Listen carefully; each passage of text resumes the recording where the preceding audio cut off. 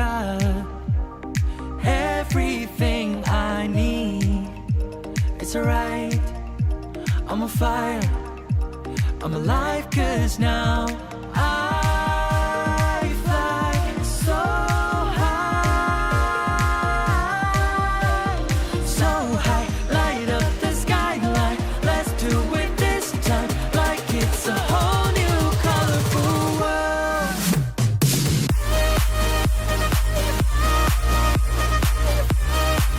Like we're the only ones in this world.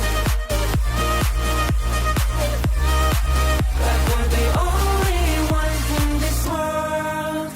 Never thought we'd get this far, burning like the stars. How we get this far, like we're the only ones in this world.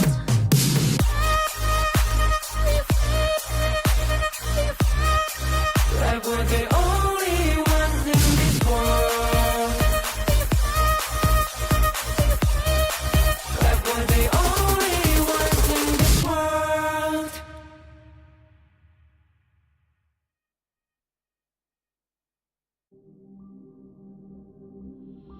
In this world,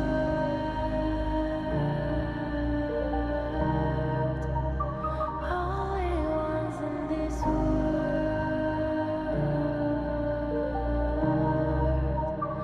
only ones in this world. Call out my name, cut through the sound of the rain. No matter how I feed the flame, you know I feel the darkness and the pain. All of the ways we tried to break free from the night, you know we made it out, we found the light. I fly so high, so high. Light up the skyline, let's do it this time, like it's a whole new vibrant world.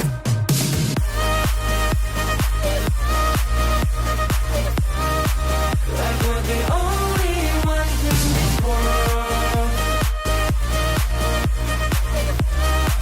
Like we're the only ones in this world.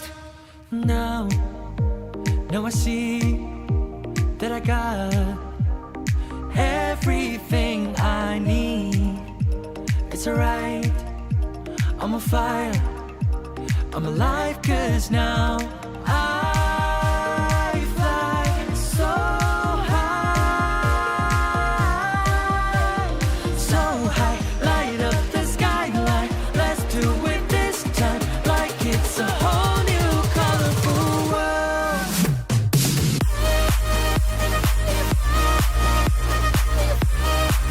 Like we're the only ones in this world.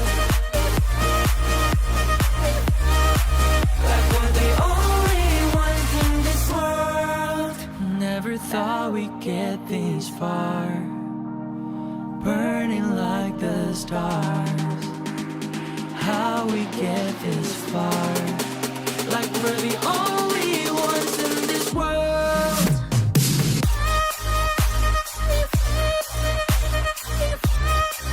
Like we're the only ones in this world. Like we're the only ones in this world.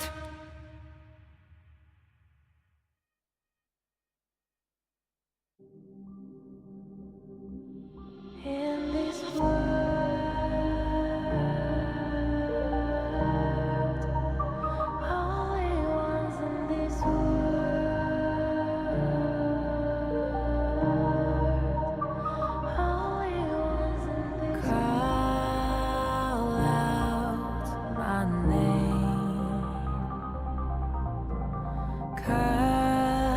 the sound of the rain. No matter how I feed the flame, you know I feel the darkness and the pain. All of the ways we tried to break free from the night, you know we made it out, we found the light. I fly so high, light up the skyline. Let's do it this time, like it's a whole new vibrant world.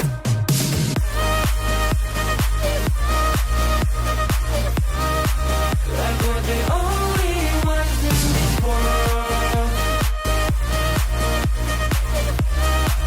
Like we're the only ones in this world. Now I see that I got everything I need. It's alright, I'm on fire, I'm alive, 'cause now I fly so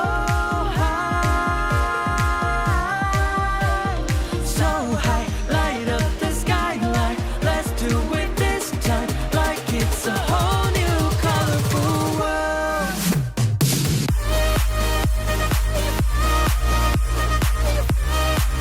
Like we're the only ones in this world. Like we're the only ones in this world. Never thought we'd get this far, burning like the stars. How we get this far, like we're the only ones in this world.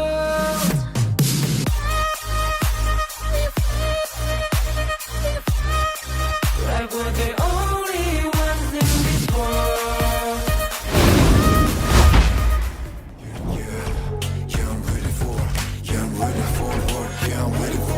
Putting in the top grind, all my squad is pop gallant. No words are needed for trust, we got the confidence. Better step it up, be ready all the time. Get it now, take a breath. You know, play this colder than us, you gon' pay the price. Set the trap, got my bodies in the back, you better think it twice. Coming on, never. Casting off the shadows, yeah, I'm on my way. Stand against the fate, we won't be the same. Steeper, step again. We're gonna dream it up high, the limit in the skies. You can never stop me fighting on the edge. Every time we fall, we get back again. Chances we're taking won't let us fade out. Now it's prime time, we're ready for the win. I'm a warrior, burning up the flame. Rebel, won't be tamed. I'm burning up a fight, and I'm reaching for the sky. I'm a warrior, running for the game. Make it glorious, running for the name. Yeah, we're putting up a fight, we guess we'll never die. Rising high to the sky. We gonna bring it on it.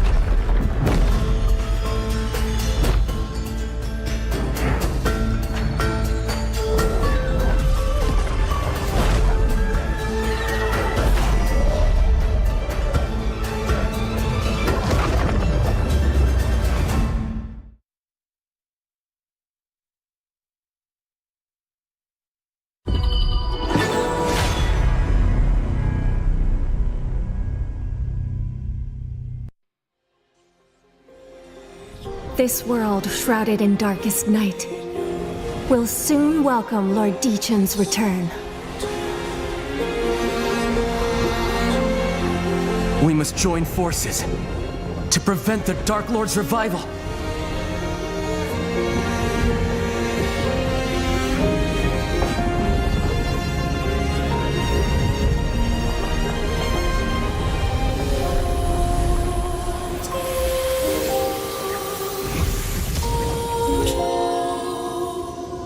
Answer the call of the token and follow me into battle.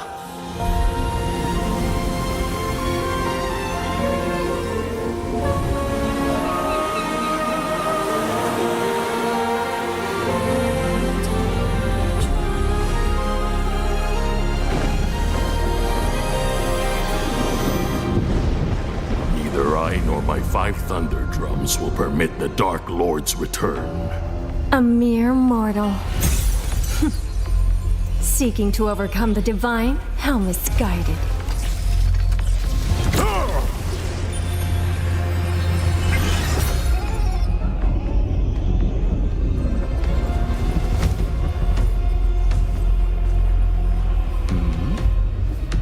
Oh, have your saviors arrived?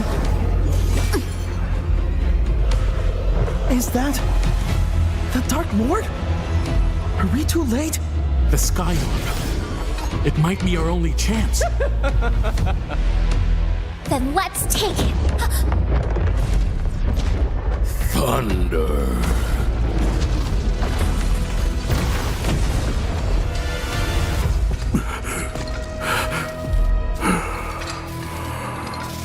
Master Sekong?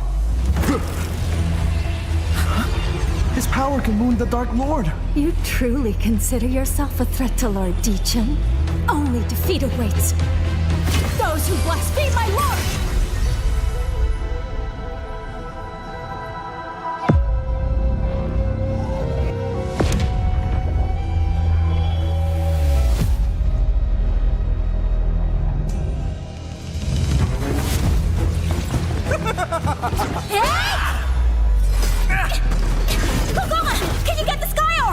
It'll be hard, with this many people guarding it. Don't count on getting lucky.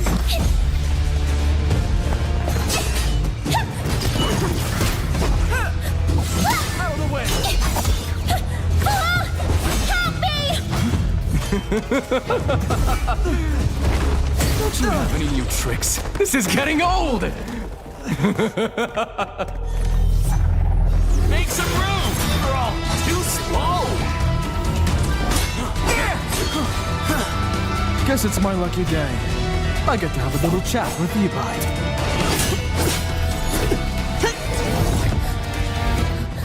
I made it!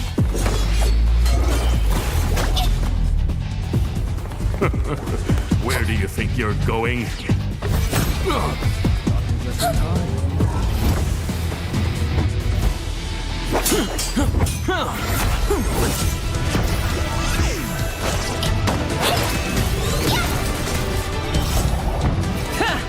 Your hero has arrived! Hero more like Zero! Huh? My idol is here too! Huh?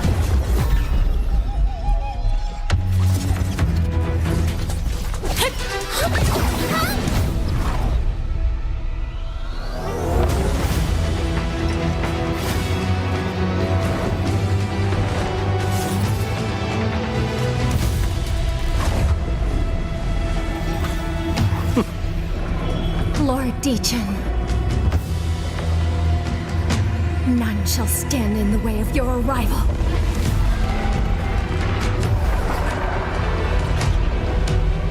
What? Has the Dark Lord already regained his divine power? The ritual isn't finished. We still have time. If we grab the Sky Orb now...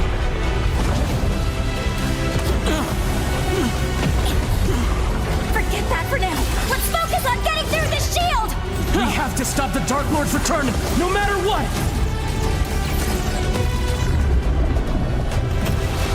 If we can just find a weakness, we'll have a chance. The 5 Thunder Drums can wound the Dark Lord. We've just gotta hit him in the right spot. From death, from the darkest depths, new life rises!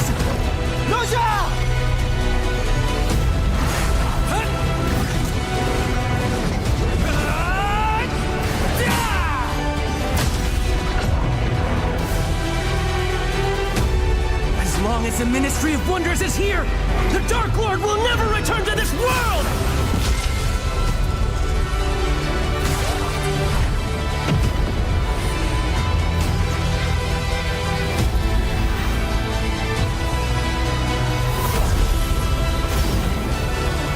Such power! My lord!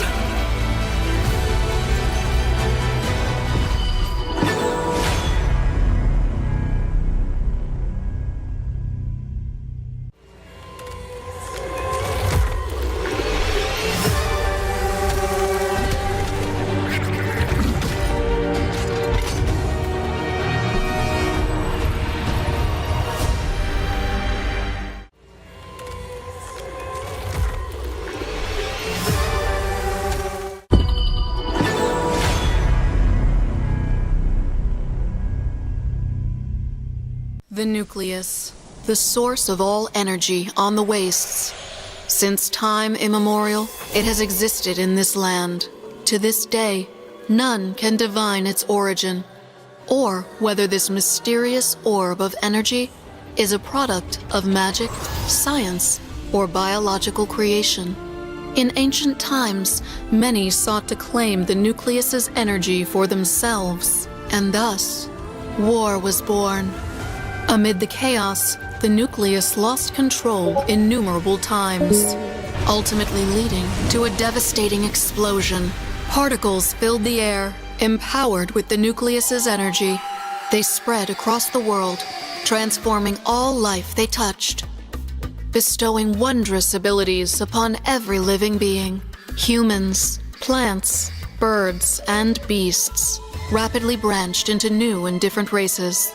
With every race wielding different gifts, the wastes were remade under a new order. Nobility, merchants, outcasts. The genies could interpret the nucleus's prophecies, and thus shaped the growth of the wastes. The soul seer's enthralling arts conjured illusions, transforming this desolate wasteland into a vision of prosperity. The ancient humans gained the gift of resurrection, allowing them to rise again, even after death. Yet, as time passed, the nucleus's power waned. Its gifts grew unstable, the nobles clinging to their waning dominion, deceived the masses through the Nucleus Council, disseminating lies that all outcasts were traitors, and that merchants traded intelligence for profit and status. The outcasts struggled to find a place to call home, survival itself becoming their sole goal each day. Lies and illusions pervaded the wastes, until a shift in the nucleus gave rise to 3 legends. The Order of the Wastes fell into complete chaos.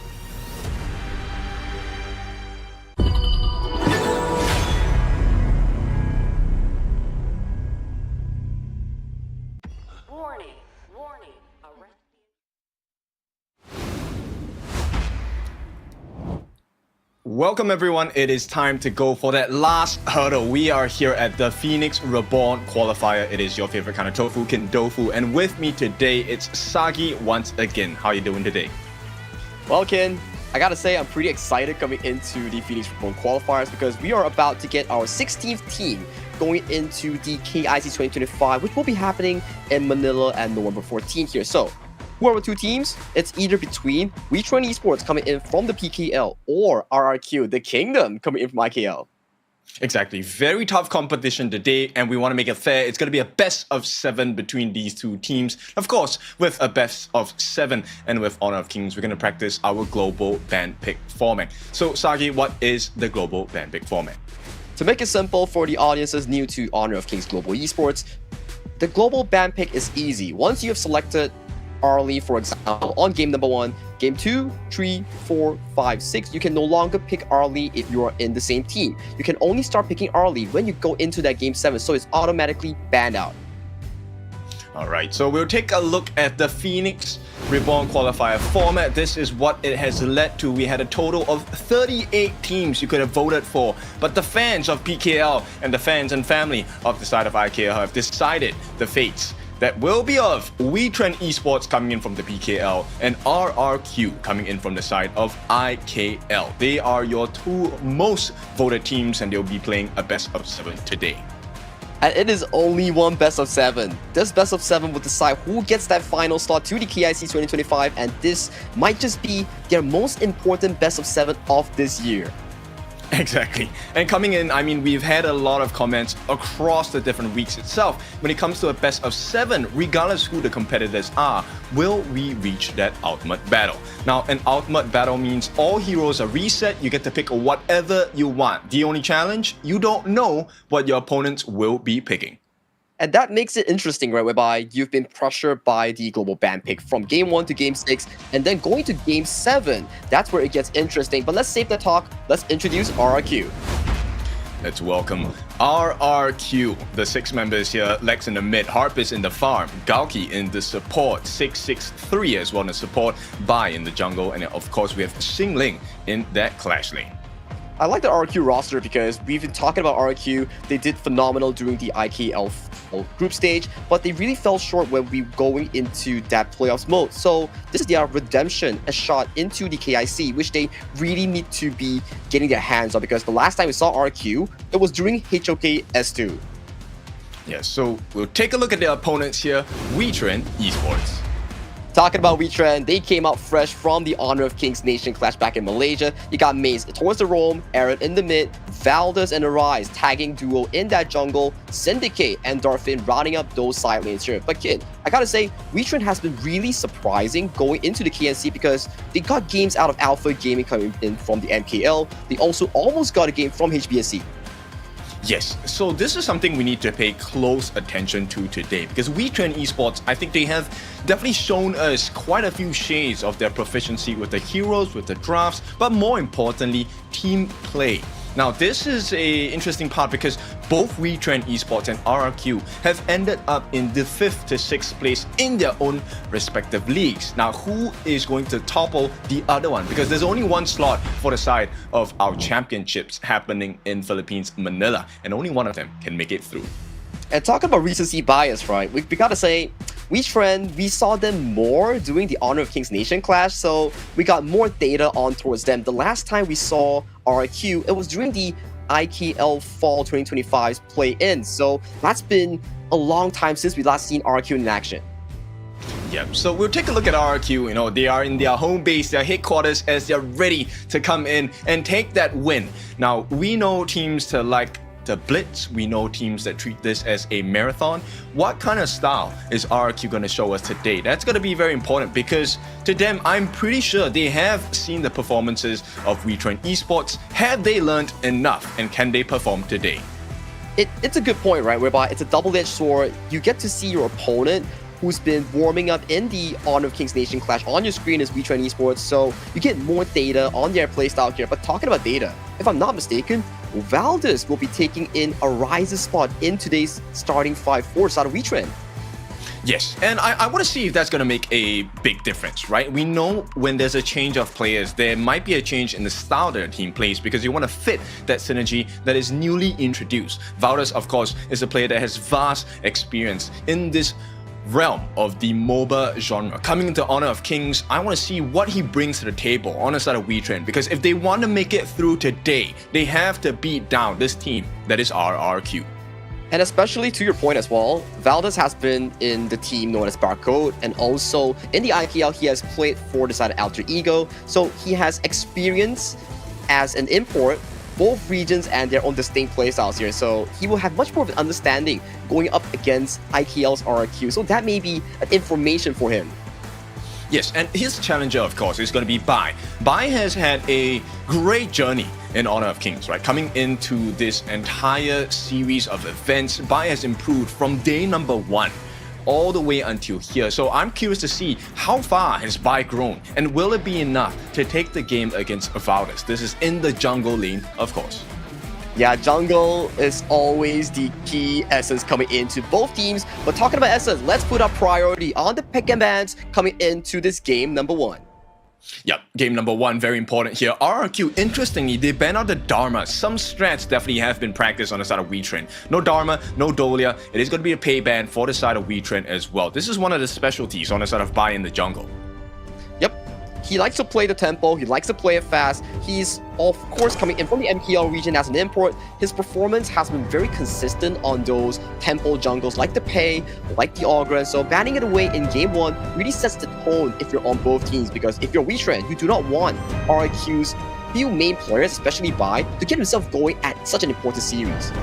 Yes, I mean, we all know Pei is the early game-centric kind of hero, right? So at this point, Wetrnd, the fact they have banned out the Qualifier, this opens up quite a few options as well. But RRQ, knowing that the early is open, there is no way they miss this up. So this first pick is going to go into the hands of Harpist, the early Prio for the side of RRQ. But that does open up a few selections as well coming in from Wetrnd Esports, because looking at all the playoffs and all the KNC games, Arlie has started to lose priority as that first pick because you have so much counter available towards the red side. You have the likes of the Maestro Nui, you have the likes of the Diadea, but Wetrnd, they indeed go for a different route. They go for the Yuhuan Long, the double bailout combo. Yes, so double burst as well, right? This is really scary because not only do they have the escape mechanisms, they also have the damage. Those flaming palms coming in from the side of Darfin going to be very important for the side of Wetrnd if they want to take this game number 1 and have an advantage. But at the same time, this opens up the mid. The Xiao Qiao can actually be picked up by Wetrnd, which is a known counter against the early pick. So that's Yuhuan towards the first pick coming in for Wetrnd. Just like what Ken mentioned, it will serve as a flex pick coming into the draft here. It is down to Wetrnd. Do you want to lock in that Xiao Qiao counter for the side of Wetrnd? And on your screen is Valdez himself. He's playing all the way from Thailand, if I'm not mistaken. So it will be interesting coming in because we have never seen Valdez play Wetrnd before prior to the KIC. Yes, and this will be very interesting, right? Because this one obviously is going to be an online component for this competition itself. We want to see them play live, but to get there, they have to win this best of 7 first. And we believe RRQ might be going for a little bit more of a setup composition for the role. I have to agree with you. If you put up a setup, you put in more front lines, especially for the side of Arlie, especially when Diadea and also Liang are banned away, you can look into the options such as the Lian Po, Zhang Fei, for example. So you have more front line to play around Bai and also Harpist on this double marksman sort of composition here. So for RQ, you didn't ban out the Xiao Qiao. So is that something you are preparing to face in this draft? I think it will be a good pick for the side of Wetrnd, but that really depends because right now the setup on the side of Wetrnd is a little bit heavy commitment, right? That Dream Roam coming from the Menki means you have to go in. You have the Flash with the Storm Strike for the Byron as well. The only person that kind of gets the pokes in the side of Darfin as well as Mage, right? So we'll see how they play this out. I'm also a bit worried coming in for the side of Wetrnd because judging from their first 4 picks, your only damage dealer right now is actually on the hands of Darfin, and Darfin has been pseudo-countered by Harpist Arlie here, and you don't really have sufficient damage to funnel through the last 4 or 5 picks here coming in for RRQ. Just like the mentioned here, Lian Po, and also another counter for the Long has been locked in terms of the Nua. Oh yes, I love a good Nua, and Lex is definitely one person we can keep our eyes on with this Nua's Annihilation. Not just getting the potential kills, but also sniping out those neutral objectives. Time and time again in Honor of Kings, we have seen that come to fruition. RRQ looking for that money shot coming in. But at the same time, 663, we talk about a setup. He's going to be able to tank so much with this Lianpo, and we'll see if the goal is going to be in favor of RRQ. This first part of the game is so important. And especially when we talk about the Lian Po and also the Dr. Ma Yin coming into this, they have a lot of free access towards the backline, which is not something you really want to be seeing here. But Wetrnd, they do indeed lock in the Yixing coming in from Aaron towards that mid lane. This will be a lot of setup being revolved around both Aaron and also Valdez. That mid jungle synergy is super duper important to set up for Wetrnd in that early to mid game fights. Lovely pick. I love the Yixing pick, but at the same time, there is a little bit of risk because that ball needs to be on point, right? It cannot be too early, it cannot be too late. You need to be able to set it up in synergy for the Storm Strike combination, the Tragic Beauty, Mournful Temple, and as well as the Dream Roam. Everyone's skills need to be up, or the efficiency of this weighty board is not going to be there. The world is my board, and also the Dream Roam. These two tools will be essential coming in for the side of Wetrnd Esports here. And we take a look towards the side of the RRQ lineup, you will see the double marksman with the Lianpo and Mayin. They have very consistent backline access with very solid DPS here, not something that Wetrnd actually has. If Wetrnd is unable to find a successful fight with one good setup, things could go pretty much in favor for side RRQ. Yes, like we said, this first 4 minutes is going to be very vital for both teams. I think maybe more for Wetrnd at this point because RRQ, I think they're going to play a slow and steady game as we know of RRQ. Now, this is not the earliest start, but Agudo, pretty good, pretty fast, mobile in the jungle. But recently we've been seeing a Agudo sort of counter because you want to be using the Agudo release on the first camp, and the roamers has been consistently going into the jungle to push out that first clear coming in for the Agudo, which really allows the remaining of the jungle to be in danger coming in for side RRQ. So I'm interested to see how Wetrnd pulls out this level 1. Yes, I believe Maze should come in, you know, with the Tragic Beauty, maybe even the Mournful Temple. Like, as long as you get a hit onto Agudo when they are trying to use that release the passive, you will actually cancel it. So this is a risk that Bai has to take. But RRQ, if that risk comes to fruition, the reward is mighty. It will be mighty coming in for the side of Wetrnd Esports here. If they get that engaged towards that early game, disrupt Bai's clearing on the Agudo, that could lead up to a very good jungle lead coming in for the side of Valdez here. So the early game coming in for Bai, he needs to get that level 4 in a very safe manner and avoid any sort of disturbance, and then you allow the Agudo to start ramping up those Gorge mobilizations, setting up the Nua ultimate for him. Actually, you know what? Both teams, I feel like they have a very mid to late game centric kind of draft, right? Agreed. They don't really have the best early game kind of aggression. So I believe RRQ and Wetrnd, both of them will be playing quite passive at the start. The only way things work in aggression is in terms of numbers. So unless one of them commit 3 to 4 members in one particular aspect of the jungle, I don't think there is going to be any aggression coming in. But hey, let's save the talk and let's pass it towards the game with RRQ towards the blue side and Wetrnd towards the red side. This is game number 1 of the best of 7 series. Only one team makes it to the KIC 2025. This is the Phoenix Reborn qualifiers. Yep, so RKL, PKL, once again, we get that rematch. Super curious how this is going to be because Wetrnd, they have given us those performances very recently. Let's see, how much more can he give us? And already towards the mid side here, you can see a bit of a tussle here. The standard start coming in for the Arlie will be to set the Arlie towards the mid lane and allow Lex to take on that reactive side towards the bottom lane. This is to utilize Arlie's strong mobility in getting 2 lanes worth of farm. Yes, so right away, going to have an EXP advantage against Darfin. And poking him out at this point, super important, right? You want to secure the Firehawk here, should be done in quick succession for the side of RRQ.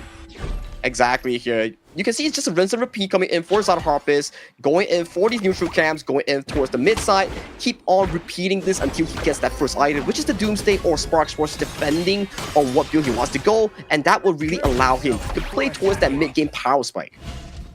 Yes, and we want to see those massive growths. For now, it's going to be numbers advantage for the side of Wetrnd. They're going to try and speed up the jungle take on the side of Valdez here. He needs all the help he can get because every single neutral objective on the top and the bottom has been given to RRQ. Yep, RRQ off to a very good start here, and you can see the pressure coming in for the top side here. They know they need to clear out this wave, mitigate Syndicate's early game Byron here, and with level 4 onto Singling, he is actually a very potent point to be talking about because Majid is a very flexible hero in making up those big plays. Yes, very good at those multi-man catches as well with the getaway. But here we have the first engagement, first blood imminent, flash used, but Maze, he will be giving his life. Dream Roam comes as a save for the side of Wetrnd, but it's a little too late to come in. RRQ, they draw first blood. And that's the setup we talk about. You use Force Mobilization, you drop it on towards the enemy, and you catch out Maze. Not level 4, no Unending Sorrow, and that's a quick and easy kill going in towards the hands for RRQ. Okay, Saving Grace maybe. Darfin level 4 already, so he does have that escape card if he needs it. But they can't allow and afford Darfin to use that unnecessarily. Yep, and coming into this early game here, we talk about the potential win con coming in for RRQ, but if we take a look towards Wetrnd, they actually drafted a very strong mid-game sort of team composition revolving around 3 things: Syndicate, Valdez and also Aaron on that combo and engage. If they can find those backline engages, this could really work in their favor. So I need to see how RRQ really mitigates those big engages coming in from Wetrnd. Yes, we haven't seen the value of Aaron's board just yet, right? That will be the telltale sign of how Wetrnd is going to perform in the mid part of this game. Because if Aaron can find a perfect board, I think Wetrnd is able to take most of the fights against RRQ. But that will take a while here, so the first objective coming in for the 4th minute mark will be that Tyrant, and I do think both teams will want to play aggressively towards that first major objective, because Tyrant, it gives you that extra damage to help you do damage, to help you push out the waves, and win those team fights. Yes, right now Maze is the one in question for me. I think he needs to play really safe. He does not have his ultimate. That he does have his unending. Sorry, does not have the flash. And right now they will have that God's mobilization as a poke for the side of RRQ. 20 more seconds before this 4-minute Tyrant and Overlord. This is a very comfortable early game coming in from both sides. Although RRQ got the first blood on the hands of Bai and also Lex, but you can start to see Wetrnd, they're just playing towards their timers here. They are looking for those big engages here. You can see bot side, a bit of a tussle towards this bottom side as the Tyrant is about to spawn for this 4th minute. Yeah, Wetrnd has a great position right now. They're trying to put pressure on towards this Crimson Golem as well. Force a smite out from Bai. In the meantime, the rest of Wetrnd already working down. They actually get it on the side of Outers as well. Perfect board maybe, coming in, not looking good, no steal. Wetrnd gets it for free, maybe gets a kill as well. Looking for Xingling, unable to find him. The pushback from the side of Lex as well. Wetrnd, they take everything at this point.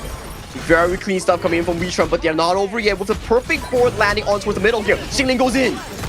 Yeah, big attempt at the catcher. Not going to be able to find value at that point. Wetrnd still make it out, but maybe one kill for them. Nice setup on the side of 663. They do get Darfin here, and that's a big blow. They give the Tyrant, but they take the life of Darfin instead.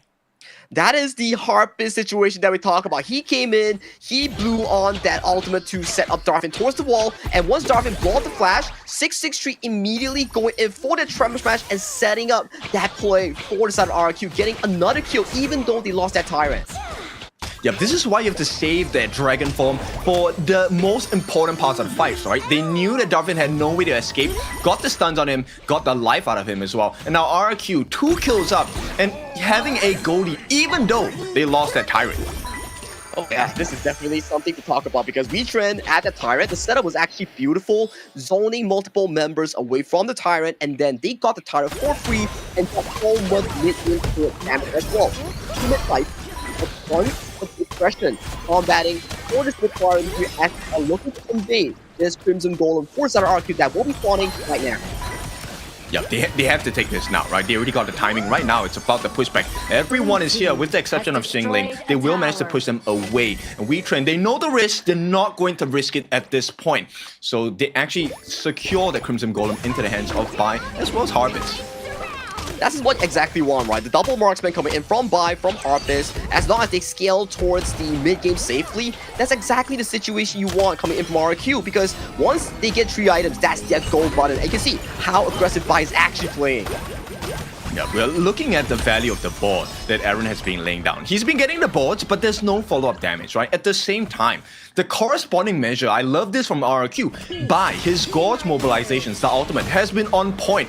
I haven't seen him miss a single time in this game. Well, let's check out a replay of what exactly happened towards the mid lane here. So we see an aggressive Infinite Vastus towards Darfin, gets immediately sets up towards the wall, but 663 Tremor Smash flash into the face of Darfin, setting up a kill into the hands of Lex. And Lex is on Anua. The earlier she hits that late game, the better it is for RQ. Yes, and Lex is a very expensive pick, right? Because Anua needs all that gold. And for now, they have secured it. 2 T1s taken on the side of RRQ, with Wetrnd unable to find an opening just yet.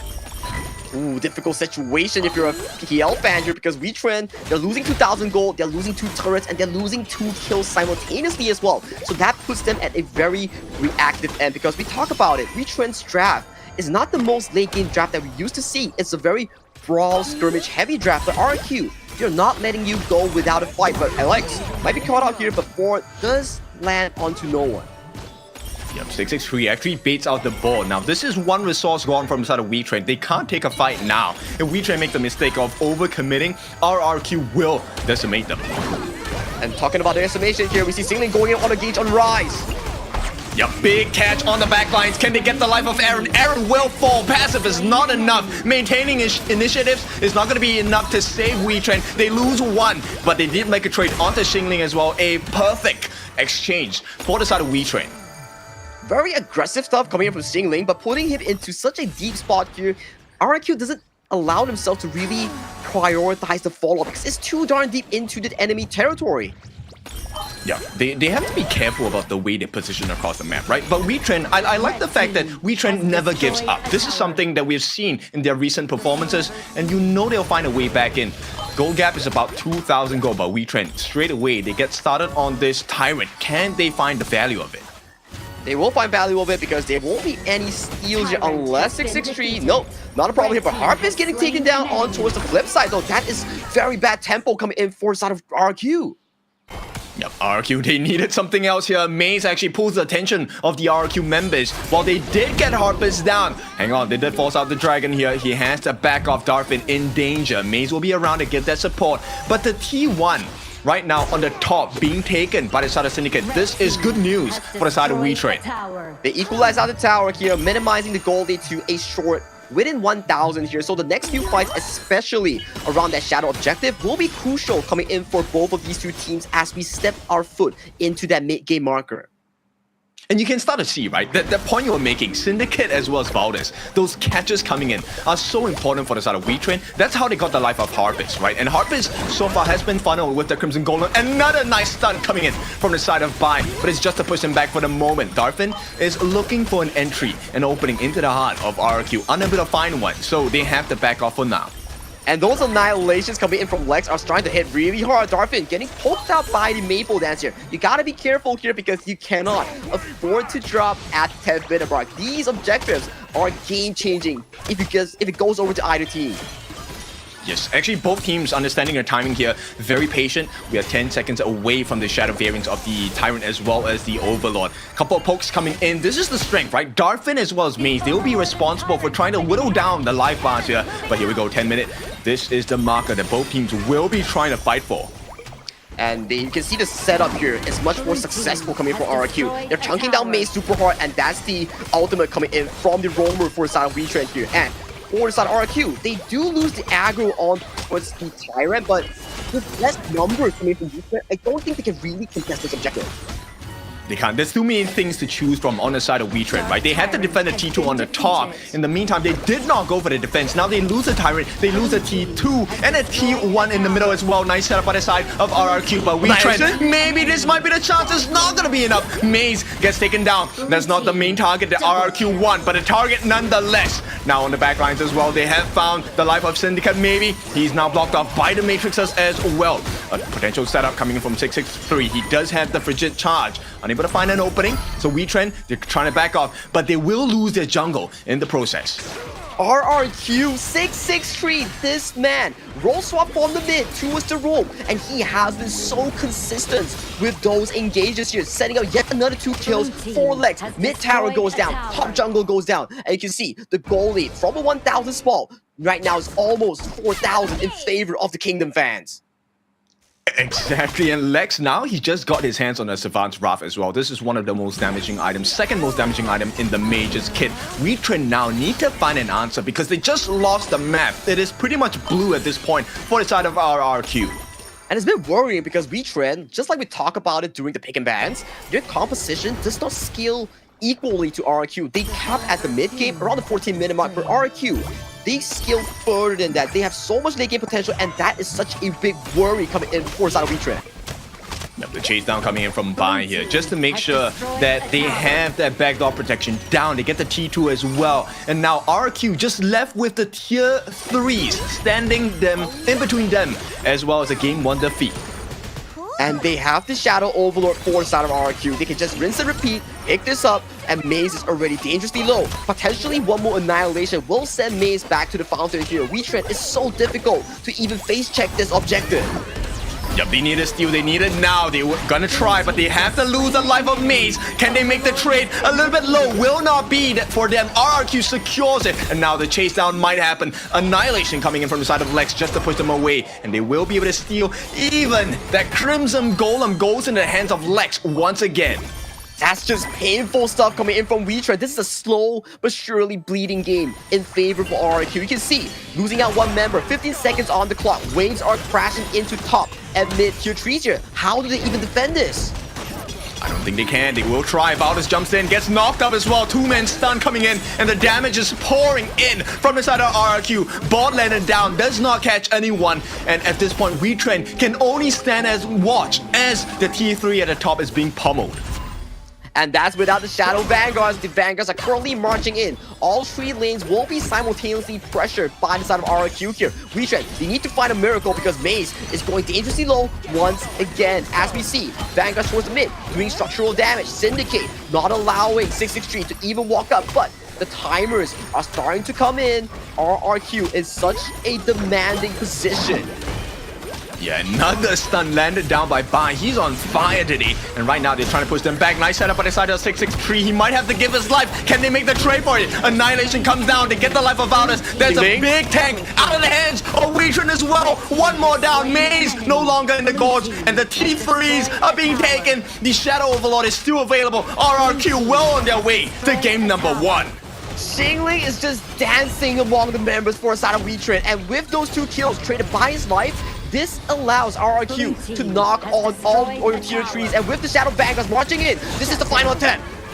Yep, they flash from the side of Syndicate, but he gives his life. 3 members down on the side of RRQ. They manage to stave off the aggression. Wetrnd survive, but RRQ, this is a great position to be in.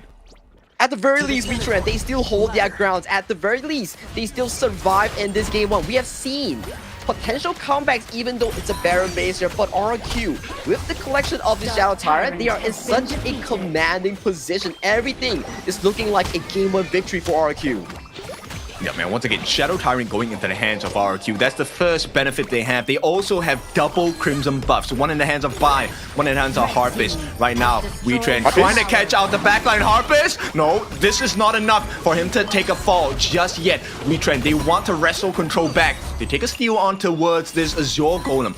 And the backlines though, Xingling is waiting. He's been looking for the catch. Forces out the Dragon Form, gets caught out by the bot. No, they've used everything and Xingling still makes it out. Wetrnd now a little bit too deep. The chase down from Xingling is going to be approaching as well. Aaron, does he have his passive? He needs to save.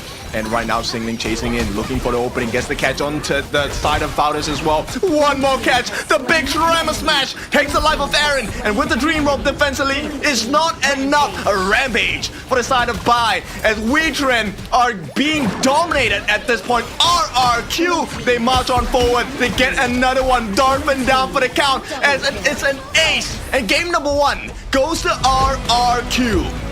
Once again, Xingling and 663 dancing on towards the members, coming in for the side of RRQ, making Wetrnd pay. They committed every single resources onto the Xingling main, but to no avail, they couldn't even touch a bit of his health.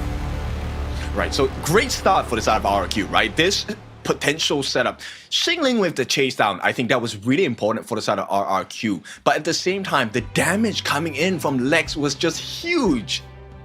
Oh yeah, Lex Nua, it's the same thing we talk about. You give him the resources for such a weak early game hero, he's definitely going to pay you back dividends if he's like going into a late game. Those annihilations, they were blasting on towards Darfin, Maze, and also Aaron in every single fight. They start the fight with what? 50% HP? That's difficult coming from Wetrnd. Yes, it is. And one of the most important things is the fact that because they're laying on so much damage from the side of RRQ, this opens up the doors for them to pay attention to the other members, which means Harpist is free to pick and choose who he wants to go on.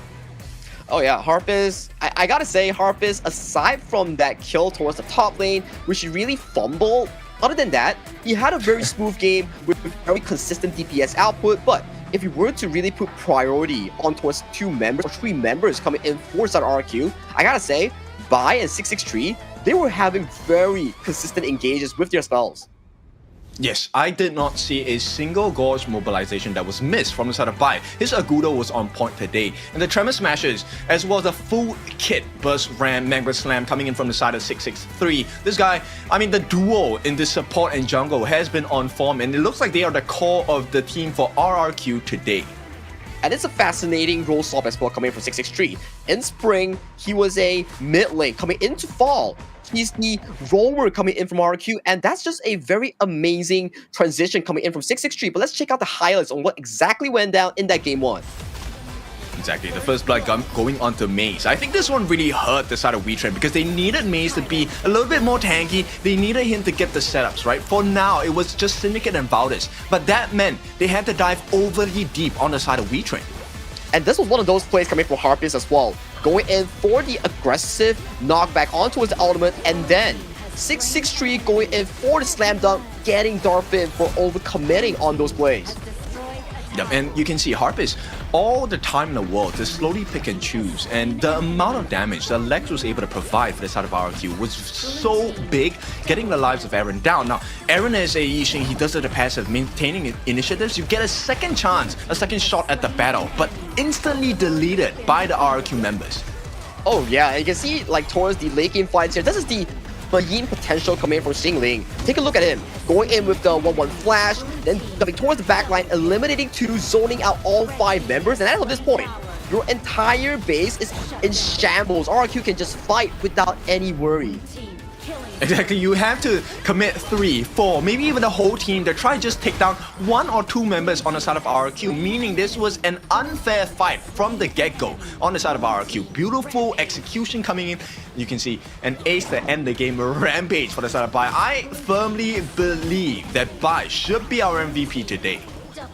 But hey, let's find out who's the MVP. Is it gonna be Bai? Is it gonna be 663? But in the end, it's just like what Kin said. With a 4-0-7 KDA on the Agudo, RRQ's Bai, the jungle, will be receiving Game 1's MVP of this best of 7. Yes, too difficult to deal with, right? This rolling ball of fur, not just landing the multi-man stun, but opening up with the damage as well. Look at the damage he dealt. 129,000 worth of hero damage dealt to the side of Wetrnd Esports. And, you know, he was rich. 12,000 gold in his bank.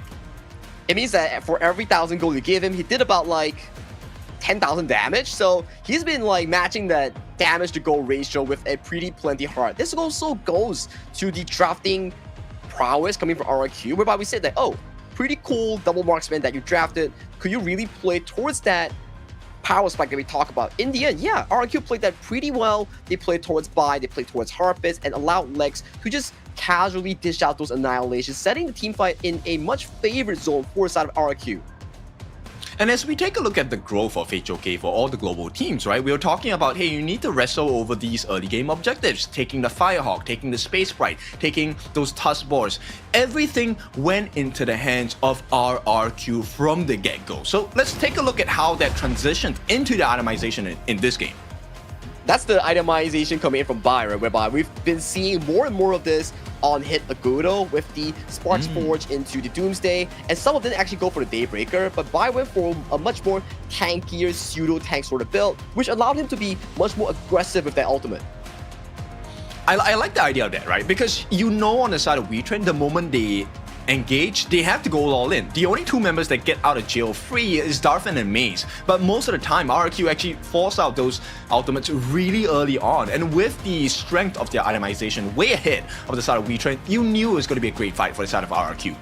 And it was very stressful coming in for the side of Wetrnd because they were playing at a timer here. If you look towards that comp, who really does the damage? It's not going to be Aaron, it's not going to be Valdez. Everything falls towards Darfin, and Darfin was getting countered by multiple members coming in from RRQ. You're countered by Lex, the long range, you're countered by Harpies, the Maple Dance to block out those projectiles. So in terms of draft, it's seemingly RRQ much more on the top in this game 1. I agree. I think they definitely did not have the amount of damage that they wanted to deal across to the side of RRQ. We're talking about Wetrnd here. We'll see, right? This is just game number 1. This is a best of 7. Now, with that being said, it means we have potentially another 6 games to go, but RRQ, very convincing performance in game number 1. And you gotta give them props at fall, right? Because the last time we saw them was IKL Fall 2025's play-ins, where they lost to Dominator. But right now, you come into the Phoenix Reborn Qualifier, which is the most important BO7 of your life, and you're just playing such a magnificent Game 1 series here. So that just sets a very good pacing for the Kingdom fans or the IKL fans going into this BO7 that they can really trust in RQ. Yes, we'll take a look at the main goal difference here. You know, I just want to point you in the direction of the mid laners. Aaron versus Lex. Lex had about close to 12,000 here. Aaron, of course, only had 8,006. While Aaron is not a very expensive pick, he does need to land the skills, and with the help of the items like the Venomous Staff, he could have changed the fight. But there's one thing about Aaron that I wanted more of, which hopefully they can bring out more today. I needed him to use more of those balls. The world is my ball. That was the perfect setup for the side of Wetrnd. It did not happen. Oh yeah, to your point, whereby the performance that we saw from Aaron during the Honor of Kings Nation clash back in Malaysia, he was so aggressive on the Lady Zen, on the Yuhuan, where he was finding those big engages or catches. So definitely game 1 is always what we say. It's like a warm-up coming in for the best of 7. It sets the pace for them, but in the best of 7, it's a marathon, not a sprint. So there's still potentially more games to talk about. It could definitely be a sprint if RRQ gets their way. They already have game number 1, but we'll take a look at the global ban pad format. These were the heroes that were used in game number 1, which means for both respective teams, you cannot use these heroes again unless we land ourselves in the ultimate battle. Correct. So for the side of RRQ, Mayin, Agudo, Nua, Arlie, and also the Lian Paul will not be available for them until game number 7. For the side of Wetrnd, all the 5 picks that you see on the scoreboard is exactly the same thing that we talk about. They won't be available for the side of Wetrnd until game 7 as well. Okay, so I'm interested to see what does Wetrnd have in store for us, because Wetrnd, we've seen the performance of Aaron. The reason why I'm focused on him, because I think he had a phenomenal performance on his gun and Mo. I want to see him bring more of the damage into the side of Wetrnd, because if they want to win against RRQ, not only do they have to fix the macro game, they need to win those mini skirmishes at the early parts of the fight in the Gorge, and so far RRQ very consistent. And now, based on what you said, right, the Ghanaian Mo, the Dolia combo, what happened? Because KNC, for the side of Wetrnd, they brought it out. RRQ has that information and they banned it in game number 1. We saw during the first phase, Dolia was the first phase ban. And on the second phase, guess what? The Ghanaian Mo was banned out, so they did their homework and they came in prepared for this best of 7. Exactly, and this is what you want to see, right? Every team, there is a different strength, a different prowess that you have to pay attention to. And it looks like RRQ, at least in game number 1, they have figured out a pattern from this side of Wetrnd. Now, it is Wetrnd's turn to see if they can figure out RRQ in the next game. The first thing you need to figure out will be the ban and picks here coming in for game number 2 here. Similar to game number 1, RRQ will be on towards the blue side and Wetrnd defaulting towards the red spot here. Bans for side of Wetrnd, they are still putting in more focus against Bai in that jungle. Pei will be locked away. I mean, with game number 1's performance on the Agudo, yeah, I would definitely ban the payout for Bai as well. I don't want to give him any more options. But RRQ, they take away the Zhang Fei as well as the Arlie. Now, this is going to be interesting. Wetrnd, they might consider the Princess Frost and Liang combination. They take away the Guan Yu pick. Oh yeah, that's like all the counters removed for the side of Liang here. You see the Guan Yu, typical counter for the side of Liang. Zhang Fei as well removed. So for RRQ, potentially like what Kid mentioned, you can go for the Liang, Princess Frost, and an Assassin jungle to form that funnel. But RRQ, they put more focus on towards Lex. He's been having a fantastic game 1, so put him on a carry like the Maestro Nui. The Engager will be much more reasonable coming to this game 2. Exactly, and we've seen Lex perform with a very expensive mid laner in the form of Nua, right? Nua, as we already mentioned, not the earliest game hero, but now you have a, right from the get-go, super strong mid laner, the Mai Shiranui. Wetrnd, they need to come up with something to counter this mindset. Exactly here. So we talk about having a Nua in game 1. It's very slow, steady, winding race, but a Mai Shiranui, it's very calculative engages, big moments, and if you fail those few early moments, you start to skill off in towards that late game. Yeah, we definitely need to see that. Wetrnd now, I mean, with the pick on the Dharma as well as this channel, what do you think they're expecting? Because channel would have been a perfect match against already in game number 1. Well, that's the interesting part, right? Whereby just now in game number 1, we question like what was the reasoning behind picking the Long and also Yuhuan, because it doesn't really do well against the Arlie here. There were picks like the Maestro Nui, but it's Wetrnd Esports, they know what they're doing. Coach Exosun is starting to plan out the game number 2 draft for them, so Chano, potentially, we want to play that late game marker to really melt down these tanks. Yes, and Wetrnd now, I think, in kind of a pickle because, yes, there is the potential of the Ogren, but right away, I think RRQ has already planned for that. They picked up the Musashi even before this jungling pick has been secured by the side of Wetrnd here.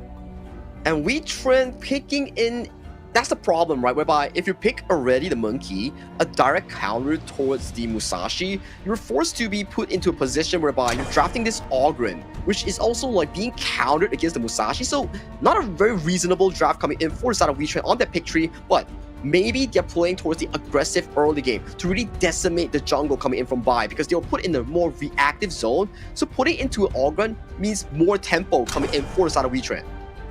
Okay, I like this idea from Wetrnd. They actually take out the Liu Bang. That was actually one of the scary combinations we have seen across the global stages of HOK. And that, thankfully, for the side of Wetrnd is going to be taken out. RRQ, they take away the Liang. And I think that's going to be a great answer towards the side of the Musashi. So now Wetrnd, they're still missing that mid laner as well as the support. What is going to work out for them here? Well, let's see. For Wetrnd, they still potentially can go for the Lian Po, the Diadea. All these are available options. For some RRQ, picks are starting to grow very low as roamers. I think 5 of them has been banned away due to the pick and bans, and also +1 on each side due to the global ban picks. Yeah, so they take away the Secure, they take away the Mortar. Secure for the side of RRQ is very obvious. They want to be able to get rid of the heals. That stun, that Mulberry Power skill number 1 knockup is actually quite detrimental to the side of RRQ, especially when you want to have a perfect setup, right? Bai's ultimate on that duel to the death, you need perfection, and you don't want a heals to come in and save you before that situation happens. Wetrnd, the stuns coming from Mortar is definitely going to be very hard to deal with, and they want to go for that super late game playstyle. They pick up the Ziya in that mid. And this is what PKL fans tells us, right? Whereby the PKL fans, they like it when Wetrnd Aaron is on the Ziya because they know what they're doing. They play the game slow and steady. Make sure that the sanctification is unlocked for either the jungle or the farm lane here. So the first thing that Wetrnd needs to do, stabilize that early game. Make sure that you farm on an even pacing against the multi-engage coming from RRQ, which is what? The Mai Shiranui, the Musashi, and right now they're adding in more strength towards that side lane. It will be the Marco Polo Diadea. We might see a potential lane swap coming in from RQ. Interesting. I want to see how this works out because if it goes really into the late game, yes, I think Wetrnd definitely has a chance to win those big team fights against RRQ. But the early game, this is where I'm kind of wondering, where do you get that advantage from? Because that early game dive, especially by the Musashi and the Byron, that's very hard to deal with. Oh yeah, you're definitely going to be coming in from the Byron and also the Musashi towards that RQ. But take a look at Wetrnd.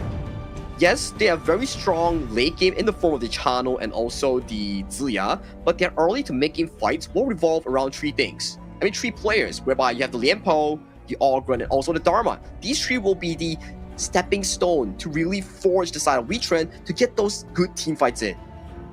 Yes, I think, you know what, this is also a step up from game number 1 because in game number 1, it was just RRQ setting up every fight against Wetrnd Esports. This game, Wetrnd needs to take control. They need to be the initiators. And this is going to be a tall order, but it's going to be an important one. Maze on the Lian Po will need to set up. And of course, they need the Dharma Truth Mantra to come through for the side of Wetrnd Esports if they want to win the map.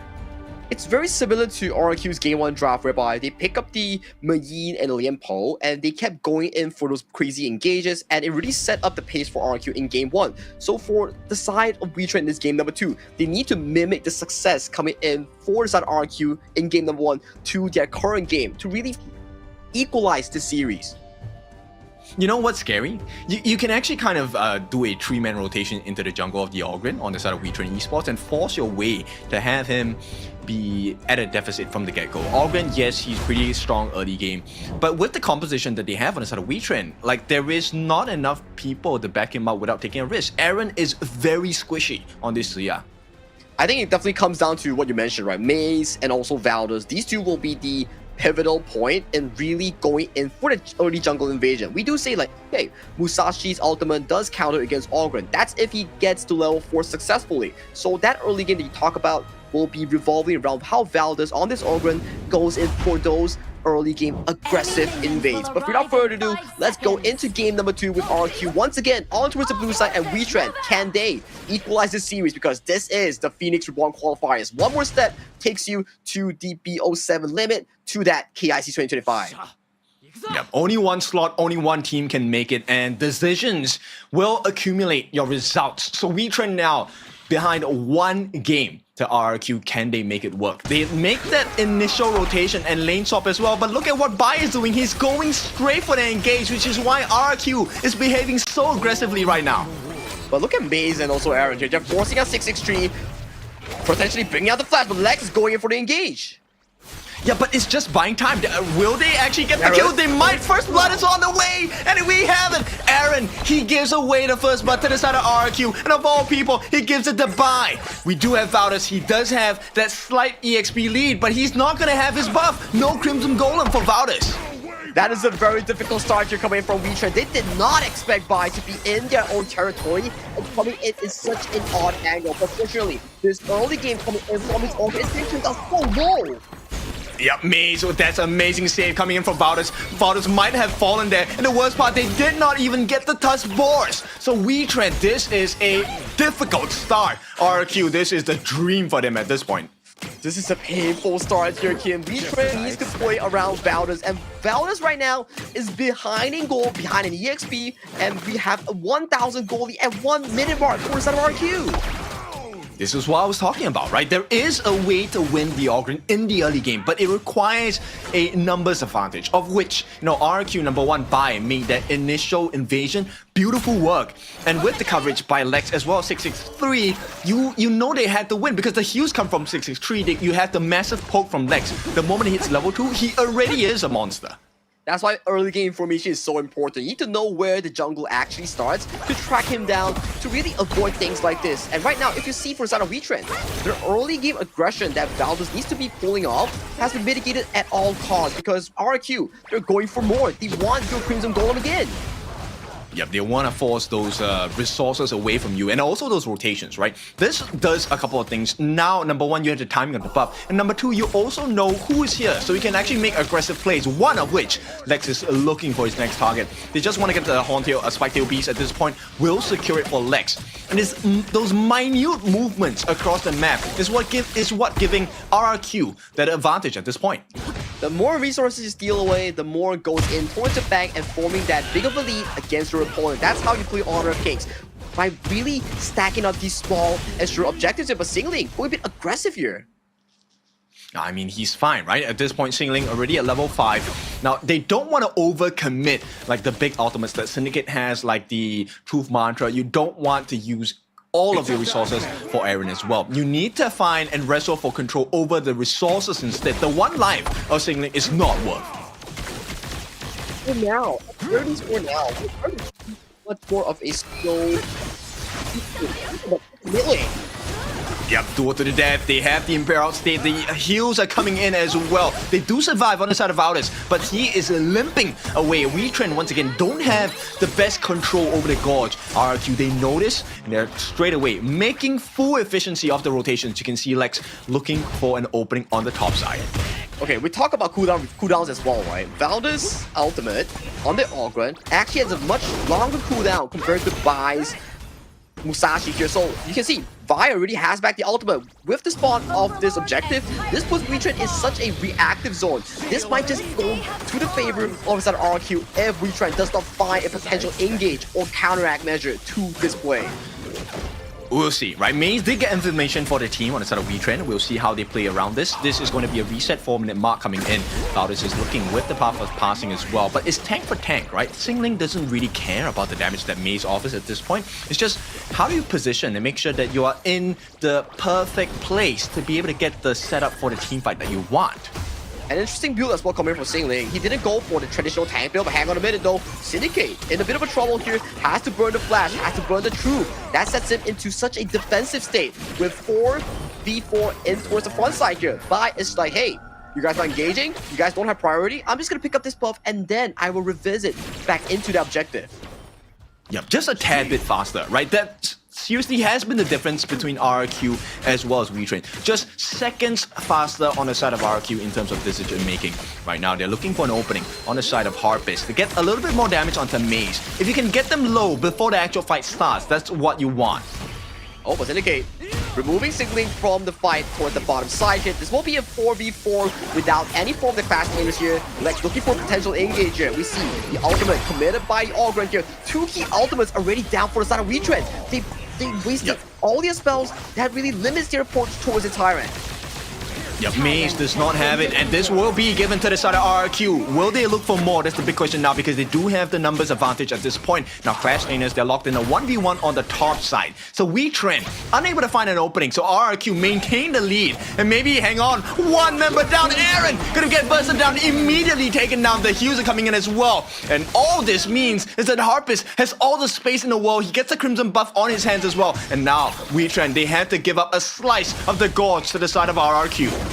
And that's not the end of it. RRQ will get this mid priority and they will invade your Azure Golem that is about to spawn right now. Everything is stacking up for the Kingdom fans because every single lead is just putting up Soul in front of the game. Yep, they're jumping in. They know about the damage limitations. Here comes Harpist as well. Beautiful catch. Unable to find a kill though. Nice response from the side of Valdez, even though he was low. But it comes at the cost of the Azure Golem. So this one still hurts for the side of Wetrnd. Wetrnd needs to find a counter engage here. With the numbers advantage, maybe they can go for a counter Azure Golem engage here. But with the losing goal, at a goal deficit, that puts Wetrnd in such a reactive phase because you cannot be really taking on these fights with Lex and Bai still around the gorge to hunt you down on those backline engages. And Syndicate is so irritated at this point. I'm pretty sure he is, because he has been locked in the Clash lane, 1v1 against Xingling, not allowed to leave. And I mean, if he does, then Xingling gets a T1. And so, you know, Wetrnd is suffering in the fights because Syndicate is not there. And check out Xingling's build as well. Blazing Cape and potentially working to have the Phoenix here. So it's not a traditional fighter or semi-tank Byron build that we talk about. This is a pure tank Byron to really be that frontline engage. Yep, they make another attempt on the side of RRQ. Harpist falling a little bit low, does not have the Purify just yet. They trade the life of 663 for absolutely nothing here. And Wetrnd, this might be an opening that they really need at this point of the game. They need to find more resources towards the gorge here. They need to make sure that every kill that they get from RRQ translate into some form of resources that can bring them back towards this game. But fortunately for the side of RRQ, there is no such resource that we are talking about here. They could only get a few of these small jungle camps as RRQ is rotating heavily for a topside turret. Okay, so both teams, they make this very conscious trade. T1 for T1, one at the bot for the one at the top. Now this means gold is going to be set evenly as the equilibrium has not been shifted. RRQ still takes the lead, 2,500 gold. But Syndicate, he could change this if he gets a nice catch. For the bot side here, Darfin is having a field day here, so that is a bit of good news for Wetrnd fans because you want this battle to feel comfortably towards that late game. And with the protection of lane, he's really hitting those markers slowly but surely. Once he hits that Daybreaker, that goes to low for the side of the corner on a hazard darkness. Yes, and we are talking about this. So RRQ, they may have a great start to this game for now. But the later the game goes, Wetrnd, actually, that advantage will slowly shift towards their end. And you can see Maze is starting to get a little more tanky than what RRQ will be comfortable in a couple more minutes. Hang on though, Bai wants to go for the mid priority here, but does get forced away. As you can see, mid is such an important ground coming in from both teams. Once you unlock mid, you can immediately go and aid towards the side lane. That allows your team to play much more aggressively, just like what Wetrnd and also RQ is doing. Yep, Xingling gets a flash, forces that movement away from Darfin at this point, but he has to give his life away, and this is a great opening for the side of Wetrnd. Will they be patient, or will they look for more? For now, Valdez, they just want to make sure they get the map pressure, because at the same time, there is a potential flank. Syndicate has spotted out 2 different members on the side of RQ, unable to make that difference right now, so they will stave off. But 663 going in for the engager, does find the ultimate Fever Barrage, but he is zoned out by all 4 members chasing him, and then an engage coming for Syndicate, picking up yet another 2 kills in the pockets for the side of Wetrnd. Yep, the dream is definitely still alive for the side of Wetrnd here. The response coming in with the TP as well. Very efficient. Can they catch a buy? If they do, they can actually swing this game quite in a big fashion for the side of Wetrnd. Now, buy has been spotted out by the two different members, Syndicate as well as Maze. They will be looking for that opening. Unable to find anything now. Now we will hit that 10-minute mark. This is why they were so patient, right? The shadow variants are out. But without Harpus on towards the map that he just freshly respawned from the base, this allows Wetrnd to have the first touch on this objective. RRQ needs to wait for their marksman to actually start this fight. Yep, the pressure is mounting on the side of RRQ. It looks like Wetrnd has a great position. If they can stop the engage, who gets this Tyrant? It will be the side of Wetrnd. This is going to be a great fight for them. They just need a setup as well. Unable to find, and everyone on the side of RRQ makes a beeline to run away from the fight. 663, not going to be so lucky as Wetrnd now. They are at full power after taking that Shadow Tyrant. They're going to take everything on the bottom side of this map. The shaky early game coming from Wetrnd, their recovery was so well, punishing RRQ for being the over-aggressors in towards that mid-game. And right now, they are rewarded with 2 kills, the red buff, and also the important Shadow Tyrant going into this mid-late game that this Darfin channel will be so commanding on. Yeah, the strength of Wetrnd is going to be realized really soon. Aaron, he just needs a couple more EXP points. He will be 15. I mean, probably going to put that Sanctification onto Darfin as well. And with the tankiness that's offered by Valdez, Maze, as well as Syndicate, this could be the turnaround factor that Wetrnd has been waiting for in game number 2. But this is the worrying factor coming from RRQ as well. They were so ahead in that early to mid game, but they were just constantly burning kills over to the side of Wetrnd, but tag on the moment. Mid lane is still fine. This point of contention is still very aggressive coming in from both of these two teams. But back to the point, RRQ's mid game wasn't as clean compared to what they saw during that game 1. Which is kind of scary, right? Because if you take a look at the draft here, Lex, he's not going to exactly fall off in the late game, but the later the game goes, he is taking a huge risk because the damage potential coming in from the side of the players like Darfin on this channel is going to change the game completely. Very good point. The longer the game goes on a squishy, there's more burst damage that you actually have to look out for. So for Darfin, for Lex, it's a gamble and challenge between whose reaction time or whose timing is actually better in those exchanges. And for now, Wetrnd, they're on a tear. This is a great advantage to have. They might not have the goalie just yet, but you know they have the fighting prowess as well. They get the Shadow Overlord, summon it at the bottom side. They take a T2 at the top. And now Wetrnd, they're painting the map red. But Syndicate finding a bit of Lex health bar there, making sure that Lex has to back away from this mid lane siege. Fortunately for Side Harpus, he does get himself on the hands of the Crimson Golem. Valdez, what a tanky boy, just marching in front, soaking, allowing vision for the side of Wetrnd as they look for these pushes. You can see Overlords are starting to crash in on towards both of the side lanes. Yep, it's all about Maze as well as Valdez and Syndicate. Syndicate, he does have the full kit. He needs to find an opening. Can Wetrnd set it up for him? That's the big question here. They have also spotted out Bai, and he is caught now in the middle of 3. Manages to get under his T2, and Wetrnd should have an opening on this middle side of the map because there's a T3 being pressured on the top as well. As long as Wetrnd keeps this going, get all these towers, and then revisit back to the Shadow Tyrant, that is the exact game plan that they were looking about to reset the tone of this comfortable mid-lane game for Darfin and also Aaron. It's up to us now. The PKL fans asked for it, right? They asked Wetrnd to recover, and game number 2, they have done that recovery. Macro game so much better than game number 1. Right now, Syndicate, he is responsible for turning this game around, or maybe just placing and cementing the advantage they are looking for themselves. Syndicate unable to find an opening at this point, will be chased down by Harpus. Harpus is playing so aggressive on this Marco Polo with the Crimson Golem. He's chunked out Maze, he's forced him back Syndicate. That puts the side of Wetrnd in a much more reactive position that allows RRQ to step their foot into this river before Wetrnd.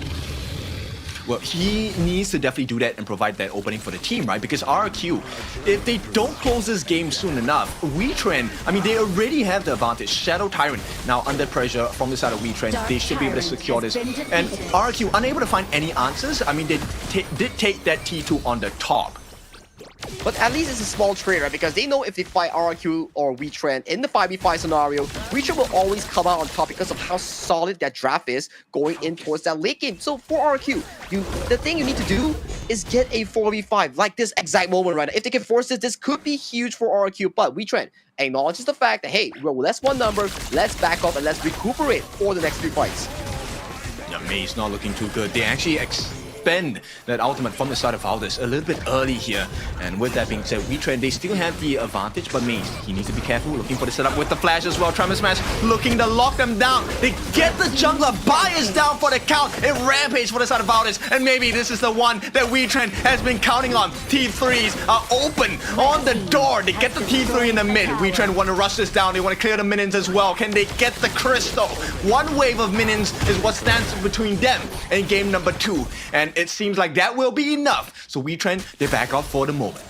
Such a clean rotation here coming in for side of Wetrnd, and Syndicate plus Maze. These composition, these combos here coming in for side of Wetrnd, catching out by a multitude of these team fights, setting the pace for Wetrnd right now. Wetrnd has so much control.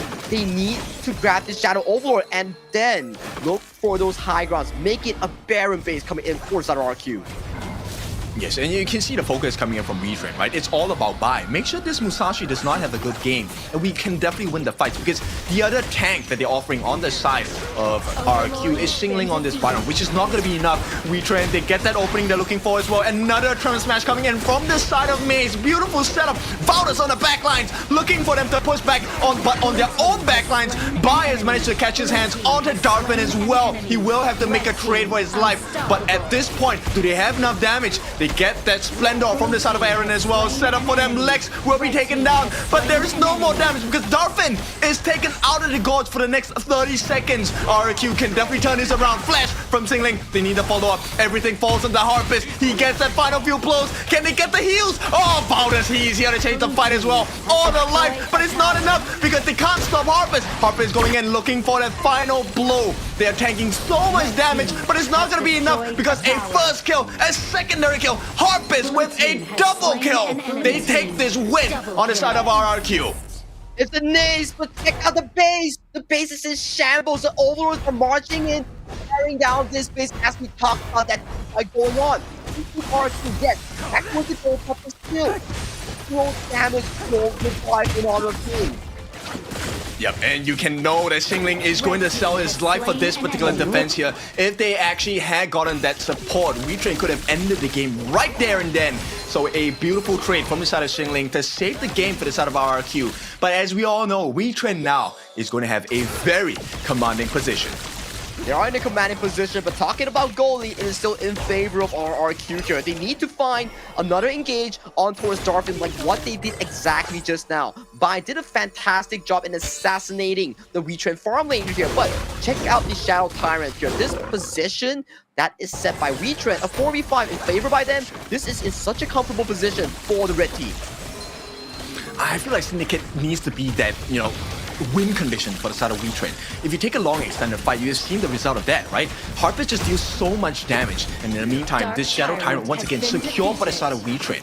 As RRQ, they have to just look at what options are available and try to win the map from there. The win conditions here coming from Wetrnd, right? You talk about Syndicate's engage, you talk about Valor's being this beefy tanky boy, but Darfin cannot fall in these fights. Once he falls, the consistent damage that we keep talking about for the side of Wetrnd's late game is just removed from the pool here, but Syndicate goes wide with that ultimate as this fight.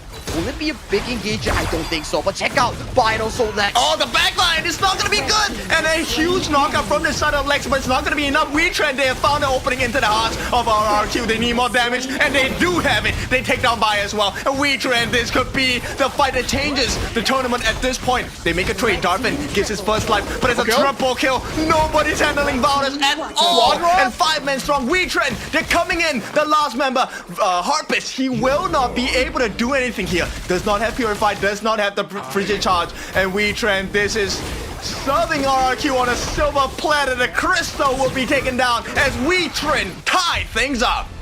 Wetrnd with a commanding team fight. It's a superior team fight, riding on towards Valdez, riding on towards the double engage coming in from Maze, and also Syndicate. They set up the pace so well, and Darfin was that consistent marksman. The DPS was just so crucial for side of Wetrnd's success in this game too. Yeah, they couldn't find the opening, right? They did try to make the dive that set up on the side of RQ, but the timing was just a little bit off. They needed Lex to come in a little bit earlier, but because of the position that RQ took in the fight, they were just too separated from each other. Even with the nice knockup from Lex, they couldn't finish the job. That's a problem, right? Whereby you have the Musashi, you have the Wetrnd Esports, even though you get those fancy engages towards the jungle, clash, or roam coming in for the side of Wetrnd, they're just so tanky for you to burst down. Those engage spells need to be saved towards Darfin. Once Darfin falls, that's where Xingling has no more turret and he's just diving in, getting all those heals for himself, and that was what the ace that really for the side of RQ came into play. But towards that last fight, man, it was really Wetrnd who played it super duper well. Yeah, I mean, they had the right formula at the start of the game, right? They actually shut down the game for Valdez. He did not have a good time in the early parts of the game. But the other win condition that Wetrnd had identified for themselves in this particular draft was the fact that Aaron himself was the winning catalyst for the side of Wetrnd. Once he got that sanctification down on the Darfin is actually able to deal a lot of damage, but that was not the only win condition because Syndicate and Maze, Valdez, the three of them, this trio of death, too tanky and long extended fights for them. As long as Harpist is not in the fight, they win. And that's the problem as well. Coming into the 9th-minute fight that we saw just now, Bio was still pushing on towards the bot side, and RQ, while dropping Xingling, they took a 3v5 up front against the enemy that really put all that early game lead that they generated all towards that dustbin that we talk about. Yeah, they separated the fight quite well on the side of Wetrnd, right? Making sure that Harpist was not able to deal consistent damage throughout the fight. You can see Harpist is always constantly trying to chase into the fight while the fight is happening. And this is a lack of damage coming from the side of RQ. I have to agree with you because this is exact the same situation coming in from the previous game for the side of Wetrnd, whereby you have a single source carry, but a single source carry, DPS is being out-leveled by your opponents here. So if you cannot find the big engage, you cannot find the key decisive targets, that just puts you into such a defensive zone. But let's check out who's the MVP for Wetrnd's success in this game number 2. I feel like it has to be Valdez. Let's see. It is going to be Darfin instead. 3-11, dealing over 122,000 worth of hero damage to the side of RRQ. Truly a pain and a menace. We gotta give him props because his positioning was so crucial in those team fights. It boils down to our discussion just now. If Darfin were to fall in those team fights, no one could really tear down the likes of Xingling on that Byron 10 or Bai on that full tank Musashi that we talk about here. So Darfin playing a masterful game of Honor of Kings on that channel, making sure that he was staying alive amidst of the threats such as the Wetrnd Esports and also the Musashi coming in from the side of RQ. He really served as a bait, right? That final fight in the last portion where Lex tried to dive in for the life of Darfin. Bear in mind, he gave his first life in that particular fight, and then they were surrounded by the tanks and damaged over time members on the side of Wetrnd Esports, specifically Valdez here. The performance on his organ was also phenomenal. So we'll take a look at the itemization for both teams, because this one, too much tankiness on the side of Wetrnd. I have to agree with you. Wetrnd was stacked up with those defensive stats. You can see that Valdez, towards the end, he had that full damage, the full tank build. And even when, for side RQ, they really got that ace, Valdez was so darn tanky that he absorbed so much damage, which will allow all those overlords to really crash down those side lanes. Putting maximum efficiency with the Dragon Rage itemization, right? Because it helps you to deal damage based on your hit points. It also adds onto your healing factor once you use your Death's Precipice second skill. So, perfect itemization idea from the side of Valdez, knowing that as long as we tank, we survive, we will naturally win the fight. Oh yeah, that everything just fell in line for us on a Wetrnd. Although RQ had a phenomenal early game, counter jungling Valdez, sending him behind. But check out Valdez, 9-1-2, 13,000 gold, the richest in his team, playing a fantastic game as the debut series for his team. Is such an important series as well. Yes, and open up the doors for the side of Wetrnd to really make the wins. But Aaron also, I think, played a fantastic game here. He was kind of like the little bit you couldn't ignore, right? If you choose to ignore Aaron, you still get stunned. If you go for him, you're wasting all your skills on killing just one measly mid laner. But man, check out Valdez's stats as well. 160,000 dealt to the enemy team, 140,000 tank from the enemy team. And he was just the raid boss that we talk about that RRQ couldn't really solve in this game 2 here. So that's the problem coming from RRQ's draft. They played a super good early game, but they really fumbled towards that mid game where they kept really dropping the tempo, allowing for the side of Wetrnd to get all those kills and recovering those early game deficit, which really lead to two things. Valdez back on track and Darfin getting all the gold he needs to do all the damage in those team fights. Yes, and I'm really curious how this game number 3 is going to be like, because both teams have shown the gaps in terms of the drafting, but also in terms of the execution, right? Because we know that we are concerned about the initial game from Bai on the Musashi, and they really did that. But Wetrnd also knew that, hey, we are not really concerned about the early game. Once we drag the game towards the later parts, you guys are done for. Exactly, and that was all the Game 2 storyline that we actually had. But fortunately, for the side of PKL fans, they are happy because Wetrnd, after coming back from KNC, you can definitely see their improvement and their strategies being repeated to a different level. But we will go into a short break before we go into that game tree as Wetrnd and also RRQ fight for that best of 7 final slot to the KIC 2025.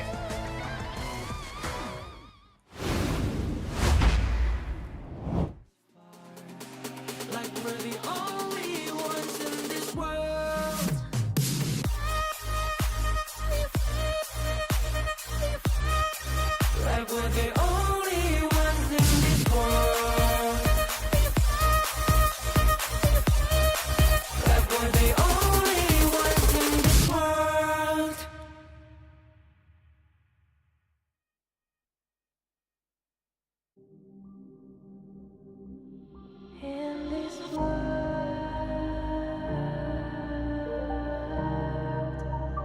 only ones in this world, only ones in this call out my name, cut through the sound of the rain. No matter how I feed the flame, you know I feel the darkness and the pain. All of the ways we try so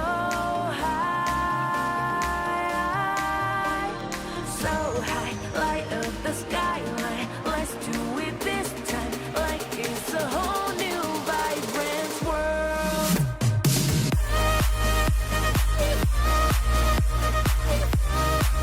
Like we're the only ones in this world.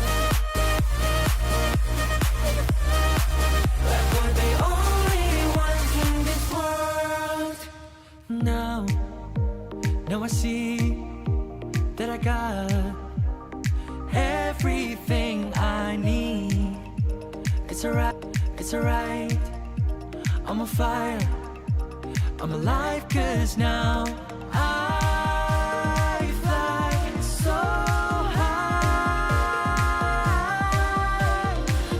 high, light up the skyline. Let's do it this time, like it's a whole new colorful world.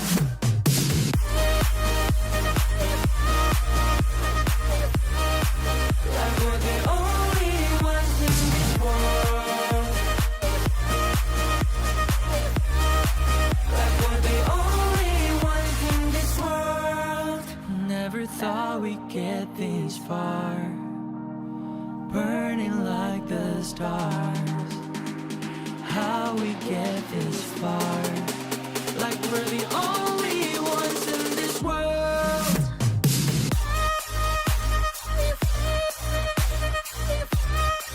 Like we're the only ones in this world.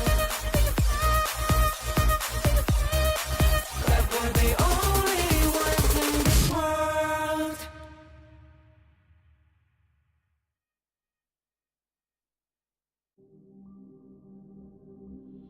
In this world,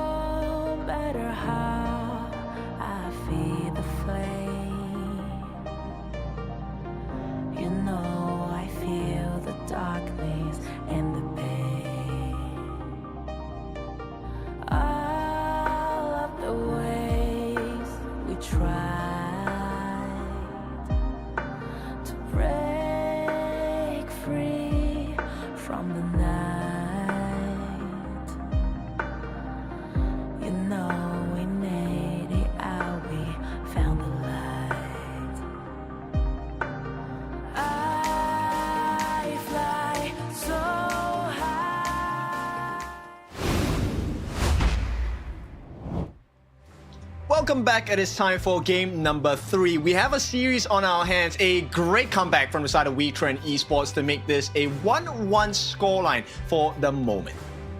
And talking about the 1-1 scoreline is definitely what we expect of the final qualifiers. The Phoenix Reborn qualifier is coming in for the final slot, the 16th slot, to decide who among RRQ and Wetrnd really gets to go to KIC2025. Is it going to be RRQ resurrecting from the IKL fall, or Wetrnd representing as the 5th representative coming in from the PKL? This is just going to be very interesting as we go deeper into this BO7. Yes, only one team makes their dreams a reality. And you know, they also take one step closer to come into KIC and maybe wrestle that lion's share of the $1 million USD prize pool. And talking about $1 million USD, you just have to wonder, the champion, how much do they get back? They get back $300,000 US. Man, that's a lion's share of the prize pool here. That's why every single team in the Phoenix Reborn, in the KIC, they want to work for that slot to the KIC, and then KIC top 3, you get to go to Challengers Cup in China.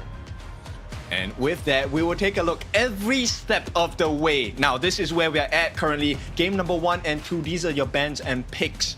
Rather picks for both teams. Now, these means these 20 heroes you see on the screen will not be available to be picked on their respective sides. So RQ, things like the Mai, the Nua, no longer available, no more RD for them as well. Wetrnd, no more Long, no more Channel, no more Allgrim.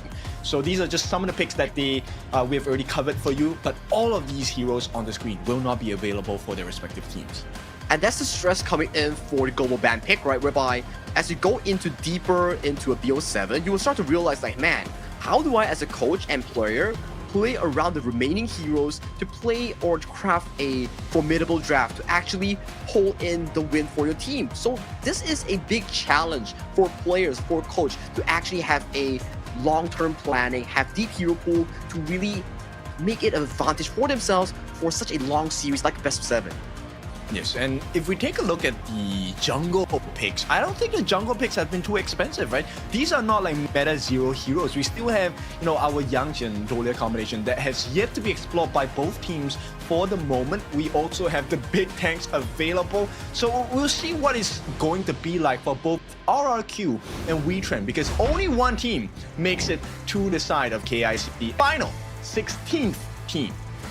I like how you mentioned the Yangjin Dolia combo coming in for the potential draft, because that's definitely one of the combos that we want to be seeing going into Game 3, Game 4, Game 5. I do believe that it was the combo of Yangjin Dolia out the IKL Grand Finals for Bigatron by Vitality here. So maybe that's something that Kagendra or the side of Bigatron that really taught RRQ during those final few moments coming into this tournament.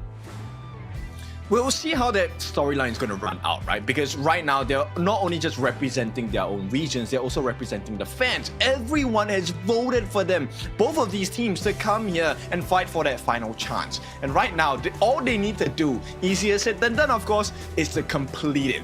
Now, you have on your screens RRQ. They have had a fantastic game number 1. A great start to game number 2, but just could not finish it. So what is the game plan here coming in from both teams?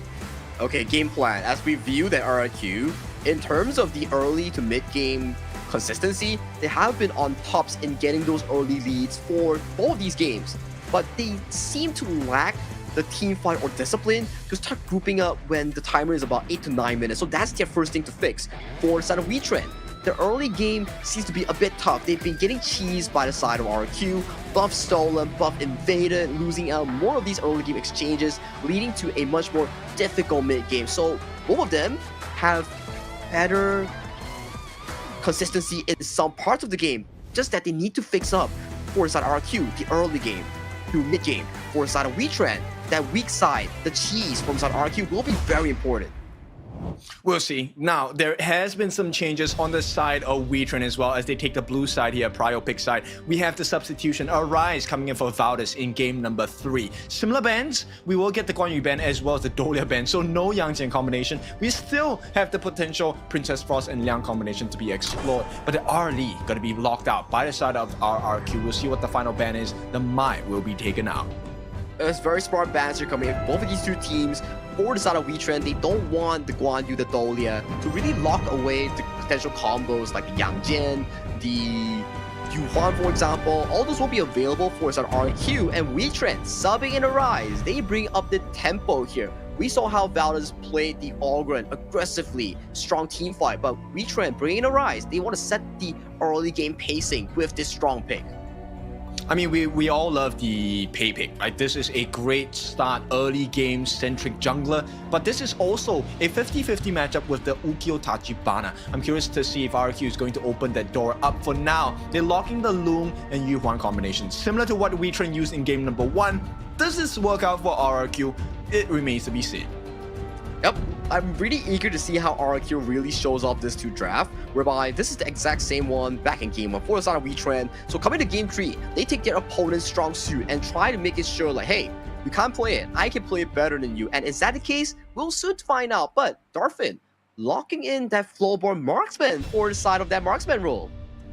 I like this, right? You outrange the Long, you can actually get the arrow shower down with when you hit that level 4 mark. At the same time, very huge burst potential, sustained damage in the form of Fati as well. Very good at split pushing. So Wetrnd, I like the cards they have given us in this 3rd game, or at least the start of this game number 3. RQ though, they're looking for massive, big clump up in the team fights with the Dharma Truth Mantras.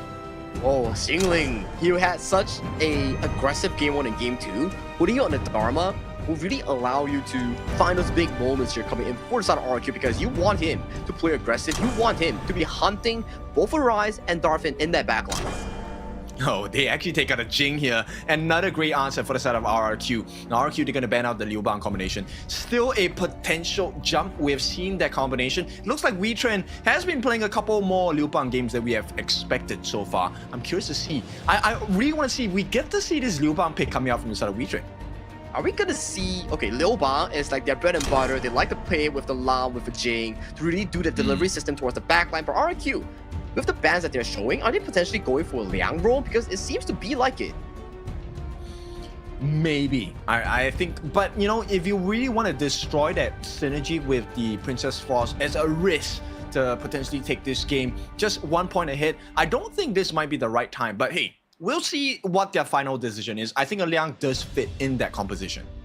Exactly. So clock is ticking. For RQ, they still need a mid or roam and also a jungle pick. That's why you see much more of the focus coming from Wetrnd is to lock away by from those heavy picks here. But like we mentioned, it won't be the Liang, because Liang is such an important pick going into the first stages of the series. Sure, won't be locking for Lex in that mid lane. I like the idea of this, right? Because you expect the lineup of Wetrnd to be a little bit more aggressive. You want the Pei to jump in. You want the Fati to jump in. And this will be that marker for the side of Lex as the mid lane of RQ to get that second skill, get that lockdown, pull them closer towards the RQ members, get the burst down, because they have plenty of burst. It's very scary if you are in the shoes of Arise, because you're looking at like what exactly mentioned, which is like Shi's pull on that Silky imprint. You have the Dharma with the Truth Mantra here, but that's a Athena roam that they picked up from the KNC. So they learned from him BSC. So I'm waiting to see if they can really pull it off. Have they put down their notes? Have they jotted down and memorized them from the KNC journey? And they were talking, I mean, they definitely learned from this particular trend, right? Which is, okay, Shi, yes, responsible for getting the catches, but we're not going to allow that to happen. We're going to play from range with the Garuda pick on Aaron, and then you also have the potential option to dive on this roam on the side of Maze for the Tina, and then, yeah, we just choose when we want to fight. Even against the Fade pick, I think the PKL team here of Wetrnd, this is a nice composition to have. This is spicy coming in from the PKL representatives of Wetrnd Esports here. They really took the bootcamp experience going to KNC, take some notes from Ze, and then right now they're putting tournament point on the line with this Athena roam here. Wow, they are daring in this draft. Yeah, very daring. But this is, you know, the first half of this best of 7, right? First one to hit 4 points will win, so they're about close to halfway there. If they win this, they will be ahead. They lead the series. So it's going to be very important because it swings the momentum. It gives them that emotional advantage as well. But all of this comes down to your execution. It's not just about the draft, it's how you play. Exactly. It's about exactly how you play and how you show yourself as the stronger team here. And we didn't really get to cover Bai's final pick here. That Fate is locked in for the side of RRQ's jungle here. So talk to me. What's your expectation for this Fate?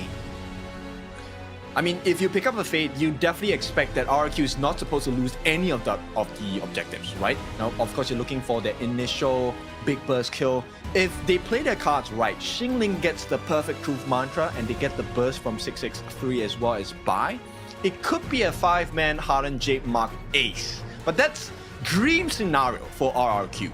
Oh, that's a dreamy scenario indeed, especially those wombo combos, those big combos, big burst damage. It's exactly what you want to be seeing coming in from both Xingling and Bai's composition here. But my worry is, you draft a weaker jungle Bai on a Fate against a Tina roam. That's just gonna be a worry for the RQ fans, because how are you gonna defend your jungle from a invading a Tina roam? Yeah, they know what's gonna happen, right? And this is the scary part because they can actually go for both. So Maze can go for one camp and then Arise can go for another, which is why 663 as well as Lex, they're so important in making sure they get the vision as well. Now Bai, he's gonna have a little bit more pressure all the way until he hits a level 4 because it's a 50-50 smite battle at this point. But you can see Wetrnd, perfect movement at the start of the game. Arise, straight away, freebie. Oh yeah, Arise might be caught out here because he's not able to finish up this camp. Even if he does finish this, can he really run away though? Yeah, he needs to run away. Oh no, they don't! And they will give away the first blood. Arise loses the Crimson buff and also loses his life. And Syndicate now pulled away. It's all going down for the side of Wetrnd as RRQ have found the first 2 kills on the board. And Maze might be the 3rd victim here. Bai jumps in, final one for the count. And RRQ, what a way to start game number 3 with 3 kills. It's an absolute disaster coming in for the side of Wetrnd Esports here because they lose Arise, they lose Syndicate, and Syndicate had to burn the flash in that exchange. Lex, so darn crucial with that Silky imprint, pulling the side of Arise and Syndicate multiple times to set up this early game dream for the side of RQ.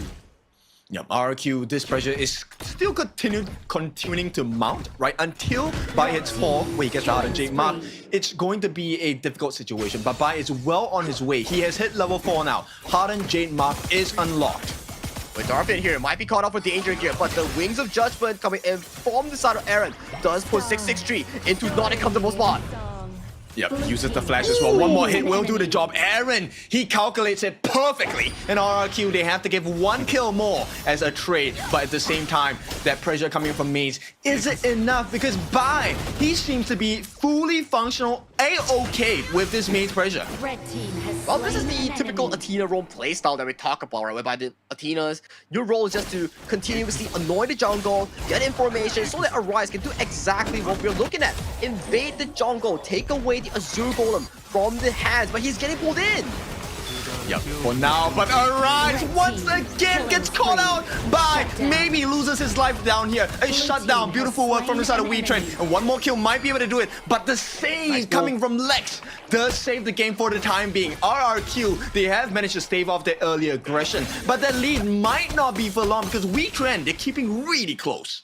Oh, what a rotation here coming from Syndicate. No one expected this Syndicate party to roll down towards the bottom river, execute Bai, execute Harpist, and that just gives you so much additional gold for the side of RQ. For the side of Wetrnd. Really, Maze is not scared. He's just smiting away these camps. Exactly. I mean, you know, taking away the pressure and the stress of having to stay alive definitely puts you in a much better position. Now, Maze, with that steal, is it going to be enough? Because right now, RQ, even though they are successfully defended against the Wetrnd pressure, they have not been able to maintain the goal lead.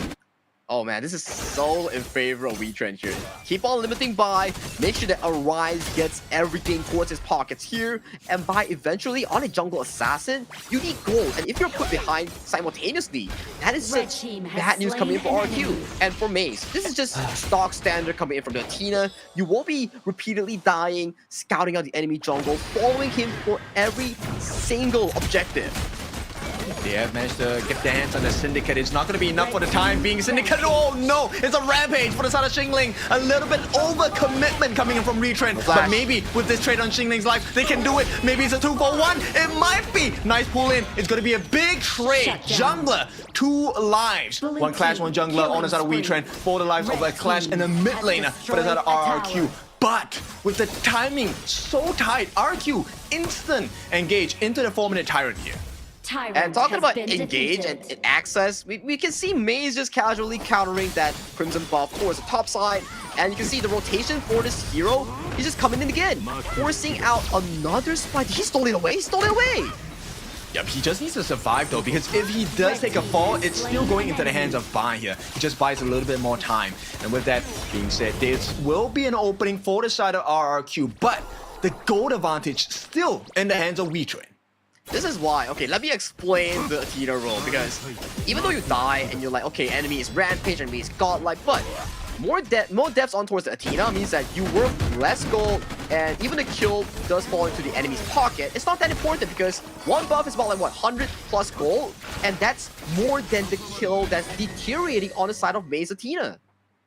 Exactly, and you get the shutdown actually if you get the kills on the respective members for the ones that have a lot of kills on their hands. But for now, Xingling looking for an opening, looking for that lockdown.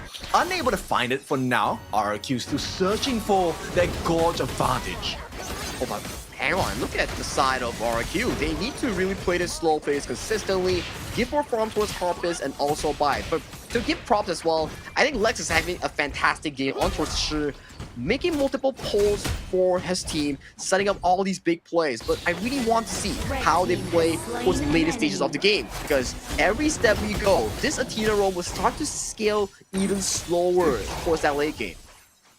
Yeah, for now, I think Wetrnd has played this card very well, right? They have that EXP advantage for Arise, which is great because that's what you want. That early game aggression on the pay needs to have that level advantage to be able to put in a maximum efficiency. So RQ, they're dealing well, but for now, the map is in favor of RRQ. Yep, with that early game coming from Bai, they do find a good recovery, although losing out multiple buffs that we keep talking about. But as long as the recovery is there, the goal is still a dead even at the 6-minute mark for both of these two teams. Yeah, but goal-wise, it's beneficial to Wetrnd, right? Yeah, for like what, a few hundreds? Not the biggest one that we talk about here, but Harpist having to force out the infinite vastness here.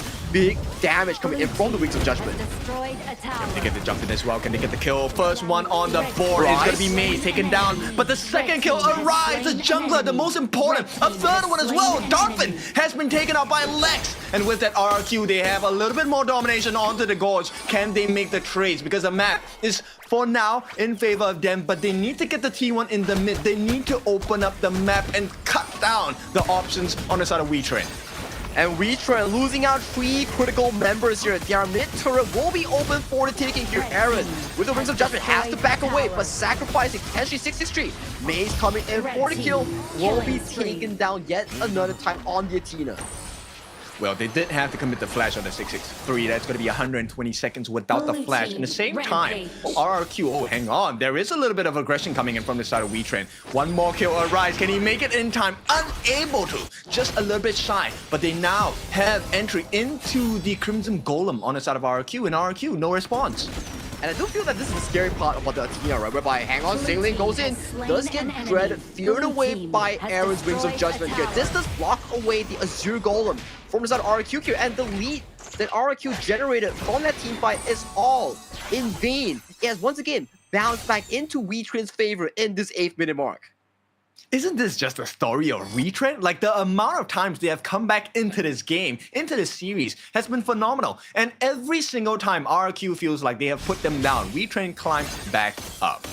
It's the challenge of playstyles here. When we talk about PKL, they bring the chaos across the gorge. They challenge you for every single objective. That's their playstyle. But RRQ, the playstyle is stock standard. Play towards the timers, play towards the objective, and that's how they formulate around these team plays.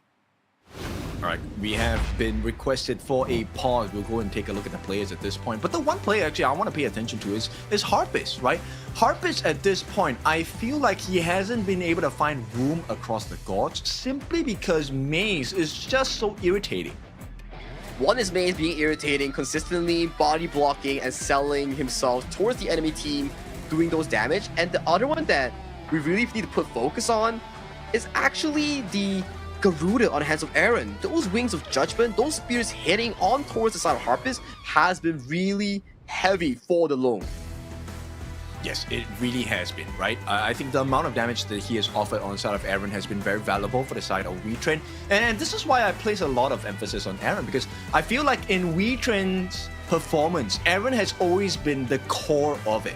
When Aaron performs well, you know that Wetrnd will be able to swing big hits to the opponents. And that's why we love Aaron, that's why we highlight him. And so far, Arise subbing in for this game tree has been showing pretty good performances. Aside from that early game fumble, he's been catching up back to tempo pretty quickly and riding on the Athena strat with Maze pretty darn well. Yep, it is so irritating to deal with that, right? At the same time, there's one more member we can kind of take a look at, and that's the Clash Lane exchange, right? I think Syndicate has been doing really well in the Fatih. Initially in the early parts of the game, we did not expect his Fatih to rotate down into the early fights of the game, but they did do it, got the win, got the kill onto the jungler, which is Bai on the side of RRQ, and that kind of swung things in their way.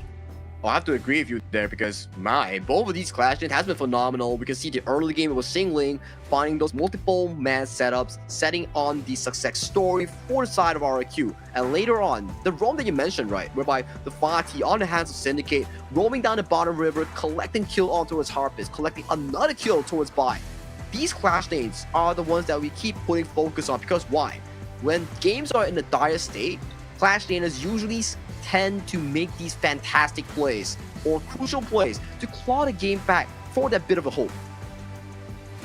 Yep, fully agree. And I think they will definitely be the game changers because at the later parts of the game, right? Yes, we have a Pei, we have a Fei, both very adept at dealing huge amounts of burst damage, but also very much at risk of getting bursted down. So the later the game goes, it actually might be the junglers that will be the biggest difference makers. Because if Bai or Arise falls in those big team fights, it could cost a team fight for the entire team.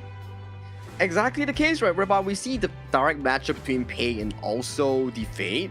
There are both of these strong assassins coming in for both of these two teams, so they will definitely need resources here. But talking about resources, the Maze Athena has been an issue for us at RQ because constantly harassing the farming tempo coming in for the side of the Pei and also the Athena. These two has been constantly invading against Bai's jungle, so that puts Bai in such a difficult situation if he wants to farm towards that late game marker. Yes, and we know the initial financial advantage we're talking about, getting kills onto Athena, yeah, that value starts to deteriorate, starts to fall in the later parts of the game. And then the value of actually having the Athena with the smite becomes so much more efficient in the later parts because then it guarantees that number one, your buffs might not be distributed into the correct members on the side of RRQ, and that makes a big difference in team fights. Yeah, team fight sets up a pretty good pace here. And talking about an interesting one because the Athena, why does it work so well? It's because that you are constantly in the enemy's face. If you put spells on towards the Athena, you're just gonna get like what, 20, 50 gold because of the continuous death mounting on towards the bounty. And then if you don't take care of the Athena, those small chunks of damage will really remove these squishy heroes like Rex on the Shi, like Harpist on the Long. So it's a bit of a worrying concern that RQ needs to attend to. I think the biggest difference maker is the fact that you have to waste skills on the Athena, right? You have to commit some sort of resource to deal with her. This might be a stun, this might be a flash in terms of defensive measures, but all of this count in the big picture of the team fights. It means that you won't be able to use this on the appropriate targets that you want, like the Darfin Flowborn Marksman, like the Arise Pain. All of these skills will be so-called wasted onto the Maze Athena, which is a great value to have. This is why Athena is such an annoying pick here. Have you tried it in your rank before? I unfortunately have not, but I've used many other heroes. With Smite, as a roam strategy, it has worked out for me, but I understand this particular portion, right? So if we take a look at that train of thought, what is the winning condition for RQ to fulfill here? I think RQ, first things first, you are drafting a tri-carry composition with Singling on towards the Dharma, with the Harpist on towards the Long, and finally by on that Fade. So all these three will need resources here, and they practically scale pretty well towards that late game here, as long as the goalie stays within a 1 to 3k healthy between either teams. It will fall in favor for the side of RRQ, because eventually those big team fights that we talk about will start going in the favor for the side of the IKEA representatives. Yep, I have a feeling this game might drag to a Tempest game, you know, depending on how far the players on the side of Wetrnd is able to push RRQ back. Because for now, RRQ hasn't been finding those super big moments we are hoping for, right? RRQ fans, the dream, like we said, you want that 5-man Han and J Mark set up by Xingling into Bai's ultimate, but it's not going to be the case for now. And that's difficult. That's like the dream engage that we keep talking about. Not the easiest one to really set up, but we will have a bit of a technical pause coming in for the side of RRQ before we really go back to the game here. But we will keep you entertained for the meantime. But that goes to show how important this series is, because Finnish Reborn qualifiers, you lose out during your own regionals, which is like PK and IKL for the side of Wetrnd, also RRQ. So it puts you in a situation like, hey, this is your final chance, your fan voted chance, being the top 2 most popular teams from the PRQ. You contest for this best of 7 that decides whoever goes to that final slot in the KIC. Yeah, so let's just rerun through all these details if you are unfamiliar. Number 1, we are here at the Phoenix Reborn Qualifier. This is the last qualifier for one of these 2 teams to make it into KIC. This is the championships happening in November, starting from 14 November in the country of Philippines in Manila. Now, this is to fight for that lion's share of the $1 million USD prize pool, of which the champion gets 300,000 USD. And this is the best of 7 we talk about, right? Whereby you want to get that 1 million, you want to get that 300,000 USD. Your first step, your last hope falls into this best of 7 here. Like, you play a lot of best of 7s in your scrims, in your tournaments, but have they been such an important factor until this setup whereby you lose this best of 7? You're staying home, you're not going anywhere. Yeah, it's not as easy, of course. Another thing that you have to pay attention to is in this best of 7, we practice something unique to Honor of Kings, and that's called the global ban pick, which means every hero you select will not be available for you to use again until game number 7, where Ultimate Battle is going to be activated, of which all heroes will be unlocked. You get to use them. The only challenge is you don't know what your opponents will be picking. And throughout the game 1 and game 2, we so far already have like what? 10 heroes on each side for the side of RQ and Wetrnd already default banned out, and adding the bans that we have during pick and bans, that's like 14 heroes already banned out in just game number 3. Yes, and this will get even deeper and deeper in your hero pool proficiency, right? It's something that all professionals looking to join HOK is going to be. This is a marker of success. You need to know what kind of strategies that teams might want to use, what kind of heroes, and the kits that they offer in order to maximize your efficiency in the game. You want to have the best results. Yep, the results comes by to the fact that few things, right? One is the coaching staffs or the players draft, whereby oftentimes we play ranked, we want to draft like, okay, 5 strong heroes, the best in the meta, high win rates, and that's a fact. But coming in towards the competitive side for HOK Esports, you need to plan your heroes like, okay, game 1, do we commit 5 strong heroes in the meta, or do we like save it for the following games? Those are like the important factors you need to look at for planning a BO7. Oh yeah, for sure. And now let's dive into this particular BO7. I think there's a couple of things that I want to take a look at. I want to point you in the direction of Syndicate first.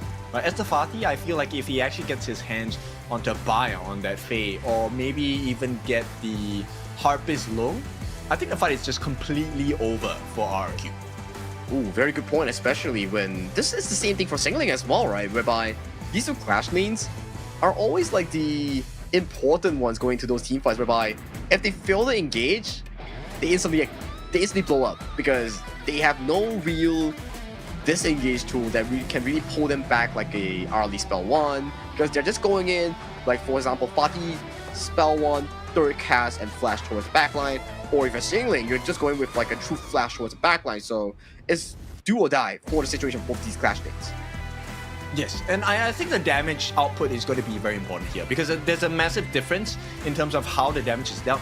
Yes, they kind of do damage over time because with the Truth Mantra, you get slammed into the wall and then you have your Enlightenment Mantra where he throws those multiple punches onto your face and gets a kick in, big burst damage potential, but you still need a little bit of time. Same thing for the side of Fatih, he does not have a stun per se, he does have a knockup. Will it be enough time? Because Faye as well as their Lung, they are kind of squishy. And maybe with that one final knockup on the third use of this first skill, it might be enough to get the lives of Bai as well as Harvest. The backliners, like, you imagine, right? If you're playing like a jungle or like a farm lane, or even mid per se, right? You're always having to really worry from the multiple assassin angles that we have in Honor of Kings, because one blink of an eye, one wrong move, or one wrong position, you just evaporate from the map, because that's just how important positioning is in this game. We'll take a look at the map state later on for the Gorge, for both teams. I think this is going to play a very important marker as well. Now, if you're new to HOK, this is one situation that happened many moons ago where we also had the Athena roam, where this Athena was actually responsible for taking down a T3 in one of the lanes, which then ultimately became the comeback factor in that particular game itself. And that was the introduction of Athena roam to us in HOK at that point in time. Do you remember which series was that played by? I can't really recall because it's been so long for the first ever Athena game that we actually had. It was from Boom, also from the region of PH. So this is a revisit of the Athena strat, maybe a cleaner version of that Athena strat so far, because it seems to be working, right? I think on the side of Wetrnd, number one, they have gotten managed to get some turrets already. They also have the gold advantage, EXP advantage, which I feel is super important because you need a Rise as a pay to have that level lead so that you can do more damage.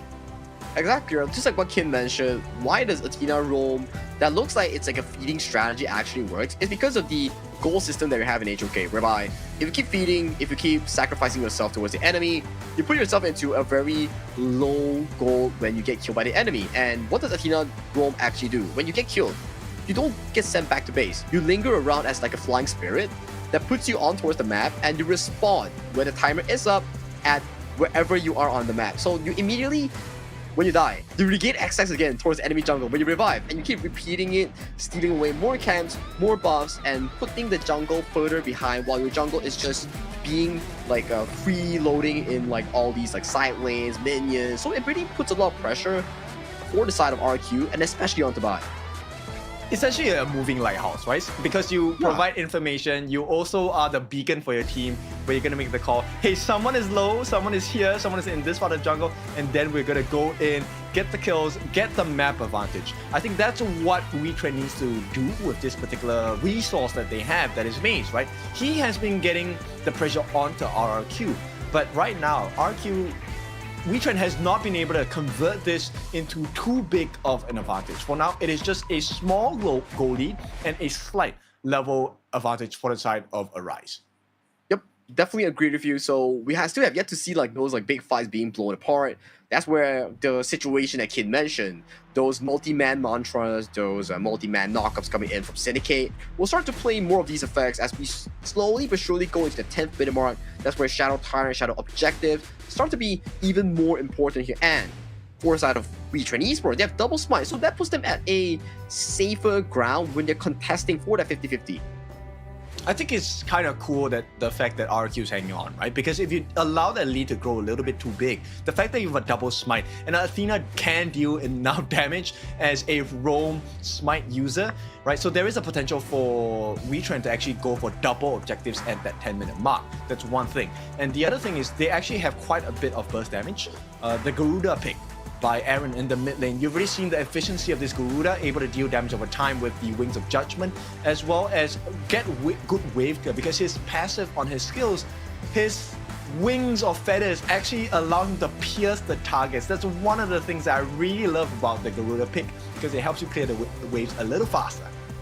And talking about piercing, right, we saw the exact moment that you talk about, that the Garuda pierced the Sprite lane to get a kill on towards 663's Yuhuan roam. And I remember that moment just now because that was so crazily efficient coming in for the side of Aaron. Yes, and on the flip side, we have to talk about that mid for Lex, right? RRQ. The Shi pick, I think he has provided a lot of vision, a lot of control for the side of RRQ. Did manage to get a couple of nice catches. There was this huge moment at the top side where they managed to catch out both Arise as well as Syndicate, right? Pulling them under the tower, getting the kills as well. But they had to make a trade. So for now, I think the mid laners will also have this monumentous moment where if Lex managed to get the catch on the appropriate members, then it could be a big moment for the side of RQ. But I feel like he should ignore the Fatih, ignore Arise's pay, and actually catch the Garuda instead. I feel like without the presence of the Garuda from Aaron, I feel like the damage potential of Wetrnd is going to dwindle quite a lot. No, let me put you into a perspective, kid. Yes, we have to catch Garuda, but how do you catch the Garuda as a Shi? He's like standing like at least 2 turrets away from you, using the ultimate Wings of Judgment, shooting you from like off your screen. And how do you use the Silky ability from the Shi to actually catch the Garuda? Because that's just so far away. This range is just like, damn, that's big. It's called double down. So you flash and get the catch. I mean, there's a reason why we are kind of theorizing, because it's really hard to do it, right? At the same time, yeah, we know Aaron's positioning can be quite clean. With that being said, positioning-wise, I'm also curious about Darfin. Right? Darfin, he's using the Flowborn Marksman. If you have not been joining us in the early parts of this game, if you're new here, Darfin using the Flowborn Marksman has not seen too much benefit to his side, right? He has been called out quite a few times on the side of Wetrnd Esports. Now, that may be a winning condition for the side of RRQ.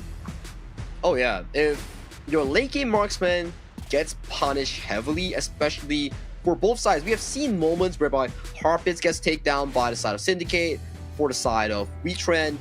The Darfin Flowborn Marksman has been taken down by the likes of the Shirpol as well. So these things are not what you want to be expecting from your front main player, because once they go down, you start to figure, like, you start to wonder, like, oh, I'm scratching my head, like, how did they even get gold to that late game, where by 12th minute, you should have like 3.5 or 4 full items here to really take down those big beefy boys here. But if they falter in the early game, that's where you start to wonder, like, man, their farm is super delayed. Yeah, it is. And I feel like Darfin, yes, Flowborn Marksman pick is great, because at the later parts of the game, you really can stretch through a lot of tanks. You have a lot of turret pressure available on the side of this Flowborn Marksman pick. But the thing is, you need to get to the late game. Darfin has not reached the late game state at any point of time so far, right? He has been slowed down many times. The catches by Lex on that Shi has been great. For the side of RRQ, right? So the IKL fans are really happy, but PKL fans, they want to see Darfin rise up. This is the one chance to get yourself into KIC. You cannot miss, because if you miss, you're gonna be sitting on the sidelines watching your brothers in arms playing for that lion's share of the $1 million USD prize pool. And to really put like the seriousness of this issue, you're also riding on the pride of two things. IKL is a big like a region as well. Viewership is crazy high. Everything is like very happening towards there. So for RQ, another powerhouse, to actually be able to go towards KIC, that's gonna be super happy of news coming in for the IKL fans. But if you're a PKL fan, and also you're a Wetrnd Esports, the problem is, if you lose out this series, Wetrnd is like, man, I don't get to go to KIC. That's happening where? In vanilla. Imagine it's at your doorstep and you're going in as a viewer, not a competitor. Man, that's just gonna hurt if you're Wetrnd Esports. I mean, certain lessons are necessary. Maybe if that's the case, then, you know, they'll come back so much stronger. But bear in mind, Wetrnd is a very new team. And this is what is so impressive about Wetrnd to me, because Wetrnd, yes, their players have experience, but coming together as a group of 5, 6 players, this is something that, you know, a lot of people might not know. It's really hard to find synergy, a tournament winning synergy within a couple of months. It is not as easy as it looks. And you talk about synergy, right? Because like game 1, game 2, it was Valdez in the jungle, and then game 3, who do we have? We have Arise back at it again. So this synergy that they built up, how does it really work around? Because they're like playing very aggressively and strategically with those player swaps, especially in the jungle, where it's such an important role. Yes, it is. And it's all about controlling the gods, right? You can win the team fights, but if you don't get any trade out of that, you don't get objectives, you don't get turrets, then that kind of win in the team fights, not really worth it. You need to extract value from the gorge, and this means you need to take objectives, you need to get a little bit more map pressure available to your side, right? Because at the end of the day, this is a base game. You need to break the crystal to get the win. And slow and steady every step that you take, like be it the early game objectives, the Fire Beak, the Fire Hawk, the River Sprite towards the Clash lane, then 4th minute you have the Overlord, you have the Tyrant. All these small things build up to the exact thing that Qeon mentioned, whereby you are playing for one thing and one thing only, and it is the explosion of the enemy crystal. You don't care that you have 100 kills or 100 towers. You just need enemies crystal to explode, and that win falls into your pockets. Okay, I want to explore the idea of us heading into a Tempest game with this particular draft, right? Who do you think has the advantage if we go into a Tempest game? Ooh, Tempest game. Okay, let's revisit back the team composition, right? For the side of Wetrnd, we have Athena Rome, we have Floorball Marksman, we have a Garuda, we have the jungle, which is the Pei, and also the Fatih. On the side of the RQ side, we have a Dharma, and also a Fade. Mid is a Shi, Farm is a Long, and Rome is a Yuhuan. I would say it's actually pretty 50-50 in terms of this, but in terms of the range, I gotta give it over to the side of Wetrnd, because you have the Arrow Storm coming in for the side of the Floorball Marksman on the hands of Darfin, and also you have the Garuda on the hands of Aaron. So imagine, you have arrows, you have blades just crashing onto you before the start of the fight. That's why the Clash units are so important in actually flanking these backline harassment. So I gotta say, if it's Tempest, it's looking pretty Wetrnd favorite. I would actually argue that. I think it is more favored towards the side of RQ, simply because of the buy fate, right? So to me, the win condition is very simple. If it comes down to objective wrestling, right? For the side of Wetrnd, just keep your eyes on buy, right? If buy gets taken out, then there is no Hardened Jade Mark. You guarantee yourself a chance because you have a double smite composition. You can smite twice. Does that make up 100%? No, it does not. But it gives you a much better chance in comparison, because if you still work around that Hardened Jade Mark on the side of RQ, then you know you're gonna lose it. Because if buy does not fall, then unless he misses the Hardened Jade Mark, which is really hard to miss, yeah, it should be in the hands of RQ. Agreeable. These are definitely down to executions coming in from both these two teams. We have yet to see a very big fight breaking out coming in from the side of RQ or Wetrnd. Yet to have a 5v5 up front, because the Athena is just like going into the jungle, making out resources, putting up bodies up over to the side of the enemy team, making sure that they are always occupied. So they're always like running around the map, marking the Athena. So it's been a pretty interesting Athena game. They have taken a lot of notes coming in from HBSC's turn, so props to Wetrnd. They definitely pulled up something pretty special in this game number 3. Yep, I'm actually super impressed with their growth, right? When we first started this journey into the Phoenix Reborn qualifier, a lot of comments were about, okay, maybe Wetrnd might not be ready for this particular composition, right? We might not see them be at this full strength. But the performances so far that have been placed by the 5-6 boys or guys on the side of Wetrnd Esports has been really inspirational, but also really critical, because they have been really hitting the marks. Right now, I think for both teams, it's can they get a T3? The team that gets a T3 first, regardless of lane, will have a natural advantage. And this is where they can really push things and explore their winning condition, right? I think for Wetrnd Esports, very clear, we just play from range. You have the Garuda, Wings of Judgment, poke them to death if we need to. We have the jump from the Pei, we have the jump from the Fatih. We also have the insane potential of poke damage from the Flowborn Marksman as well. And Athena, Mace is just gonna do Mace things. So we leave it at that. And eventually Mace is gonna hit level 15. His smite is gonna be on par with the likes of Bai, on the par with the likes of the Pei on the rise. So all these things usually stack up if we do see a roamer / sub jungle really get to that late game marker here. But it's still very far away, because we have even yet to go into the 10th minute mark, whereby why shadow objectives are so important, because once you get those, especially Tyrant, it gives you about like what, 3,000 additional stats worth of gold for every single member. So that's like very crazy in terms of combat stats. And you wonder like, hey, why do teams want to fight for Tyrant instead of Overlord? Because Overlord pushes towers, because if you get Tyrant, enemy cannot get Overlord. You are forcing them to fight you unequally when you have a damage buff. Yeah, the lightning charges will help you with the damage output, then you also get the movement speed advantage. But this is just for the shadow variants, right? So this is why teams always focus on the tyrant first. There are rare instances where it makes more sense to go for the overlord, but only in a sense where, hey, T3 is available for the taking. Then I would suggest that, yeah, let's go for that, right? Because then you make that one final push. It doesn't matter whether they get the tyrant or not, because even if you don't end the game with that particular shadow overlord push, you have a T3 taken down, and naturally the waves will work in your favor. And especially when the rotation that we talk about is always like the winning team going in for the Shadow Tyrant, get all the tier 2s across the gorge, and then force a fight. If the enemy don't fight, you collect all their jungle and then revisit back to the Shadow Overlord. That's where the situation Qeon just mentioned. Shadow Overlord taken, that's where waves start crashing, all 3 waves, and all of them reach at the high ground at the same time. Then you start picking, oh, which high ground do you want? And that high ground will eventually give you the lane priority or the push priority going into that Tempest. So everything is like brick by brick until the end of the game. All right, so we have given you the evidence that we are good players. Do you want to form a team? We can come and compete in the next stage of Honor of Kings. No, I'm just joking.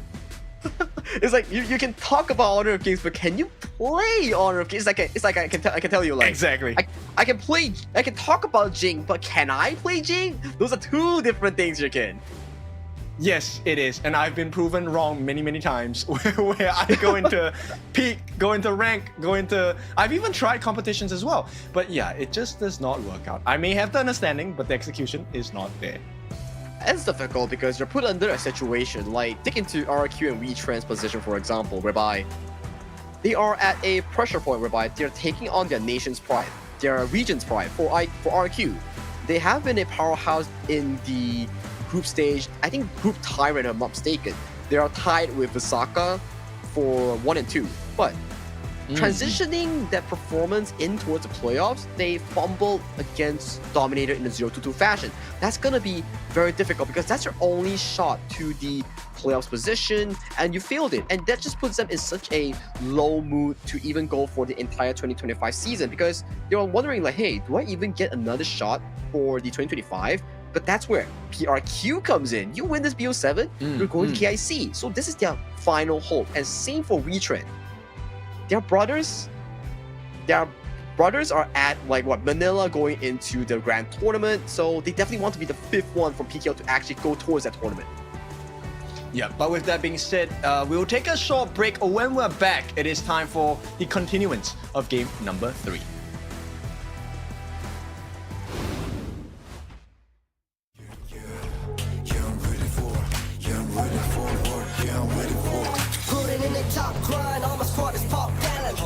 Needed for trust, we got the confidence. Never stop it, I'll be ready all the time. Now, take a breath. You know, ladies go to the next, you gon' pay the price. Set the trap. Got my body's in the back, you better think it twice. Coming on, never. Casting off the shadows, yeah, I'm on my way. Stand against the fate, we won't be the same. Steep burns, deep world, step again. We're gonna dream it up high, the limit in the skies. You can never stop me fighting on the edge. Every time we fall, we get back again. The chances we're taking won't let us fade out. Now it's prime time, we're ready for the win. Honor. I'm a warrior, burning up the flame. Rebel, won't be tamed. I'm burning up a fight, and I'm reaching for the sky. We got it, I'm a warrior, ready for the game. Make it glorious, running for the name. Yeah, we're putting up a fight, 'cause we never die. We're rising high to the sky. We gonna bring it on.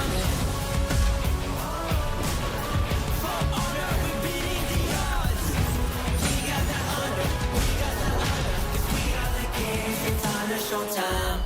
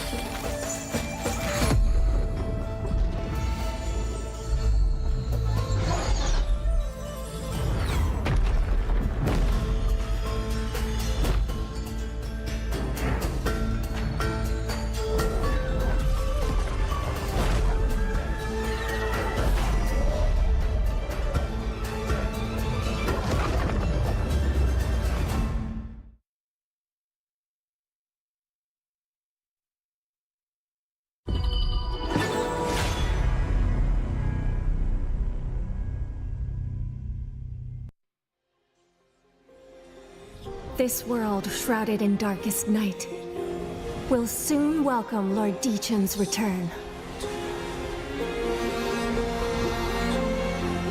We must join forces to prevent the Dark Lord's revival.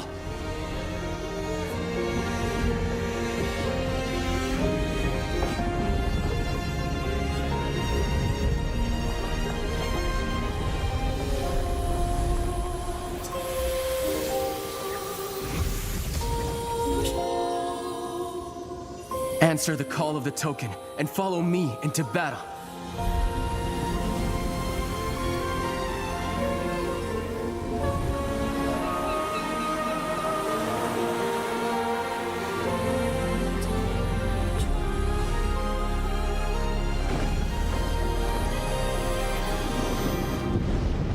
Neither I nor my 5 Thunder Drums will permit the Dark Lord's return.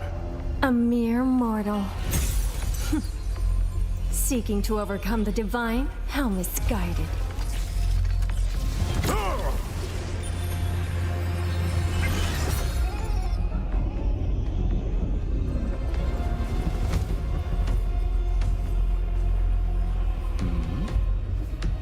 Oh, have your saviors arrived? Is that the Dark Lord? Are we too late? The Sky Orb. It might be our only chance. Then let's take it. Thunder.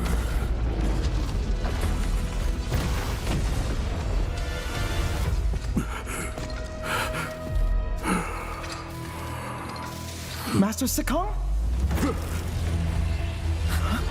His power can wound the Dark Lord. You truly consider yourself a threat to Lord Qeon? Only defeat awaits those who blaspheme my lord!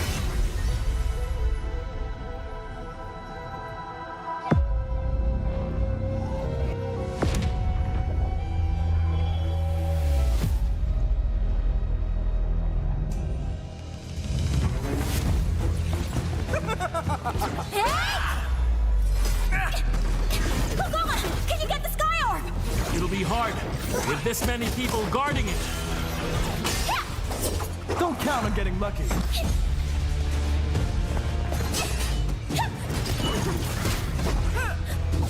Out of the way. Help me! Don't you have any new tricks? This is getting old! Make some room! We're all too slow! Guess it's my lucky day. I get to have a little chat with Levi.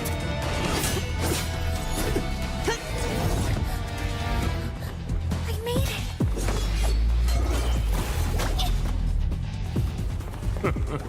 Where do you think you're going?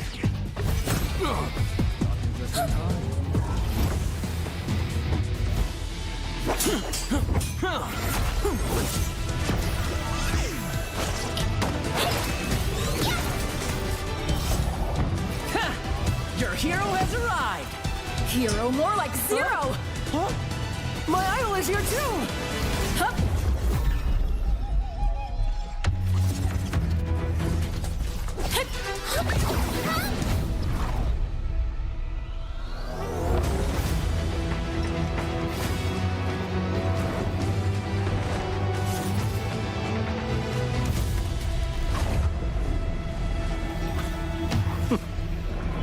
Lord Qeon. None shall stand in the way of your arrival.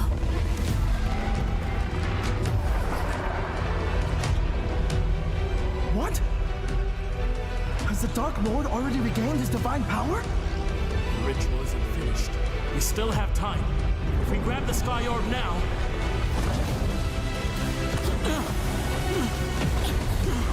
Forget that for now! Let's focus on getting through this shield! We have to stop the Dark Lord's return, no matter what!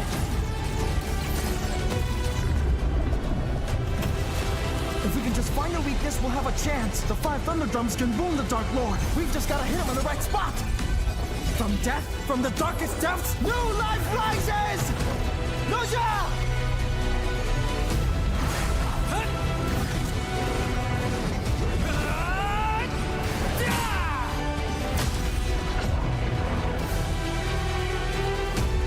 As long as the Ministry of Wonders is here, the Dark Lord will never return to this world!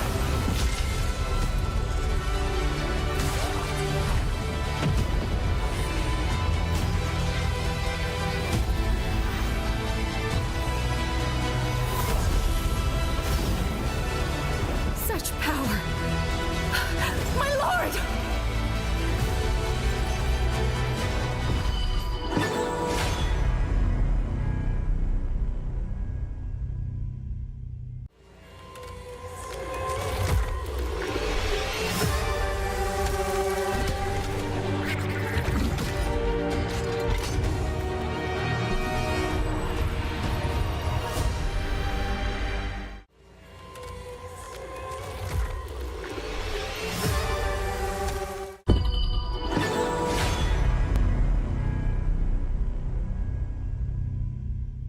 The nucleus, the source of all energy on the wastes.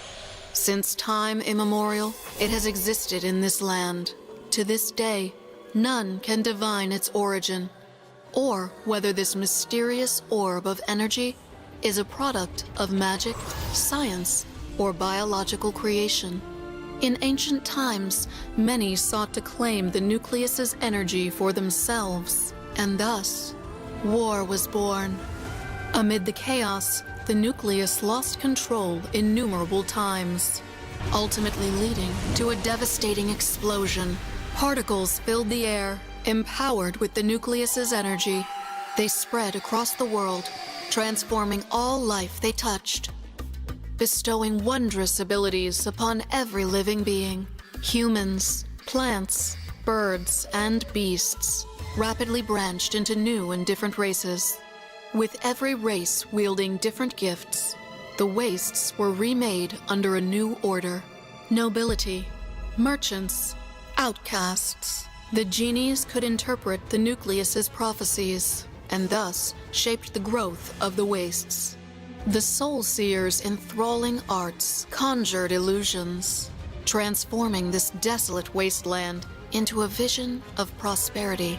The ancient humans gained the gift of resurrection, allowing them to rise again, even after death. Yet, as time passed, the nucleus's power waned. Its gifts grew unstable. The nobles, clinging to their waning dominion, deceived the masses through the Nucleus Council, disseminating lies that all outcasts were traitors, and that merchants traded intelligence for profit and status. The outcasts struggled to find a place to call home, survival itself becoming their sole goal each day. Lies and illusions pervaded the wastes, until a shift in the nucleus gave rise to 3 legends. The Order of the Wastes fell into complete chaos.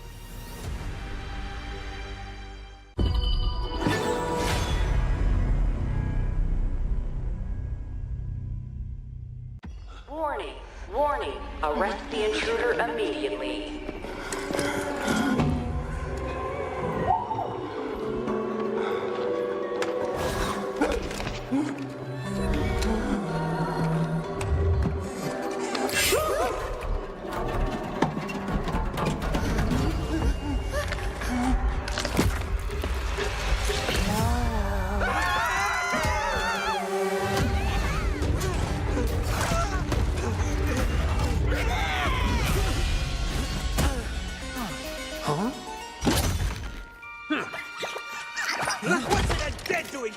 You should be thanking me for saving your lives!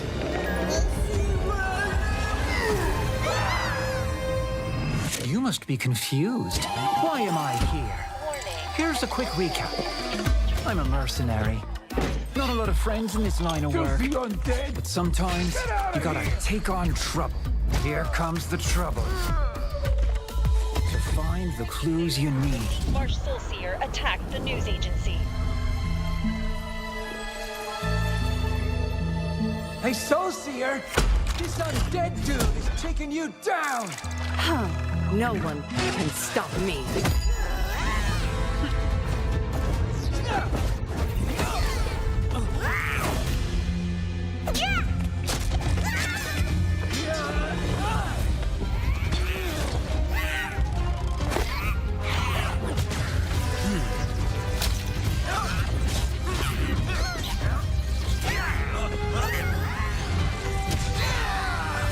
Kamel, finally, I can see you again. Over my undead body!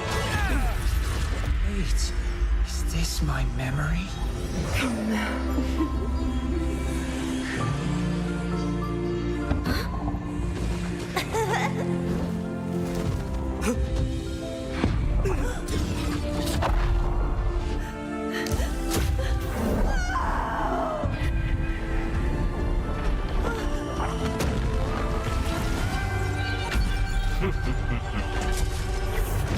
The strongest mercenary. This is all you've got? What's your game exactly? 2 for the price of 1.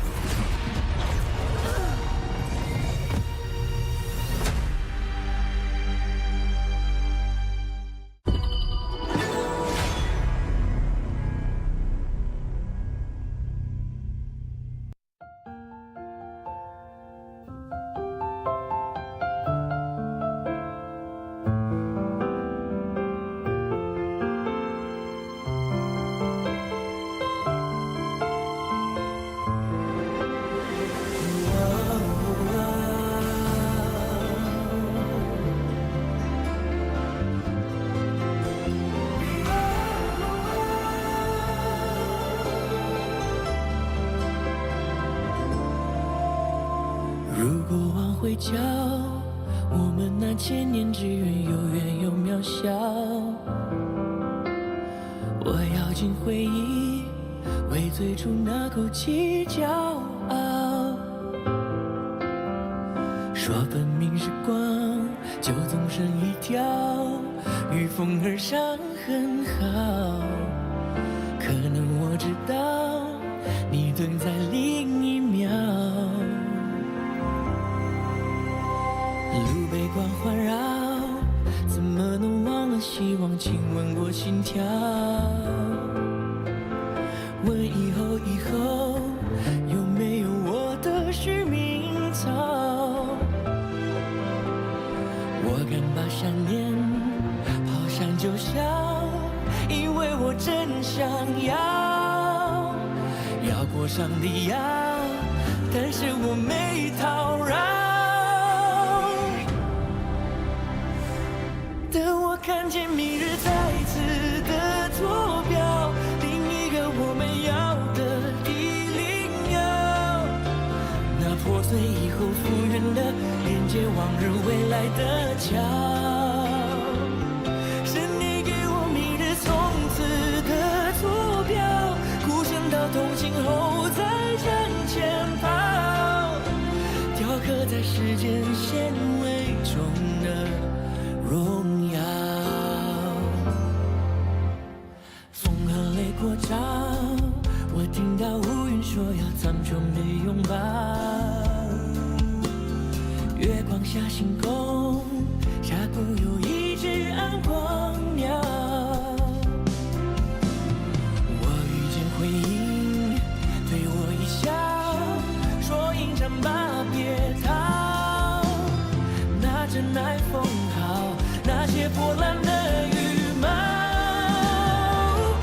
等我看见明日再次的坐标，另一个我们要的地灵鸟，那破碎以后复原的连接往日未来的桥，是你给我明日从此的坐标，孤身到同行后再向前跑，谁到此以后可别忘了，在击掌以后不要分了拥有，别糟蹋了脸上刺绣的年少。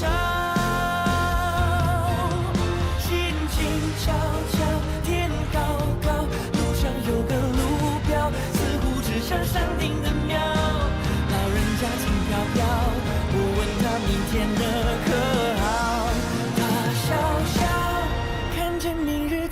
次的坐标，一个我们要的第0秒。那破碎以后复原了，连接往日未来的骄傲。是你给我明日从此的坐标，孤身到同行后才向前跑。谁到此以后可别忘了，在机场以后不要分道扬镳，最开始的启程到最后找到。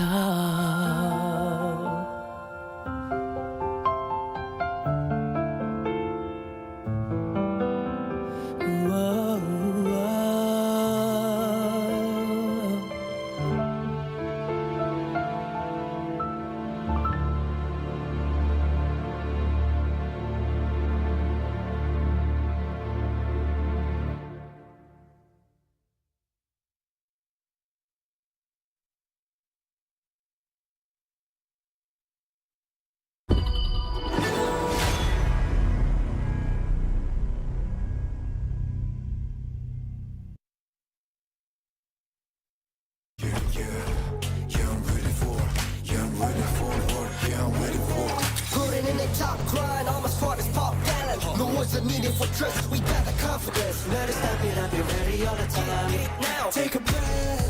Can my baby's colder than ice, you gon' pay the price. Set the trap. Got my body's in the back, you better think it twice. Coming on, never. Casting off the shadows, yeah, I'm on my way. Stand against the fate, we won't be the same. Steep burns, step again. We gonna dream it up high, the limit in the skies. You can never stop me fighting on the edge. Every time we fall, we get back again. The chances we're taking won't let us fade out. Now it's prime time, we're ready for the win. Honor. I'm a warrior, burning up the flame. Running strong, rebel, won't be tamed. I'm running up a fight, and I'm reaching for the sky. It's honor, we got it. I'm a warrior, running for the game. Make it glorious, running for the name. Yeah, we're putting up a fight, 'cause we kiss will never die. Keep rising high to the sky. We gotta bring it on it.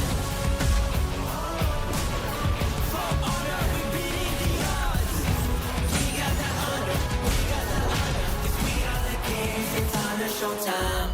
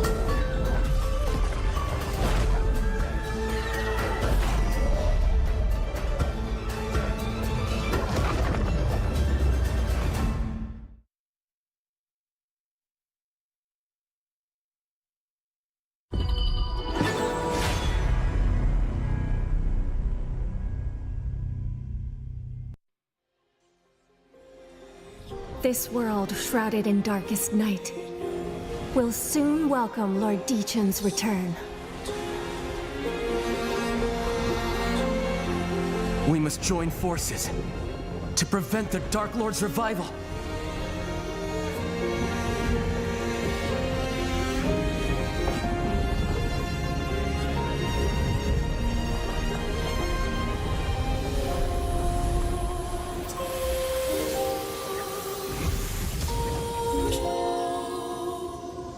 Answer the call of the token and follow me into battle.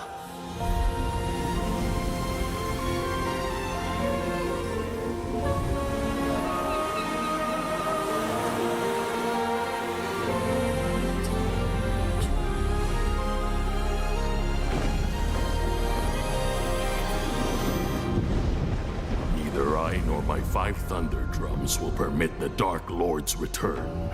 A mere mortal. Seeking to overcome the divine? How misguided.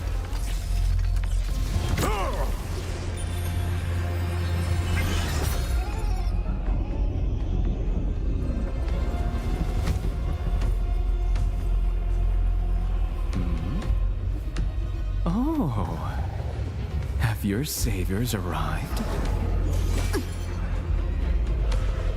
Is that the Dark Lord? Are we too late? The Sky Orb. It might be our only chance. Then let's take it. Thunder.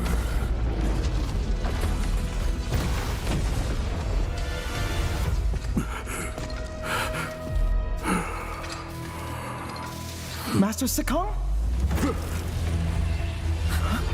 His power can wound the Dark Lord. You truly consider yourself a threat to Lord Qeon? Only defeat awaits those who blaspheme my lord!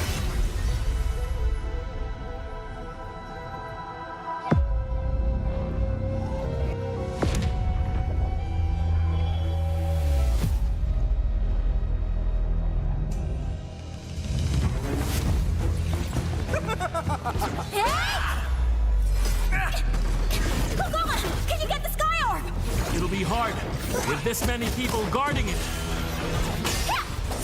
Don't count on getting lucky.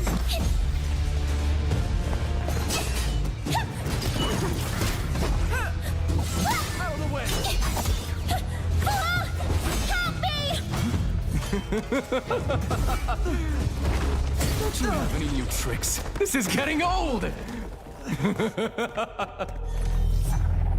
Make some room! You're all too slow! Guess it's my lucky day. I get to have a little chat with Levi.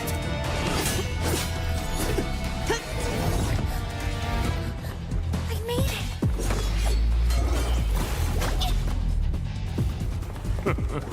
Where do you think you're going?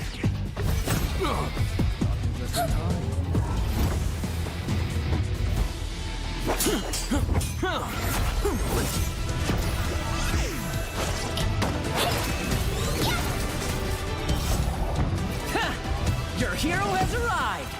Hero more like Zero! Huh? My idol is here too! Huh?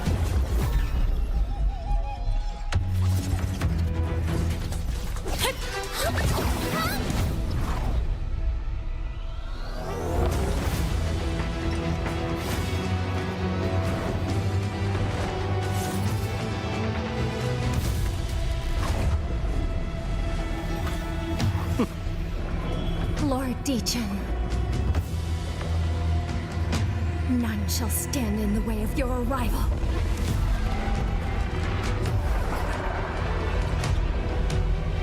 What? Has the Dark Lord already regained his divine power? The ritual isn't finished. We still have time. If we grab the Sky Orb now...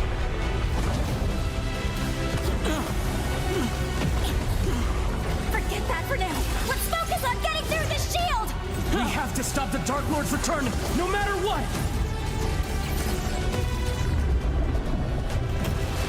If we can just find a weakness, we'll have a chance. The 5 thunder drums can wound the Dark Lord. We've just gotta hit him in the right spot. From death, from the darkest depths, new life rises!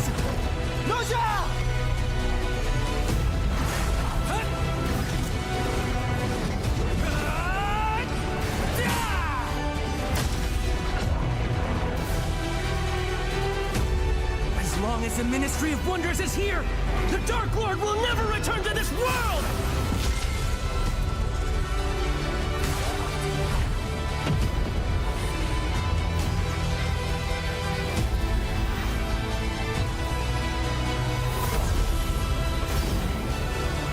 Such power! My lord!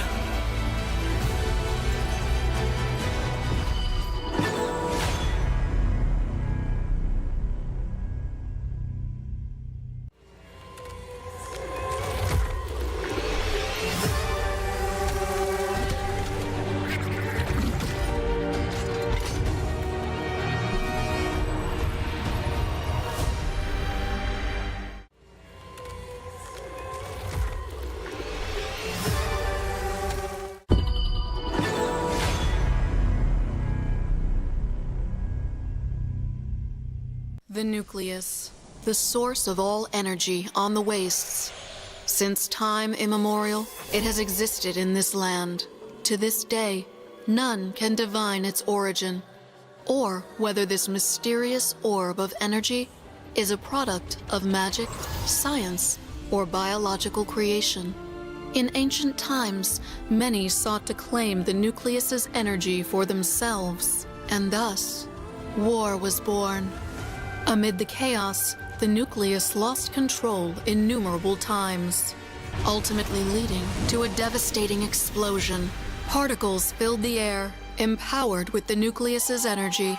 They spread across the world, transforming all life they touched, bestowing wondrous abilities upon every living being. Humans, plants, birds, and beasts rapidly branched into new and different races. With every race wielding different gifts, the wastes were remade under a new order. Nobility, merchants, outcasts. The genies could interpret the nucleus's prophecies, and thus shaped the growth of the wastes. The soul seers' enthralling arts conjured illusions, transforming this desolate wasteland into a vision of prosperity. The ancient humans gained the gift of resurrection, allowing them to rise again, even after death. Yet, as time passed, the nucleus's power waned. Its gifts grew unstable. The nobles, clinging to their waning dominion, deceived the masses through the Nucleus Council, disseminating lies that all outcasts were traitors, and that merchants traded intelligence for profit and status. The outcasts struggled to find a place to call home, survival itself becoming their sole goal each day. Lies and illusions pervaded the wastes, until a shift in the nucleus gave rise to 3 legends. The order of the wastes fell into complete chaos.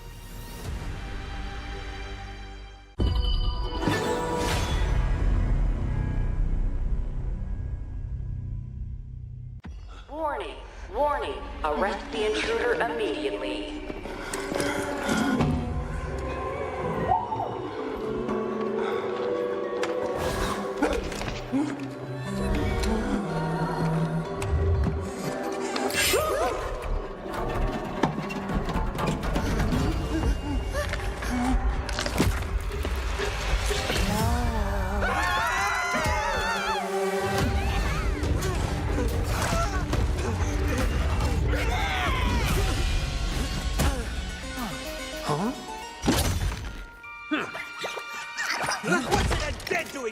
You should be thanking me for saving your lives!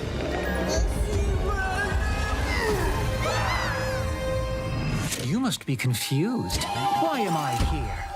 Here's a quick recap. I'm a mercenary. Not a lot of friends in this line of work. But sometimes, you gotta take on trouble. Here comes the trouble. To find the clues you need. Large Soul Seer attacked the news agency. Hey, Soul Seer! This undead dude is taking you down! Huh. No one can stop me.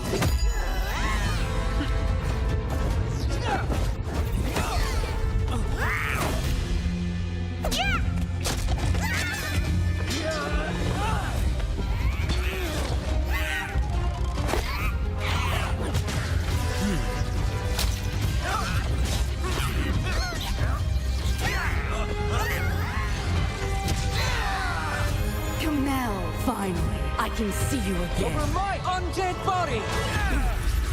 Wait, is this my memory?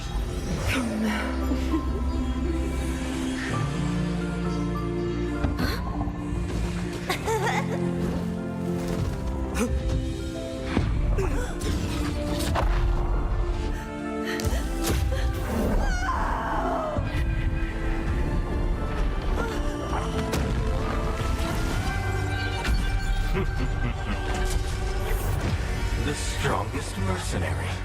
This is all you've got? What's your game exactly? 2 for the price of 1.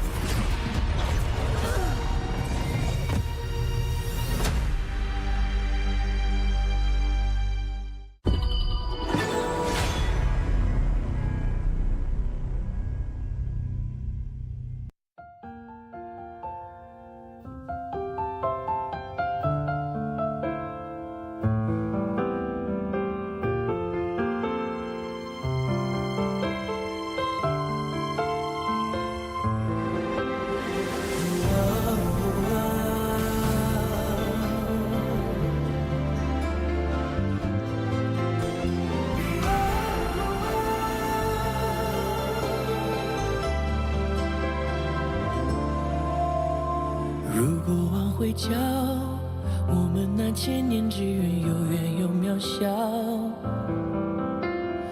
我咬紧回忆，为最初那口气骄傲。说分明时光，就纵身一条，御风而上很好。可能我知道，你蹲在另一秒。路被光环绕，怎么能忘了希望亲吻过心跳？问以后有没有我的续命草？我敢把想念抛向九霄，因为我真想要过上帝要，但是我没讨饶。等我看见明日再次的坐标，另一个我们要的地灵鸟，那破碎以后复原的连接往日未来的桥，是你给我明日从此的坐标，孤身到同行后再向前跑，雕刻在时间纤维中的荣耀。风和泪过招，我听到乌云说要苍穹的拥抱，月光下星空下铺有一只暗光鸟，我遇见回音对我一笑，说迎战吧别逃，拿着耐风号，那些破烂的羽毛，等我看见明日再次的坐标，另一个我们要的地灵鸟，那破碎以后复原的连接往日未来的桥，是你给我明日从此的坐标，孤身到同行后再向前跑，谁到此以后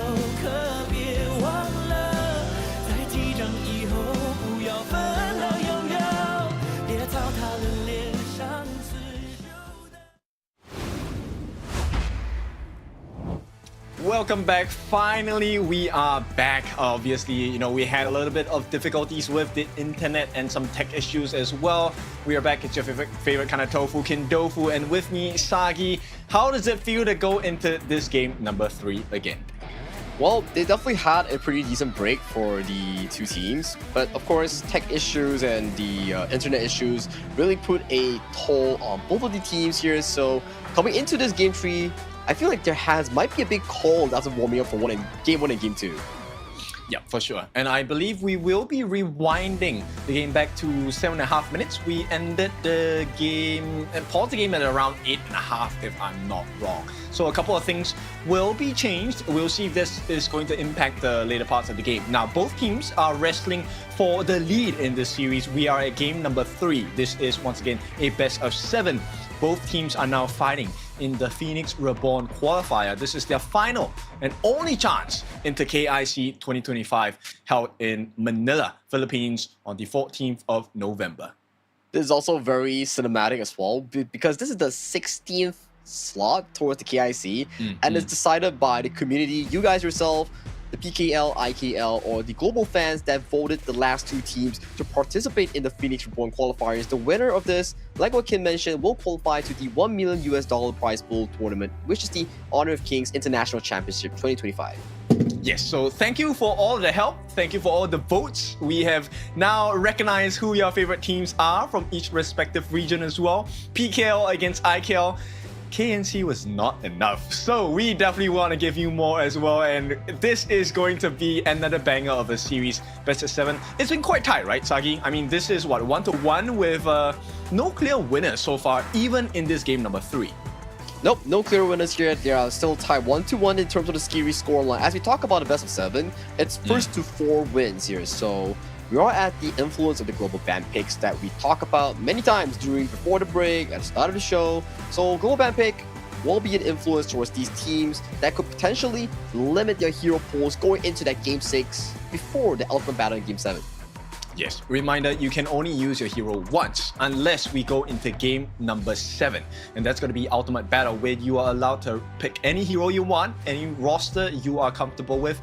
The only challenge is you don't know what your opponents will be playing.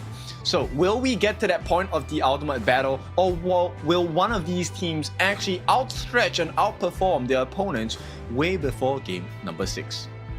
Game number 6 is the interesting one because, okay, we don't go to game 7 first, but game 6, you think about it, like, okay, game 6, it means that what? There's 25 heroes defaultly banned on both teams, and then there's 4 bans that you have during the pick and ban, so that's 29 heroes banned away from you. So if you think about 29 heroes banned already, that's like what? Almost 6 heroes per role? That's a lot of bans and could really challenge these players to a different extent in the best of 7. And of course, we are in the process of rewinding the game, so do bear with us as we are very sorry for the technical difficulties. Yeah, but of course, with that being said, then, you know, things start to get a little clearer, because as the hero pool kind of dwindles down, you also get to see, hey, you know what is left, so maybe you can play that big brain play of cutting out what it seems to be the strongest pick for your opponent teams as well. But that same difficulty is extended to you, so your hero proficiency is very important in Honor of Kings. Do you have like 7 or 8 heroes on standby if you get target banned, kid? Of course, guaranteed. I can play every hero, but I cannot play them well. So I mean, it depends, right? So if we talk about the entire roster of roamers, yes, I can play them all. Mid lane, yes, I think, yeah, I have explored almost every single mid laner, but results and performances may, you know, vary according to the situation at hand. You sound like the teammates that I get in rank that tries the heroes during rank, but instead of normal matches. Guilty as charged, but I do come up with decent results most of the time, right? I think, yes, some of you have actually met me online and suffered at my hands of my experimentations, but hey, this is where we are here to learn, right? This is where we are having fun, and of course, we want to get better at the game. We will eventually have a show match where viewers fight against the caster of your choice. Imagine fighting against Kindofu and all the rage that you had from those solo rank games. This is our time to actually shine. Oh, but I'm kidding. We don't know whether we'll actually have a show match because we're still waiting for the rewind that's bound to happen for the game 3 between RQ and also Wetrnd here. But let's do a bit of a refresh here. So hero picks for the side of the Wetrnd roster, they had the Athena role, which has been pulling a lot of strings in towards the jungle of RQ, causing a lot of chaos, causing a lot of terror. So that has been putting a bit of a strain against Bai's Fate. So Bai's Fate, not the most well-farmed jungle carry out there that we talk about. Yeah, definitely. And his opponent is going to be the Pei, right, for Arise. Arise has been subbed in for the side of Valdez, right? I think Valdez has performed pretty well in game number 1. But I think, you know, Wetrnd, they want to keep it fresh. They want to keep it unpredictable. So they're going to be swapping in Arise, who is now on the Pei. And accompanying him in that jungle is going to be the Clash Lane as well. Syndicate playing the Fatih for the side of Wetrnd, and going to be joined by the likes of the Garuda in the mid for Aaron, as well as the Flowborn Marksman for Darfin. So those are your 5 picks for the side of the PKL teams of Wetrnd. But let's go straight into the game. We've been waiting for a long time. And already towards the game here, we see an aggressive invade coming in for the side of Wetrnd as Bai does secure away that Crimson Golem. Yeah, Maze, of course, had to give his life, but he's coming back really soon. Aaron! Oh no! That's a shutdown by Harpist. And RRQ, there is a little bit more life with the pressure that Wetrnd has placed on them in this first 8 minutes of the game. Those flaming poles are hitting hard. Darfin already going towards half health here. So Harpist getting that shutdown over Aaron here right after the pause here. We can see the smite does come true for the side of Maze. Maze got that buff. He still gets it, and this one has to be irritating. In fact, this is one of the benefits, right? So you don't get the relevant buffs, and you don't get to distribute it to the people that you want. That's one thing, right? But the gold and EXP stolen away by Maze. You can see Bai, although they got the kill, they got multiple objectives, but he's still only tied with Arise in the jungle department. Alright, so we'll see. Now, 8.5 minute mark, this is not the Shadow variants just yet, but RRQ making a very different decision here, actually just going for that push instead of contesting for that variant, initial variant of the Tyrant. Machine Link here going in for a bit of a poke here onto Syndicate. Syndicate has to use the Sacred Tree Blessing to build himself out of safety here, but towers are in favor currently for the Wetrnd squad. Wetrnd, they are trying to get the map advantage, right? Which is why they actually had the split push at the bottom as well. Now, they did not manage to defend that T2 on the top, so this one might hurt Wetrnd a little bit. Yeah, for the side of Wetrnd, because we talk about Maze on that Athena role. Oh, but Aaron going down again. This is the carry that you cannot afford to keep making mistakes here. The pause definitely got into his hands here, making him a bit, just a bit too overzealous in this play. Yeah, Aaron was actually pretty solid in the first few minutes of this game, right? Never really got caught out, and now Maze, he has to be really careful. He's in the middle of 3. His life may not be as expensive as before, but life is still one that is important. A rampage this time for Harpist, but they need to look for more. And Wetrnd, where is this gap that RRQ will give them? They have to find it. It comes in the form of Syndicate or potentially Maze going for the jungle invades, but Flash engage onto Arise. Yep, they got him as well. Can he get the burst down? He manages to get out. Harpist in danger, but he gets the life of Darfin first. On the back line, Syndicate does manage to make a trade for Lex, but he's all alone. 1v4. Oh, hang on. Will he make that great escape? Syndicate actually buys so much time for the team as well. They can't really make the chase. Xingling should be able to get his life in due time, but for now, Syndicate, what a play. He gets the T2 at the top as well. He's just making things work. Wetrnd, lifeline secured as he double jump for Maze. He's gonna give his life for the cause. Arise looking for the backup as well. Maze will have to give his life, but can they make the trade? But Syndicate, due to the heroic play coming in for both Syndicate and Maze, this does give a bit of a space here coming in from Wetrnd to contest for the Shadow Tyrant. But with the ultimate here coming in from Vibe, this does go into the hands of RRQ safely and soundly. Yeah, the Hardened Jade mark, this is what we were talking about, right? This is why you get the fade, because the objectives should be in your hands, guaranteed once you have that 1/8 of a life bar left. Now, Wetrnd, this is going to be a tough struggle though. It will be a tough struggle coming in from this spot here because Maze has already skilled out of the game. Even though he only costs like, what, 20 gold? But the pressure generated by this hero is no longer as relevant compared to that early game here. You can see damage is starting to ramp up on towards this hero here. Onto Athena here. It's starting to get so stressful for side of Wetrnd because this roamer has lost its value. Yeah, no longer able to invade, right? It's really just about getting the base in. Xingling now, the next target of choice. They do try to get the catch, unable to find it, actually get the return kill onto a Rise as well. And here comes the cavalry for the side of our RQ.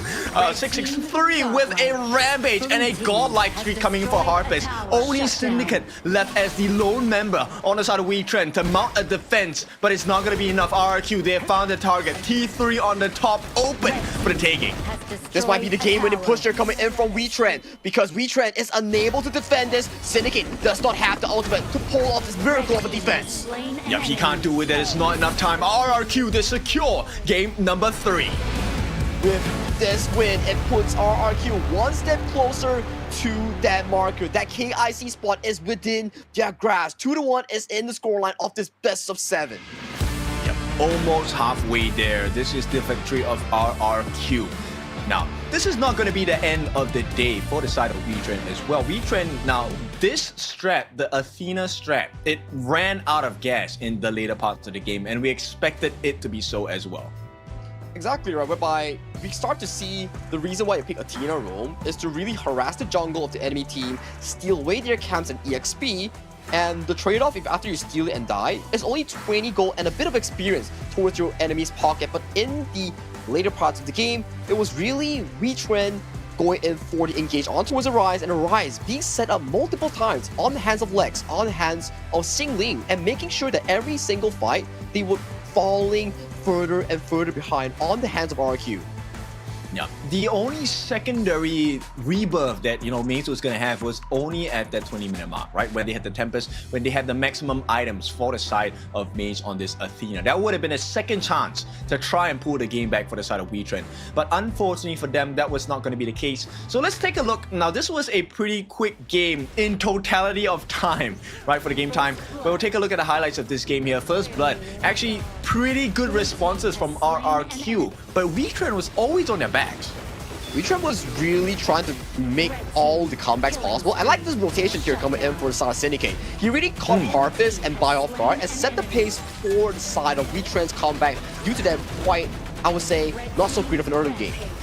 Yes, and even after all of the deficits that, you know, Wetrnd was trying to put onto RQ, it was still not enough. RQ found that marker, lasted a bit longer than that 10-minute mark, and actually made life difficult because Maze completely offline from there. Well, let's really put on one thing, right? You can see all these plays, all the favorite of the group, but one man deserves that one MVP. Who do you think that deserves to? I think it has to be Xingling. Okay, Xingling might not have been my prio pick, but Xingling is definitely deserving. 7, 1, and 8. He was all around the map as well. This Dharma putting in a lot of work, dealing 61,793 points of hero damage to the side of Wetrnd. A very fast game and a very quick performance here coming in from Xingling. You can see that a lot of plays coming in for the side of RQ happened so to be started by Xingling. He was setting up a Rise, setting up the side of Darfin on that global marksman, and he was everywhere across the gorge for this game 3 victory. Now, this is going to be a great start for the side of RQ. They now lead the charge in terms of the series 2-1. We'll take a look at the itemization here. So why did Maze fall off here? I feel like when you progress into a game and you're playing Athena roam, once you lose that tempo in that jungle invasion, you really start to fall really back in terms of the goal lead. Once you start falling back into the goal lead, you cannot actively invade the jungle. Your team is just losing out on those side lane fights, losing out on those early game tempos set up by the Athena.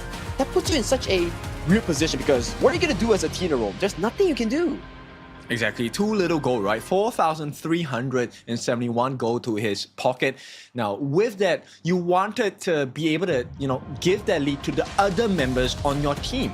And if you take a look at the stats of this, they did manage to get quite a bit of damage out of Aaron, out of Syndicate as well. But at this point of the game, it is not enough because the important people like Bai, like Xingling on the side of RQ were already hitting those damage marks. And if you're Wetrnd, you gotta be wondering, subbing out Valdez for Arise and coming into this game whereby Arise didn't have the best of the game here, is definitely gonna hurt the team's morale because for Valdez, he had a phenomenal game number 2 on that Ogren. So this game 3, it's a bit of a different look compared to that game 2. Well, I feel like Wetrnd, once again, they want to keep it fresh, right? They want to keep themselves unpredictable. That strategy normally does work because it's really hard to predict your opponent's movements and train of thought, especially in a competitive setting. But for now, RQ, of course, they're going to be ahead 2-1. I don't think it's the biggest deficit yet. We have seen Wetrnd come back from worse. So I think Wetrnd definitely still in the play. Let's see what they have for us in game number 4. It will be interesting because Wetrnd has had a lot of experience playing during Honor of Kings Station Clash back in Malaysia. It was at a live venue in front of a live audience, so being able to scrim against some of the best teams out there does allow them to accelerate their growth as a collective bunch. So I do believe in them to manage this Game 4, Game 5 comeback of a series that we're looking at. Yep, definitely. I think they have gathered a lot of experience. Now, once again, let me remind you that Wetrnd Esports is a very new team coming into PKL. This was their first season, right? When they came to the fall season, they actually did pretty well. They learned pretty fast. And now, with the switch up that they have achieved now for this Phoenix Reborn qualifier, I think it just might be enough for them to qualify into KIC. The only challenge that stands in their way right now is they have to win 3 games against RRQ. It's the challenge between each other. There's only one slot. There's finite slots here. You want to be representing your home region. You want to represent your own competitive region. So definitely, all hopes lies onto either of these teams, RQ and Wetrnd Esports. Okay, so let's now explain the difficulty. These are the global picks that we have gotten from both sides. From game 1 to game number 3, all these heroes are not going to be able to be picked up by their respective teams again, unless we head into game number 7. So quite a bit has been expended in this game number 3, particularly for the side of Wetrnd. I feel like this Fatih, Pei, as well as Garuda, these are all big picks, and it did not net them the win. Exactly, and you could look over to the side of RQ. Picks have been really invested, but it's been pretty even in every game. Every single game that they drafted has had like pretty decent power picks, but it never really broke the equilibrium for the side of RQ. But for Wetrnd, it's a bit alarming because game number 3, like you mentioned, Garuda, Fatih, and also Pei, not netting a win there, that's gonna sting you going into the further stage of this best of 7. Right, so let's explore a little bit, right? Wetrnd now, going into game number 4. I feel like RRQ, you could definitely let them play the RD, or just make life a little bit difficult, right? Right now, both teams will not be having access to the Loom anymore. There is still the channel pick available for the side of RRQ, and the RD pick for the side of Wetrnd.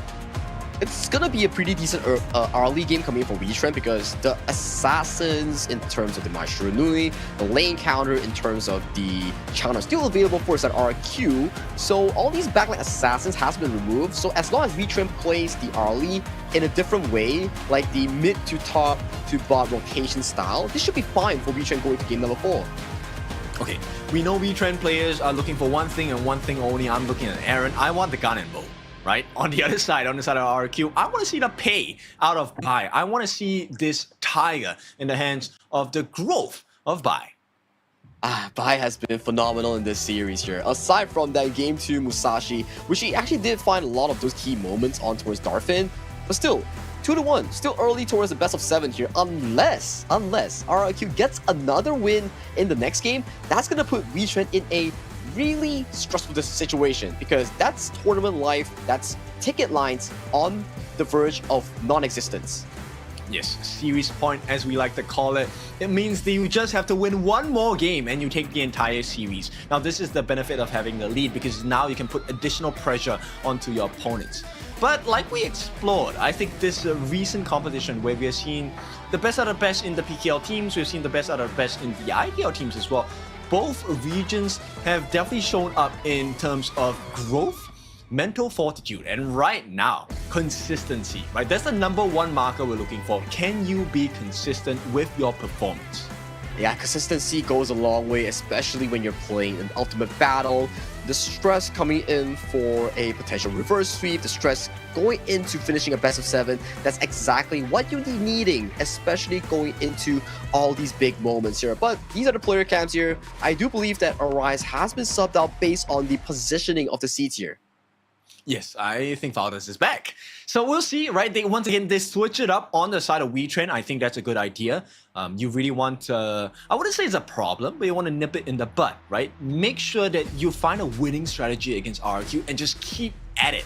And as long as you keep at it, I think eventually you will find your success. But the time is not going to be on their side here for Wetrnd. They need to find success in this game, and they need it now. Time is ticking, Wetrnd. You better be comfortable coming up with a decent team composition if you want to be relevant in this best of 7 here. But for Valdes, he's back at it again for the side of Wetrnd's jungle position here. So, what did Wetrnd do well in game number 2 that really got them the win against RRQ? Could you elaborate more? I think game number 2 really was the macro sense of the game, right? Game number 1, you see Wetrnd faltered because they did not take control of the wave management. They actually got split pushed to death by the side of RRQ. Same situation for game number 2. They handed that same strategy back into the hands of RRQ, where you realize that, hey, the rotations were not as quick on the side of RRQ. They managed to take a T3 really early on the side of Wetrnd, and they just managed to apply pressure on that wound. So let's see if they can do it again, because RRQ, they are adept at punishing the mistakes on the side of Wetrnd. But I feel Wetrnd is more potent in that particular aspect.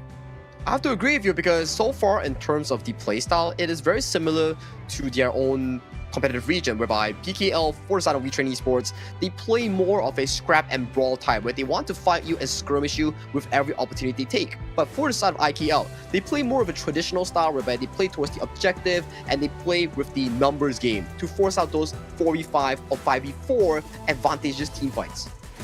So I'm curious to see how this is going to play, right? Because we've seen Wetrnd explore the late game draft. It did work for them in game number 2. Now in game number 3, did not really work out as what they had hoped for, right? They were expecting that initial growth in the pay as well as that mid lane Garuda, so that they could actually have the late game prowess on that Flowborn Marksman as well as the Fati, but they just were not able to reach that time. Yeah, and you could really see once you come back into the game, the Garuda had multiple mistakes coming in for the side of Aaron here. He was getting caught out, I think, like 3 times, and all those 3 times really resulted into towers, buffs, and eventually the game-winning push coming in for the side of RRQ. Yes, so we'll see if that's going to be the case here. Both teams prepping themselves to go into the bans and picks. We'll be heading into the ban and pick really soon. Now, a lot of heroes have been taken out, but not the most, right? Just at this point, 15 heroes from each side. And Dolia has been consistently banned from the side of Wetrnd Esports as a first ban from the side of RRQ. But without further ado, let's go into game number 4's ban and pick between Wetrnd Esports on the red side and RRQ on back again on towards the blue side. Alright, looks like the Dolia is coming true, right? It has to be, because if you don't ban it here, it is going to be picked up. It is going to be snapped up as well. I have to agree, whereby Dolia, it allows you to go for that Yang Jian combo. So banning out Marshuranui, the Luna, and then we have Wetrnd Esports going back to basics here, locking away the Guan Yu that's so efficient on towards the hands of Xingling. They do indeed lock in that Dolia. So we might see a Yang Jian come into play for the RRQ. It has to be, right? But at the same time, Wetrnd can take a risk and just pick up the Yang Jian on his own. Well, we have to see whether they do take that risk to actually pick it up for their side here. Clock sticking here, they could potentially go for the early that we keep talking about, and we could potentially go for that Yang Jian that to really steal away for the RRQ, and it's exactly what we have discussed. They do pull the trigger here, and they mess up RRQ's drafting plan. Yeah, not just one, they take both, right? So the RD as well as the Yang Jian, which means RRQ definitely has to put their hands on the channel, right? That is the most honest 50-50 matchup. In fact, it might be a winning matchup against the likes of the RD here. And we'll see RRQ. What do you want to use against the Yang Jian here? There are certain picks that you can really use, something to really limit him, like a strong, suitable tank, like the Ogren and Chano here. So this Ogren and Chano, it solves 2 things. Ogren's early game is really damn strong, and Chano is a strong early all the way to late game counter against the early here. So for this Chano, protect the president, play around the double carry here, buy on that battle tank, and harvest on that late game monster. It is the exact win condition for the side of RRQ. Yep, they also take out the secondary counter here. Wetrnd understands that the lane is still a viable pick because he's great at the chase down game, and the RD is especially susceptible to that vulnerability. The problem is for RQ, right? You have to think like, okay, they're banning out the lane, they're banning out more of these Dolia combos here. So what do you really pair this Dolia with? There's not a lot of options available in the pool right now, especially you have Virtual Yuhuan, there's no lane, so what do you pair this Dolia with? I would actually look at burst damage, right? Because one of the ways that you can play against the Yangjin, obviously you can try and out-sustain him, which is not the best idea at times, but you can also just burst him down before he even gets the heals out. So we'll see. Wetrnd understands that's the potential strategy. They take out the gun and Mo. But RRQ, they don't want to allow that flex for the Yangjin. They ban out the Agudo as well. Exactly, so this Yangjin is still remaining a mystery. That's the beneficial red side that we talk about. You see, they pick up the Zhangfei here, very consistent 4 picks here for the side of Wetrnd. They can still observe what Xingling picks towards that clash lane to really decide, Syndicate, do you want this clash lane matchup or does this Yangjin go towards that jungle? I think they will leave that decision to the final 2 picks by RRQ, right? This is the benefit of being in that red side, which is the counter pick side for the side of Wetrnd. And right now the question is mid lane, who offers that burst? Anua is great, but Anua gets Annihilation blocked by the Maple Dance. I don't think that's a risk you want to take. Well, the problem is RRQ has already expended that Nua back in game number 1, so that's not into their favor here. But clock is ticking here, but Garuda and Fatih here, so we will see a Garuda being the main hero that this Dolia will be refreshing those ultimates here. So those blades will be hitting hard towards the backline, especially on towards Heron and also Darfin. Is it going to be enough? I mean, they have the Zhangfei. The Bridal Outburst can be a huge turnaround in the fights because you then actually get access into Harpist on the channel. And you also have the chase down. If this is, regardless whether this is a clash or a jungle Yangjin, the Yangjin chase down is pretty sick. Now with that being said, they will lock him. This is a guaranteed, the jungle Yangjin. We have the clash laner in the form of the Mai. I think this is such a strong Wetrnd draft coming into this game number 4, whereby this really suits their playstyle. They like to brawl, they like to scrap, and this is the exact composition that allows them to look for those aggressive fights, especially at that 4 to 6 minute mark. So, if you were in the hands of and shoes of Wetrnd Esports now, do you go for that level 1 invade? I mean, it worked against them in game number 1 or game number 2. Game number 2. So, should they practice that strategy as well? There are Yangjin. Yangjin is pretty weak in that level 1. So, I don't think they should really do it because they're against an all-grunt. One wrong move from the counter invade, you will have your entire jungle handed over to the side of RQ. I think if you can really allow the side of Valdez to get that slow farm towards the level 4, that's your main priority in that early game. Alright, let's see how this game is going to be in terms of growth for both teams, right? I think the biggest wrestle here and biggest decision is where does this RD go after the first wave? I'm pretty certain they will try to make the multi-wave strat for the RD, so the RD will start in the mid lane. That makes sense. You start the RD towards the mid lane because you want to avoid the laning against the channel, and then potentially you can go towards the top side, clear out the wave, get that River Sprite, and then teleport back to either mid or bot. I think that's a pretty standard early rotation we talk about if the early on the hands of Darfin decides to start mid. You know what would be funny? If Harpist just matches that move, move for move, and they just follow each other throughout. That's difficult. Yeah. Like Harpist on a channel, you don't have the sufficient mobility like an early, so it will be difficult if you really want to match that rotation here. But these are the drafts here coming in game number 4 between RQ on towards the blue side and Wetrnd on towards the red side. Tournament lives on the matter here. Who wins, who loses, decides a lot of hope on whoever gets that final KIC 2025 ticket in Manila. RRQ right now on the cusp of putting themselves in a position where it is series point, meaning if they win this next one, not this one, but the next one after this game, they will be qualifying into KIC 2025, and we will see them in Philippines, Manila. But for Wetrnd, that is not the story they want to be told. The story they want is for Wetrnd to have risen from the bottom and gotten all the way to the top of this Phoenix Reborn qualifier in less than 2 seasons. That will be the best case scenario here coming in for both of these two teams, especially for the side of RQ. We haven't been seeing them a lot in the international scene ever since Honor of Kings S2 Invitational. That's been a long while. They are hungry. They are looking for validation. They want to go for the international scene. And for Wetrnd, like you mentioned, a very young bunch, the Avengers coming in from the PKL side, they had a lot of different players from different previous teams come together to make a strong roster. But without further ado, Ken, let's go into game number 4. Yeah, game number 4. This one is very important for both sides, but for very different reasons. Wetrnd are trying to hang on. RRQ, they're trying to tear away from their opponents. Only one dream will be true at the end of this game number 4. Whose will it be? And coming to the mid side, we already see a 3v3 commenced by both teams here. Darfin wanting to go for that early clear here, but is matched simultaneously by the strong members coming from RQ. Look at the damage on towards Darfin.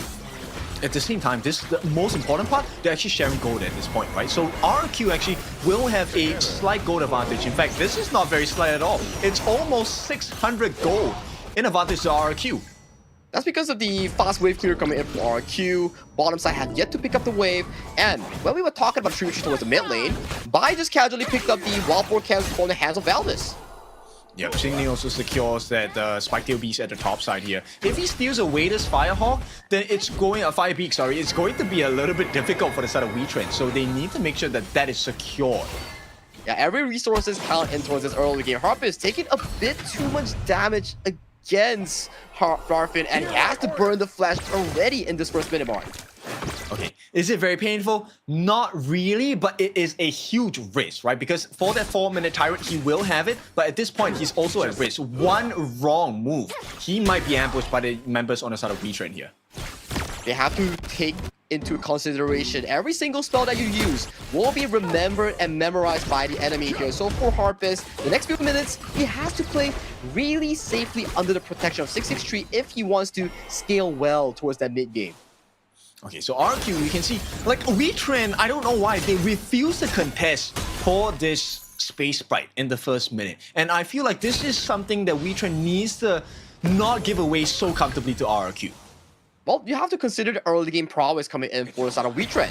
Valdez is not as strong compared to your Ogren, so you want to avoid these fights as much as possible when an Ogren is really present, because this Ogren, the lifesteal and healing is just too damn crazy here. But topside here, a bit of a tussle.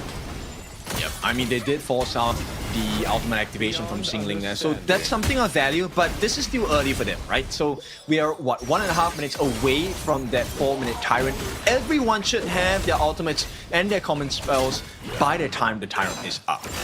It will be a slow and steady race here in this game number 4. So far, like you mentioned, nothing too crazy in terms of the score, in terms of the kills, but look at the goal lead here being generated by RQ. Through the goal sharing, through the more so on those jungle invasions and all those neutral camps objectives, they are looking pretty darn solid in this 3-minute mark. Yeah, and it's a 1,000 goal lead and a little bit more at this point. So Wetrnd, this makes that 4-minute Tyrant super important for them. They need to get the gold advantage, or at least equalize it, and as well as to put themselves in a position where they can actually fight against the members of RRQ. That's where Maze comes in, right? If he gets a beautiful Unbridled Outburst into Aaron's Disrupted Deluge, that could really set up Wetrnd's tempo for that Tyrant here. But so far, we don't really see much of a movement. We need to see how they really set up here, because Darfin is going in very aggressively with that Maple Dance. He wants to force the flash out, but Harpist knows this. He backs off, but the support does come in from the side of Lex as well. This is where the piercing effect is so important from the side of Garuda. Now, we are 20 seconds away. Which team will actually put that prio position for the Tyrant Pit? You can see for Wetrnd, they're positioning very aggressively. Valdez already considering that bottom side river here, getting more of this control. Both teams, especially for the side of Wetrnd, they're going very aggressively on towards this bottom side. Every single mid to bottom exchange leads to the control of this river. As we head towards the 4th minute mark, this is the time to see who makes it big. Who's gonna burn out resources? Who's gonna pay? And who's gonna earn? This one is important. Maze steps right in the middle of the pit. Will they go for the reset to jump in by the side of Valdez as well, just to push them away? So with the successful reset from the side of Wetrnd, this is now a timing game. Do you go for the buffs? Do you give away this Tyrant and try to make the steal instead on your opponent's jungle buff? Tyrant has been But for RRQ, they answer you easily. They're like, okay, we don't want any of these early game team fights. We don't have sufficient crowd control. We just want to play it chill. But bottom side is under fire from the Zhangfei as this is happening. Yep, they have to get this Crimson Golem. It is necessary as a trade. In the meantime, they will give away the T1 at the bottom. So Wetrnd should be happy with this. But for now, one more angle for RRQ to explore. Can they get a gank somewhere else in this map? We're looking at Syndicate as the potential victim. Well, Syndicate is on a Mayin. There's a lot of these like anti-CC plays that he could really contribute. But if you're thinking from Wetrnd's side, you lost the entire topside jungle. That's not gonna be really comfortable if you are a Valdez or if you are Darfin that really needs that Crimson Golem.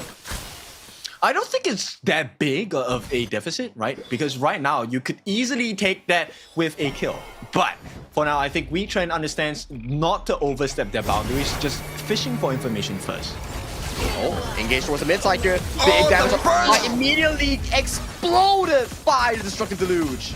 Yeah, Bai is going to be taken down here, and this is going to open the doors for the T1 in the mid. No more extra protection at the same time. They have managed to keep their eyes on Xing Ling here. And this means the map is very much in favor of Wetrnd. The PKL fans are very happy with this one because that's another additional map advantage gotten by the side of Wetrnd. This is the Aaron that we saw during the Honor of Kings Nation Clash. He's so good in setting up these plays, and that play alone really made Bai out of position, made him drop that kill, and right now Wetrnd in a much more comforting position right now. Yeah, but they have to be really careful, right? It's nice that you get the two side lanes, but the T1 in the mid is still that prio that you want, because you want to have safe entrance into the jungle. Now, right now, Bai, because he has the timing on the Crimson Golem, he will step in to try and make the steal. But there are 4 different members on the side of Wetrnd down here. The defense and the save attempted by the side of RRQ just to push them away, and Bai did manage to get the steal.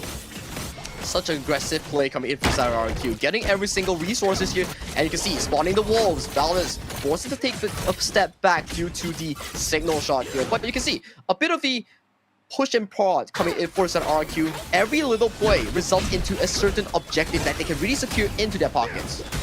This is what I really like about the Wetrnd playbook that you just mentioned, right? Like, they are playing their macro game a little bit better. And every game that they're able to out-macro their opponents, Wetrnd tends to get the dub. So let's see, RRQ, they're not playing bad, but for now, they haven't found an answer just yet. Oh, but Darfin going really low due to the ultimate coming in from Xing Ling here. Has to back away, forces out the Frenzy to get some lifesteal to stay relevant in the further rotations. Yeah, for now, they're trying to maximize the farm coming into the side of Wetrnd, right? Specifically funneling it into Darfin. Darfin needs to find success in this game, not just in positioning, but to have that gold advantage for items as well. Right now, they're keeping neck and neck against our RRQ, which is a good sign for Wetrnd fans. 10 minute mark will be so important if you are a Wetrnd fan, especially. You want this early to get those big team fights, get the 3-item power spike, and force Channel to be in such a discomfort here. So as long as Wetrnd pace themselves, give Darfin sufficient space, give Valdez sufficient farm, that could be pretty good setup prior to that Shadow Tyrant in that bottom side. Well, if they can find Harpist, that would be great, right? But one of the problems you're seeing now, oh, hang on, Unbridled Outburst with the knockback as well on the backline. Valdez looks for an opening, looking for that play. Syndicate as well, 2-on-1. He holds off the rest of RRQ, but for now, nobody takes a fall just yet. Wetrnd, they managed to stave off the aggression coming and comeback potential from RRQ as we look for the next 1.5 minutes before the Shadow Tyrant and Overlord spawn. Clean disengage coming in from both teams here, especially for the side of Wetrnd. This time, they do secure that objective, the Crimson Golem, for their own taking here. So that does stop the bleeding for the side of RRQ and puts the game back into much more of a original zero state. Yep. equal standings right here. This is important. Maze, he's just looking to get his ultimate up, and with that, they will not be able to secure a steal on the side of Wetrnd. They have to give away this buff, Tyrant buff that is, to the side of RRQ. This means T1 in the mid should be secured. A couple more hits. No, they do make the save, or at least an attempt to one more hit.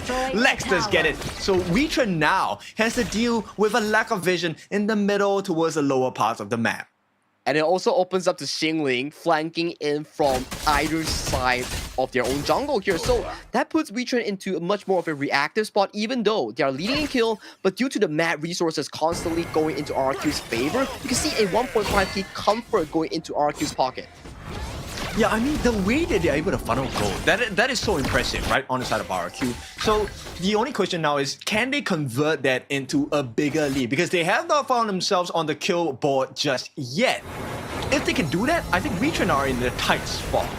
This might be another one of those approaches here coming in for side RRQ. Do they go for this invade? Do they go for these big plays here? But bottom side of the river here, we do see an Unbridled Outburst breakthrough, but it's just a bit of an engage. There's no casualties just as Valda's getting stuck on really hard. He's going in. He wants to get the lifesteal as well. They feel like they have to commit because Maze did commit his Unbridled Outburst. Now with that, they don't get the steal onto that Crimson Golem. It goes in the hands of Darfin. But with all of the ultimates down, this is going to be a difficult wrestle. Both Wetrnd and RQ have expended quite a lot of skills and ultimates. And right now, this 10-minute mark is very important. It has been started here. Shadow Tyrant in favor for RQ's positioning here. How does Wetrnd respond towards this? Because key ultimates has started to come up, but Maze has no access to that Unbridled Outburst. This thing is burned down super fast. They need the smite. They get it as well. Wetrnd, they have got that smite down, but can they get the kills? One life, a little bit too much. Syndicate has to give his life. They need to back out. Wetrnd running tails between their legs now, and they will make it out at the cost of just the life of Syndicate.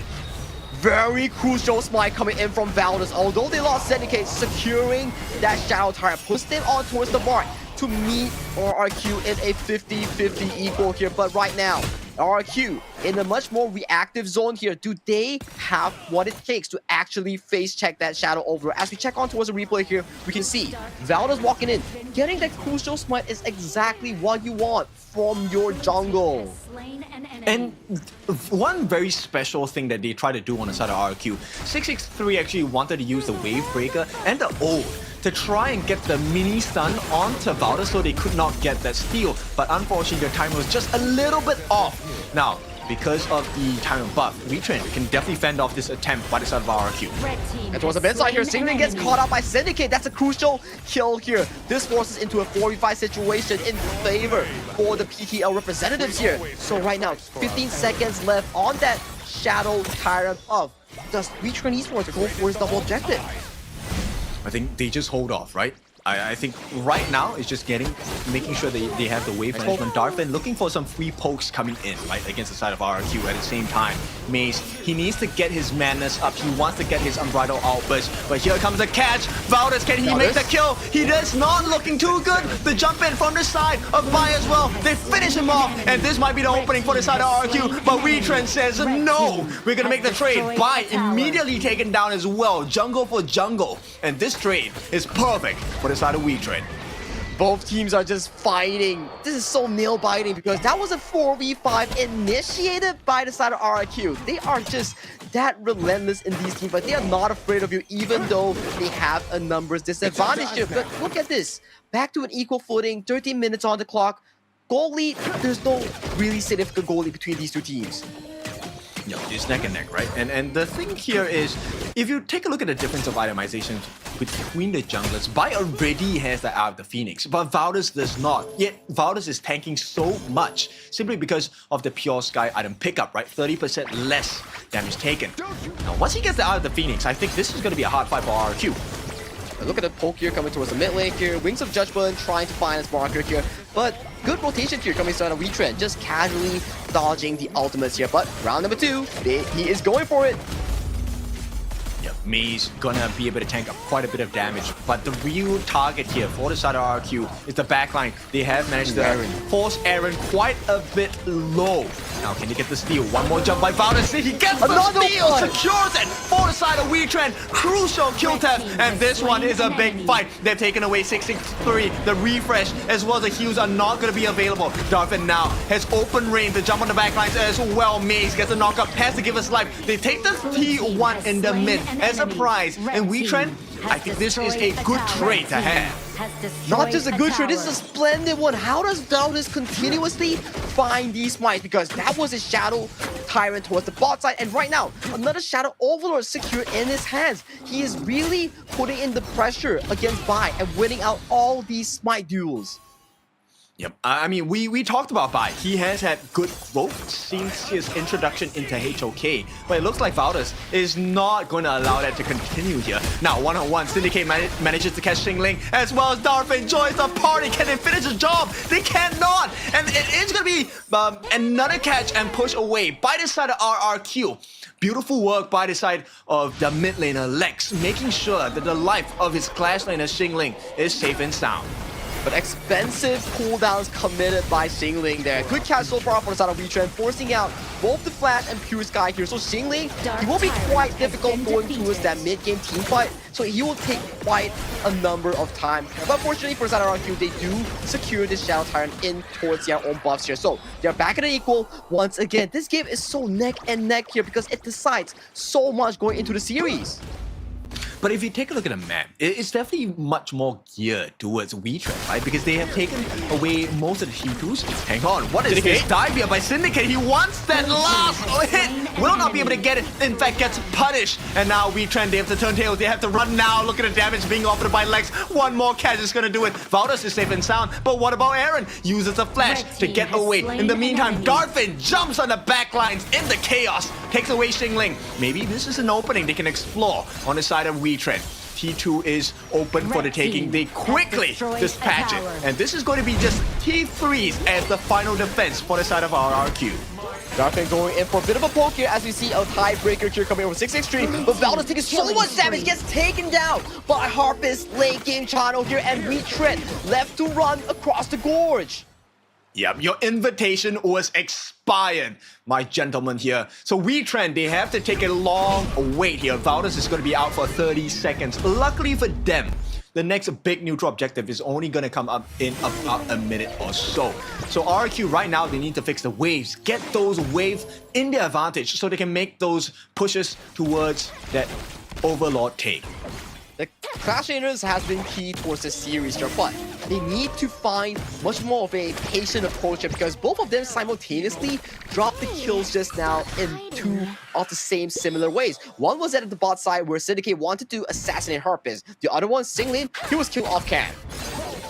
Yeah, but you can start to see what both teams are looking for, right? Harpist, the chase down by Syndicate, that was what Syndicate needs to do, but here comes the wraparound Maze, opening up with the Unbridled Outburst, catches two, but here comes the save with the side of Lex as well. Too much damage! They get down Syndicate, and now they turn this whole situation around. Darfin, with his first life, manages to get down Xingling, but it's not going to be a good trade. 2 for 1 at this point, with Darfin super low as well. They have gotten down the jungler, they've gotten down the Clash laner. Darfin, he needs to make this work for his team, but he can't do it alone.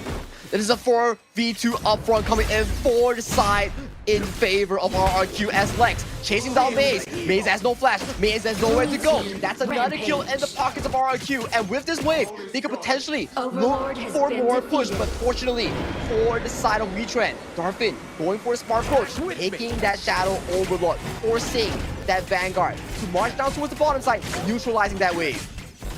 That might have just saved their game, but it looks like no, that's not going to be the case. The instant summon is useless. Wetrnd immediately, the Shadow Overlord is going to be chunked down by a lot of its health because of the damage offered by Harpist as well as Lex. Now Wetrnd, they need to make something happen, but they don't really have a lot of time. In less than 30 seconds, the Shadow Tyrant is going to be available for the taking, and RQ does not have the debuff on their hands. But fortunately, like at the very least, Wetrnd, they have stronger waves here. You can see towards the bottom side, 2 strong Vanguards are marching down towards that bottom lane here, putting pressure to RRQ, making sure that, hey, you gotta clear this burst before you commit to this Tyrant here. So they will be showing their vision across the map as this Tyrant spawns before the Tempest Dragon.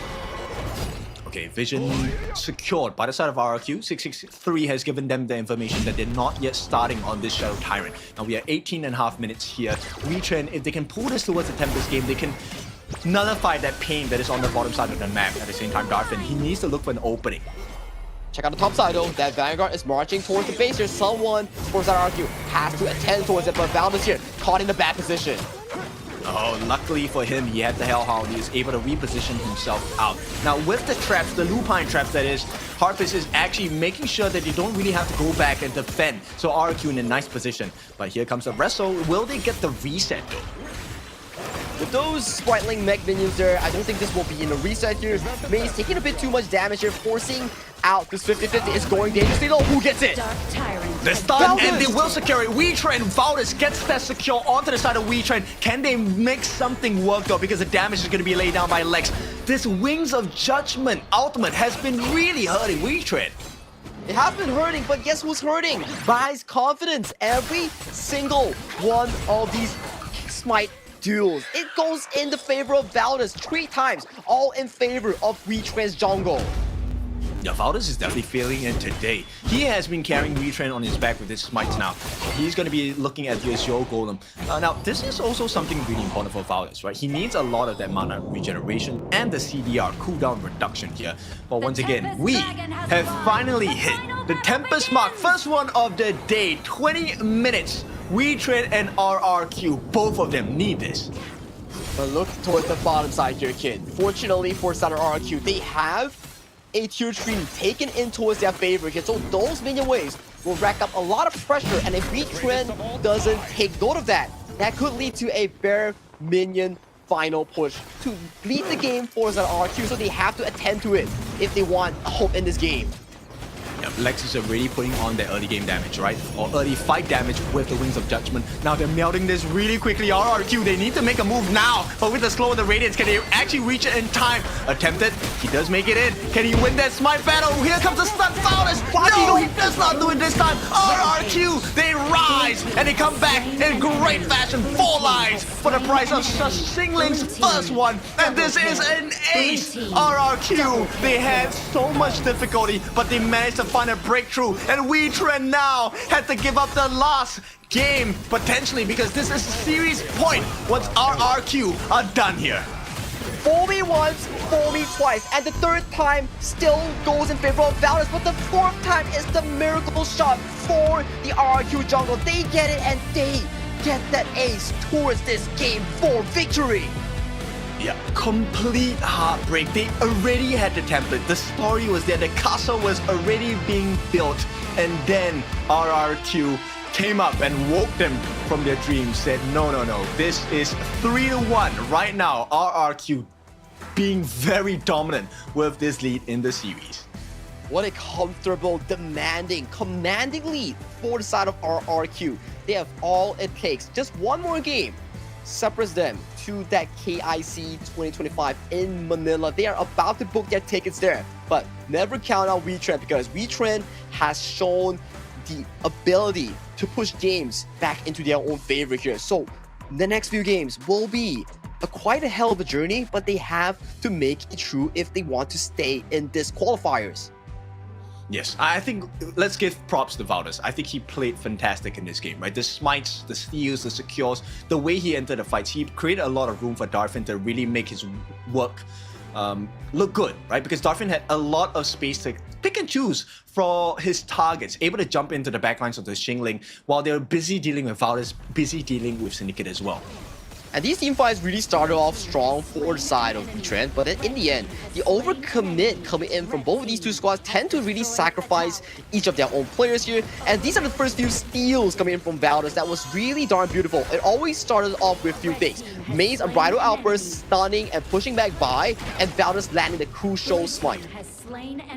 In fact, you know what? I feel like Wetrnd has definitely played this particular game in the series really well. But that those big moments coming out, especially from Lex, this Garuda was a huge problem to deal with. They could not find an answer. The range is just too crazy. There's no one that can really reach the Garuda. You need Syndicate to really lure towards the backline and find those key catches here. But this one, another one coming from Valdez, just pushing away by.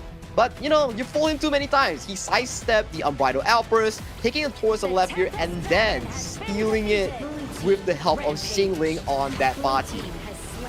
They were just a little bit too anxious on the side of Wetrnd, right? At the same time, there was also this additional pressure that Mace might not have been able to take too much damage from the lineup. But of course, there's only one man responsible, and that's going to be the MVP. Let's find out. The MVP for game number 4 is none other than RRQ Harpist, the silent assassin here. 4-0-8, dealing a total of close to 150,000 worth of hero damage. He had a clean game on that channel here. We were looking at multiple engage angles coming in for the side of Wetrnd. We had the Meyin, we had the Zhang Fei. All these were constantly looking at the channel, but in the end, flawless game coming in from the RRQ farm name player and really deserving of this MVP title. Yes, he was silent but deadly. He actually made those really critical plays, one of which we don't really highlight because it's not the action, but him putting the lupine traps at the top to make sure that his wolves would actually deal with the shadow vanguards. That was so smart coming in from him, pre-planned. And take a look at that. For all the success that he found, 15,000 worth of gold in his pocket. 4-0-8, didn't drop a single time. And take a look towards his left side. Lex also had a very clean game as well. 0-0-11 fully slotted on towards that Garuda. They were really playing up to these two members in all those team fights, whereby Bai, Lex, and Harpist was constantly in the faces of Wetrnd's heroes. Yep, look, the itemization on Lex, yes, this is a standard build, right? But the Frozen Breath and the Twilight Stream, these two core items coming in for the side of Lex really made life so difficult for Wetrnd, because the moment like players like Maze on the Zhang Fei, once he's caught by your Wings of Judgment, it's really hard to walk out of it. Yeah, but okay. If you're Wetrnd, what do you really do to come back towards this series? Because right now, 3-1, coming back from the pause, immediately it was in landslide in towards an event in favor of RRQ, and coming into this game number 4, RRQ, even though they got stolen like what 3 major objectives, they still found the most important one and pointed you straight towards the face and forced it to a series point right now. If you're Wetrnd, you're not feeling good. I would say go for your Liu Bang picks, right? Any combination works. Give us a Lam Liu Bang, give us a Musashi Liu Bang. Those are still open for the side of Wetrnd, if I believe. And then now that the hero pool is kind of dwindled down, take a look at what other options that RQ has and cut those resources off. That's a very smart approach here, especially drafts still do matter as we stack up the draft going into game number 5. Almost like what 20 heroes will be default banned on towards both sides here, so that's still a bit of unfortunate news only if Wetrnd has sufficient hero pool to be playing around this best of 7. Oh, they definitely do. They have to have it, right? Like the Garden Mode. Guys, where is the Garden Mode from Wetrnd? I want to see the Aaron Garden Mode. I want to see, you can even put the farm in as Hoey. Just get the Burning Sun arrows down, get the stuns, and then the job will be done. But of course, we are getting a little bit too hit. We will take a short break. When we're back, it is time for game number 5 and potentially series point or tournament point for the side of RRQ.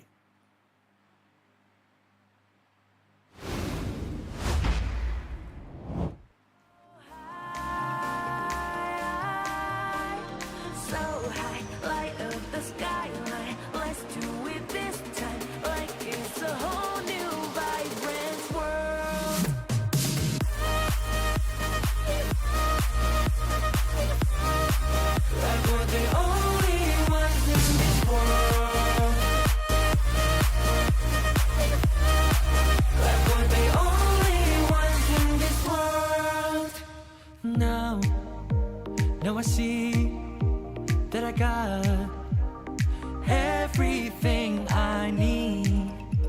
It's alright, I'm on fire, I'm alive, cause now I fly so high,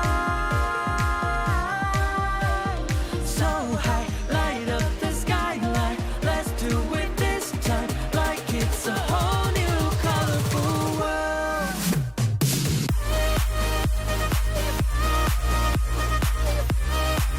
Like we're the only ones in this world.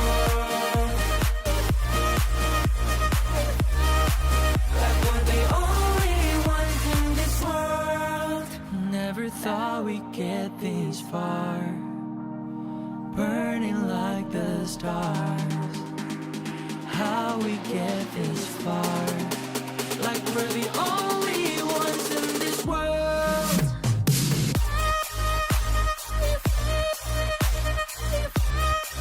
Like we're the only ones in this world. Like we're the only ones in this world.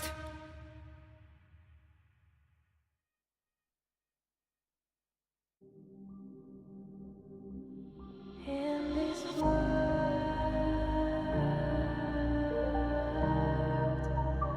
only ones in this world,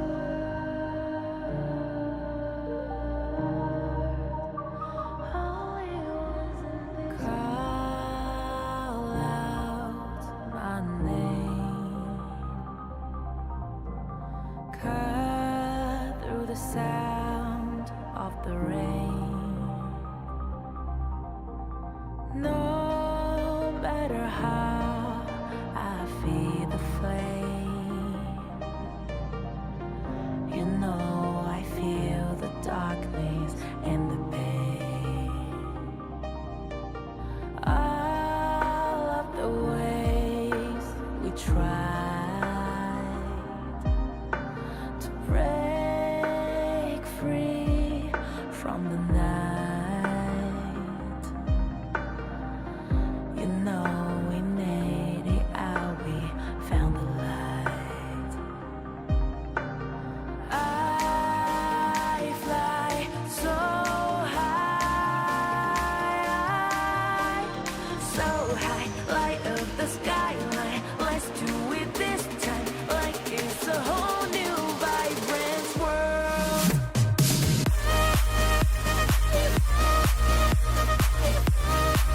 Like we're the only ones in this world. Like we're the only ones in this world.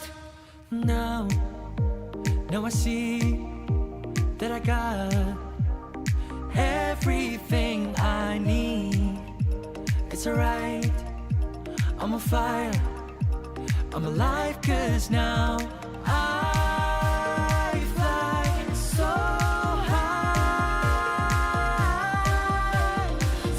high, light up the skyline. Let's do it this time, like it's a whole new colorful world.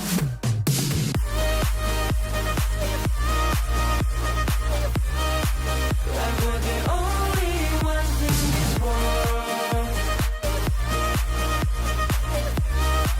Like we're the only ones in this world. Never thought we'd get this far, burning like the stars. How we get this far, like we're the only ones in this world.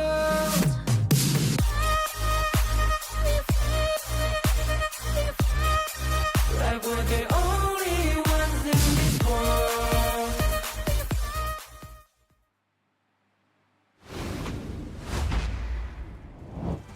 Welcome back. It is time for potentially the last game in this series. It's your favorite kind of tofu, Kindofu, and with me once again, Sagi.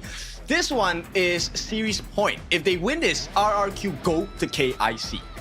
Ha, that is exactly what every Indonesian fan, every IKL fan wants to happen here. But if you're a Filipino fan, if you're a Philippines PKL fan, you don't want that to happen. You want Wetrnd to get back on towards their footsteps and put on a good show, force it to an ultimate battle, and then fight for that slot to the KIC, because it is home grounds advantage if they make it to Manila's KIC. Definitely. I feel like the fatigue has definitely taken its toll on the Wetrnd players. So right now, it's time to dig deep, get all of the heroes out, and play your game, because RRQ has been very dominant. You can see in game number 3, game number 4. Now as we head into game number 5, we'll take a look at what is left in the pool of heroes for both teams. Okay, so let's take a look at game 1 to game 3 here. So after this, you're standing there looking like, hey, what is really left coming in for side of Wetrnd? They still have the Dolia and also the Gun and Mo, but that has yet to be allowed on the side of RRQ every time. Either Dolia is open, it will be picked by them. Or if it's not open, it will be banned by them. I feel like, you know what, one of the random bans they can actually do, I mean, not really random, but just take out a gun and move, right? I think that's one of the main heroes that's left on the side of Wetrnd. That could potentially be one of the main options here, especially if you are on the RRQ's drafting side. So as we progress into game number 5, hero options are starting to diminish as we talk about, especially towards the mid lane pool. You best believe that to limit Wetrnd, the first best available option is to limit Aaron, because Aaron has been the core of the entire team. Definitely, when Aaron does well, I think the team really does shine. But another shining star coming out from the side of Wetrnd has been this jungler they call Valdez. I'm really curious to see what else he has in his bag of tricks, because they really need it now on the side of Wetrnd. For RRQ, there is still the potential of, actually for both teams, Princess Frost, Liang. These are all big picks that are still available. And it's difficult for the side of Wetrnd because I do believe that they only have like very limited time to train with Valdez ever since the Honor of Kings Nation clash. So the synergy and also language barrier might be quite limited from the... Yep. Now, with that being said, it is a little bit of a stretch for now for the PKL hopes, but we will still put it out there. The ultimate battle is still a possibility, and we'll explain what the ultimate battle is. So ultimate battle, when we hit game number 7, all the heroes are once again unlocked. You get to pick them once again, and then the only challenge of the ultimate battle, you don't know what your opponents will be picking. Yep, game 7 goes into a side selection between 2 teams. Whoever loses game 6 will get that side selection for the 2-minute countdown, and then moving on towards that hero selection, it will be blind pick between 2 teams where you have no idea what the enemy team picks until the reveal of those heroes. So you might be into a situation whereby you are drafting the exact same heroes because of the meta, or you play the big brain, the 5-hit style. You go for the predict. Yep, you predict the enemy. It's like, okay, those are the 5 few heroes that they will pick, and then we counter those 5 few heroes, but it's much of a gamble. Yeah, so let's talk about the future when it has arrived. Right now, we go back to the present at our series point for the side of RRQ, who are going to be on the red side, counter pick side Wetrnd. Once they get prior pick, they are going to be on the blue side, banning away the Pei and the Charlotte. This is the first time of the series, I believe, that Wetrnd defaulted towards the blue side here, so I'm really interested to see what sort of heroes will be prioritized by Wetrnd on this first pick side. Yeah, curious as well. Luna is going to be banned out for the side of RRQ. This is going to open up so many different picks. The Jing is available for both. Wetrnd now bringing out the Syndicate Guan Yu. Let's see if this is going to make the difference for them. I like the approach, right, whereby you start to see whereby Syndicate on this Guan Yu, there's not much of a counter coming in for the side of RRQ because Charlotte is banned out, Mayin has been picked, so what does it leave RRQ to really pick a direct counter to limit Guan Yu in his footsteps? I think if you can't really find a counter, then you find a counter in a different lane, right? So you can actually choose your winning and losing matchups. It's almost impossible to win every lane altogether, right? That's the strength of the having a coach. In any case, RRQ says, you know what? That doesn't matter. We will pick up a burst composition to deal with this Guan Yu later on. And that's going to be in the Lady Sun pick, along with Lady Chen as well. Good answers to the Guan Yu pick. There's also one more you can really pick if they are going in for the counter against the Guan Yu. Lock in that Floorborn tank for the Hands of Bai. That could spell a lot of chaos, especially when you're coming in with the Razor Cavalry. Those 3 triple knockups will really silence that Guan Yu. But Wetrnd, they go back to basics here. They draft in the Dun Dolia here as a strong early to mid-game jungle roam duo. All right, and this one is a very strong frontline composition coming out from the side of Wetrnd, right? And they need someone to be able to match blow for blow with this Lady Sun. It's not looking too good. RQ, they don't have access into the Dolia anymore, but they do get to take away the Yang Jian. So let's see, how does this work out for the side of RRQ? This is a red side Yang Jian, so they could really flex it up to the very last moment here. They could tell Wetrnd like, hey, you want to ban out the Clash lane or the junglers because this Yang Jian could just go everywhere because they already know this Guan Yu is in that Clash lane. Yep, at the same time, they take on the Ming. This is one of the special feature duos for this side of the Lady Sun. But I feel like there is also the potential of huge tanks coming in for the side of RRQ. Exactly here. And looking at the bans, you kind of have to wonder something as well. What is Wetrnd's farm lane gonna draft? He has already expanded the early long channel and also the football marksman, and you're ban away the Marco Polo. So what are the available options for Darfin? Is it going to be the Cars or you? That's definitely one possibility, right? That's one of the answers to be able to deal with the big burst damage coming from the Lady Sun with the frag grenades and the rolling raids as well. If timed properly, you essentially negate all that damage that the Lady Sun offers in that one instance, which is great. It could turn fights. The other consideration is you go late game for late game, right? And you pick up a Shoye. Oh, Shoye, yeah, that's definitely something we didn't really cover on. Shoye, if he does get to those 4 or 5 item power spike, he really hits super insane. You could 3-shot a squishy with those auto attacks. Oh, for sure. And here we go. We talk about the healing compositions coming out, and they saved this one for the last RRQ. Picking up the Secure. This one is truly going to be a problem. They don't have a lot of burst damage on the side of Wetrnd. Oh, very aggressive laning here coming for RQ. So whatever Wetrnd picks on this 4th pick, they really need something on the farm lane to sustain this laning phase against the Lady Sun, against the Sakura, because these two are super duper aggressive. The burst damage is just so darn high in that laning phase. Yeah, actually this one's quite hard to deal with. Wetrnd, they need this last 2 picks needs to be of maximum damage capacity. And we talked about it, RQ straight away, they banned out the Garemo as well. This would have been a great save. But I like this answer, you're gonna pick up the Angela for Aaron in the mid. Here, I like this, you have that legal immunity to get out of jail free once. But are you gonna sustain against the damage that RRQ has? Potentially, they want this game to end around that mid-game marker here because Direnjie and also Angela, they work best if you fight in the choke point and have consistent front line to pick off the first target that you see. So that could potentially be the case for Wetrnd here. But for RQ, what are they going to cover here on their last pick? Is it going to be a jungle or is it going to be the Clash name? Because this Yang Jian, we still don't know where is the final nail on this pick. I think you go for another tank, right? You don't have the Ambrosia. Oh, they want to double down on the aggression. So the Elaine, okay, this is going to be very important because actually being able to stop the Guan Yu in his track is very important. But also, you get the dive onto Darfin if that situation arises. No pun intended. No pun intended. I was kind of thinking, right, like Arise. He's not here, but okay. So like for RQ, this Elaine pick, it has been nerfed several times. We rarely see an Elaine come out without the presence of a Dolia, but due to the global ban pick, RQ has already expanded the Dolia in game number 4, so this is a plain Elaine going towards the Clash, and I'm very eager to see how RQ Singling actually brings out this pick. It'll be interesting, but it's not impossible, right? That's the beautiful thing about HOK, where you can have kind of the so-called lesser picks, but it's a team game. If the team synergizes well, you would see that this Elaine can become a true monster because they can't help but to deal with the Yang Jin. I fully believe this game is going to be on the hands of Bai. If Bai can hold their attention, and with the help of the Lady Chun pick as well mid for Lex, then they will have their hands full. Nobody's going to be able to keep their eyes on Xingling.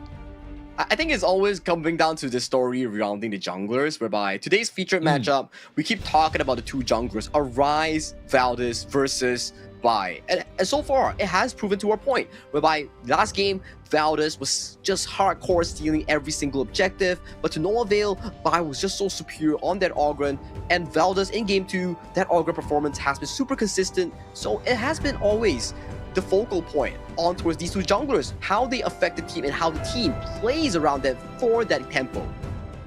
Yes, and also because if you take a look at the pick for Valdez, right, he has a Dun Dolia combination, a double Ds, of which we absolutely love. But there's a lot of control, and that might cause a bit of problems to the RRQ lineup.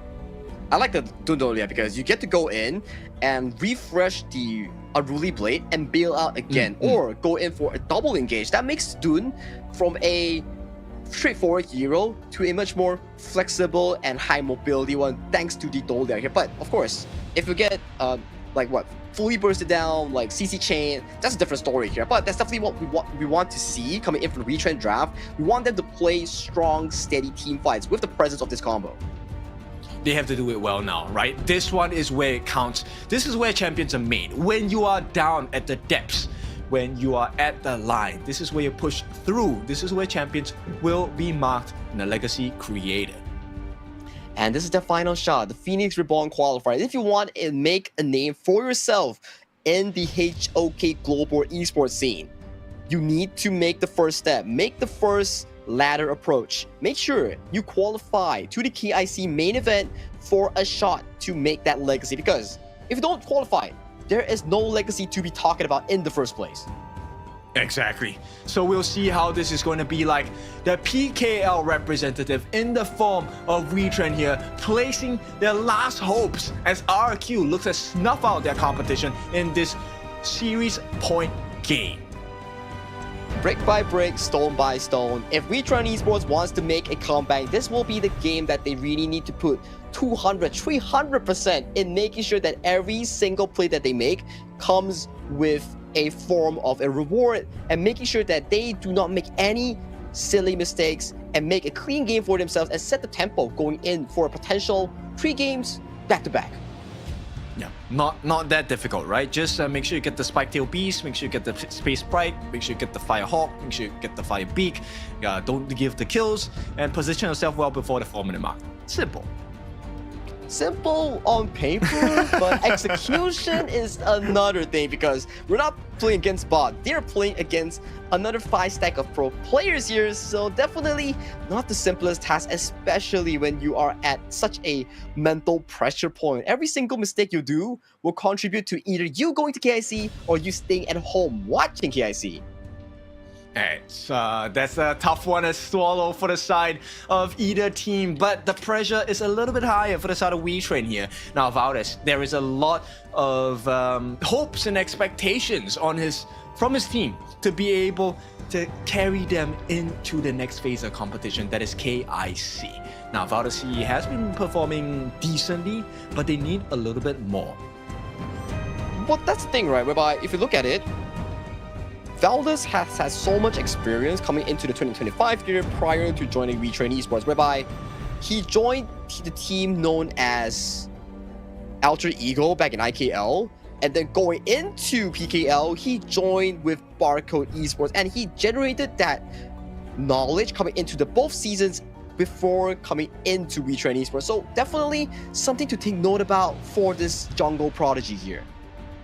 Oh yeah, for sure. I would really like to take a look at their journey, because this is very important.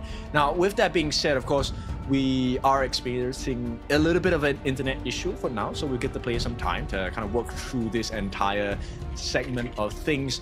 But you know, expectations are definitely high. I feel like Wetrnd have the potential to do it, but you know, actually doing it is a completely different story. And will be difficult, especially when we talk about these kind of small things. Every game you play, and it's already late at night. If you're in Southeast Asia, GMT +8 or +7, it's about like what, 10 to 11 p.m. on the dot here. So the mental, physical fatigue is starting to creep up on these players. Oh yeah, for sure. And you know, you're using your brain to a maximum capacity, because you have to take care of so many different things. You have to care about the micro, you have to care about the last hits, you have to care about the macro, the map control as well. Now, this is going to be a difficult situation for both of them, but the pressure is different for slightly different reasons. RQ very close to completing their dream of making it to KIC. On the other hand, for side of Wetrnd Esports, it's really about making it even. Can they bring up the score 3-3? 3-3 is so far away, kid. We're only at 3-1 in favor of RIQ. For Wetrnd, they need every single win, and then we will have a long night, a dangerous one, to go into that ultimate battle here. But slow steps at a time. Let's put our focus onto this game first, because draft-wise, what do you think of the draft? I think it's okay, right? Okay, let's take it from RRQ's perspective at this point. They have the Yang coming in. I like that pick. The reason why I like it is because the support coming in with the help of the Lady Zhen, with the Lady Sun, these are all big CCs, but also big burst amounts of damage. And I feel like that's going to be very vital against a lineup that Wetrnd have gotten for themselves in this game number 5. And then if you look towards the side of RRQ, they drafted a very strong laning in terms of the Lady Sun and Sakura combo here. So pretty much that composition itself, you know that they want to play around that bottom side, generate a lot of tempo on the hands of the Lady Sun and Sakura, make sure that they stampede that lane and push in that resource that they got, that lead that they got to the other lanes and start simultaneously shredding down the defense like for the side of Wetrnd. Yeah, and you know, Sakura is a very early game pick, right? The healing values and the damage as well from the Mulberry power, if it lands onto you as an opponent, it's really damaging. In the first few parts of the game, it's actually pretty hard to get a first blood onto the lineup on the side of RRQ. But slowly but surely, we'll be eventually going into the game. But it seems like there is, like we mentioned, a potential tech issue here as we are trying to solve it out. We will keep you entertained. We are very sorry for these sort of difficulties. We will be trying to solve it as soon as possible. Yep. And with that being said, right, we take a look at the composition they have gotten for themselves on the side of Wetrnd. The Dolia Dun and class lane was? Clash lane was the Guan Yu. Yes, Guan Yu. Oh, okay. I have a little bit of a difficult time understanding how that's going to work out, right? Because you want to keep them RRQ that is in place with the Razor Cavalry. Hopefully you get the nice stun with the Wind Slash and then you have enough damage. But do they have enough damage on the side of Wetrnd? That's the big issue for me. Okay, so that's the thing, right? Whereby the Dun Dolia and also the Direnjie Angela, they will be the front 4 facing up against Wetrnd's draft, and then Syndicate on that Guan Yu will lurk towards the backline and find the good angles on towards the Lady Sun or Lady Zhen coming in for the side of RRQ here. As long as you can get the Lady Sun, if you look towards the draft coming in for the side of RRQ, they don't really have consistent damage if the Lady Sun were to fall. Oh yeah, that's true. Actually, if you take down the Farmina Harpist on the side of RRQ, I think the game kind of goes awry, right? The fight goes really bad for RRQ. That's the thing. If RRQ manages to put a step hold on towards the early to mid game and force out that humongous goalie, let's say like 3,000 to 4,000 per se, right? Then whatever flank that you can find on towards the backline, he will be pretty much neutralized in that early game. As long as you get touched one time, get bursted down by those frag grenades, that Guan Yu not gonna have the best of time. Oh yeah, for sure. But then we also take a look at the chaos in this, right? I feel like Angela is such a hit or miss. Obviously, right? It's a targeted spell on that second skill for Angela. But if you land the stun and you combo it into your ultimate, the Blazing Brilliance, like essentially you just melt down the Yang pick. Oh yeah, you make a very good point, because coming into the draft for the side of RRQ, they don't have a strong front line. They only have a single front line if, and only if, Bai goes for that full tank build. If he goes for that bruiser build, there is zero front line to be even discussing about for the side of RRQ. He has to go for tank, right? There's no way Bai goes for the aggressive build, like with the Rapacious Bite and stuff like that. It has to be the Giant's Grip. It has to be. Yeah, Giant's Grip into the potential full tank build, or like Giant's Grip into the Axe of Torment, then Pure Sky, and then the other tank items. Those are the few jungle item approach for Yang Jian if he wants to go the full tank or semi-tank build to be that beefy boy in up towards the front line here. But this means that the Heaven and Earth form, the stack of the resistance, will be quite important going to these fights, because if you get caught by a Cinder coming in from the Angela and you don't get CC immune, you're just gonna pop immediately. Pop. For sure, guaranteed, right? You want to make sure you go God mode and become that super big version of yourself, and be anti-CC for that one moment, right? But of course, for those of you that are new to Yang Jian, once you hit that form once, you are gonna be vulnerable to CC after that. Yep, you charge up the bar, you will be CC immune, and then you just get tickled once or touched once by anything, that form instantly pops and you don't get CC immunity anymore. But you do get increased size, increased damage, increased health, so that's the perks of it. Well, let's see if that's going to be the case for the side of RRQ. Will that be a blessing, a boon, or a bane for the side of RRQ? Only time will tell. As we progressively, slowly look into the game here, we will go into the game in a bit of a time here. As long as we get the things sorted out, we promise we will go into game number 5. But so far, let's give it a bit of a time. Players need to fix your issues and keep the game in a 50-50 fair and square. Yep, it is gonna take a bit of time at this point. We can only run through so many things on the draft, right? Because we don't know what it's gonna be like. The initial rotations coming in, I think you can actually run that same style of double lane feed, or double lane feed with the Lady Sun, right? She does have enough ability to make use of that time.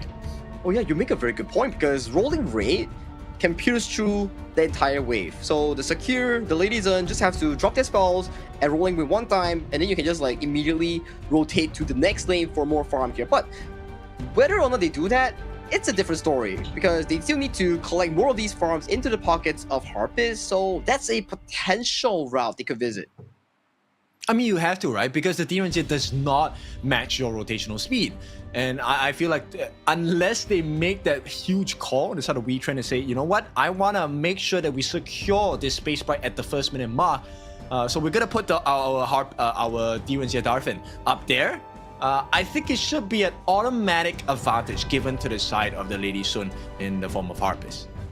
Yeah, escaping the lane against the DRNG will also be pretty beneficial if you are at the Lady Sun lane. So all these are the rotations, the early game setup, the coach's opinion that could pierce through the player's decision making. So we still have to see whether in the end, is it going to be a lane swap? Is it going to be an early jungle invasion? Is it going to be a mid start? These are up to the team's discretion to decide on what they actually want to do. Yeah, definitely. Decisions, as you have seen, are very important, right? One wrong decision, you maybe lose your farm laner, lose your clash laner, and maybe even lose the objectives, and suddenly your base is in shambles. So this is the situation that we might find ourselves in once we enter into the course. Now, it's still going to take some time, I believe, as the players still getting ready here. But yeah, I'm pretty sure they're feeling the fatigue. They're feeling the fatigue, and the viewers are eager to see them actually perform here, because RRQ fans and also Wetrnd fans, they want to know who's better and who's deserving of that slot to that KIC2025 here. But do bear with us, we are very sorry for the delay. We'll see how this is going to be like, and with that being said, we will be going into the Gorge. No, not yet. Just another side of the players. Well, we do see Coach Exosen though, just staring menacingly into our eyes as he is very serious about this series. Yeah.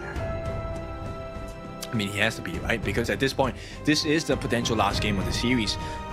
Once again, we are at the series points. We are at the Phoenix Reborn Qualifier, right? The last slot possible for the side of KIC 2025, happening really, really soon. In fact, in less than 2 weeks, we will be heading into Manila for KIC 2025, where the winners will be taking the lion's share of a $1 million USD prize pool. Just thinking about it is so exciting, because you get to go towards overseas, play in a live crowd, and then you still get to make money. Man, that's the dream of an esports player, especially in Honor of Kings. Yes, but it does get a little bit tiring. It does get a little bit difficult, because end of the day, you're playing against the best out of best of every single region that HOK has to offer across the world. So we have MKL, PKL, IKL, we have KMW, KME, Chalk BR, and also all these pro teams, right? So we have a lot of like strong regions coming into the tournament here, and the winners between the RRQ and Wetrnd will join them for the final seed at the tournament known as KIC. So we're still waiting, we're still looking, we're still observing who deserves that spot to that grand tournament.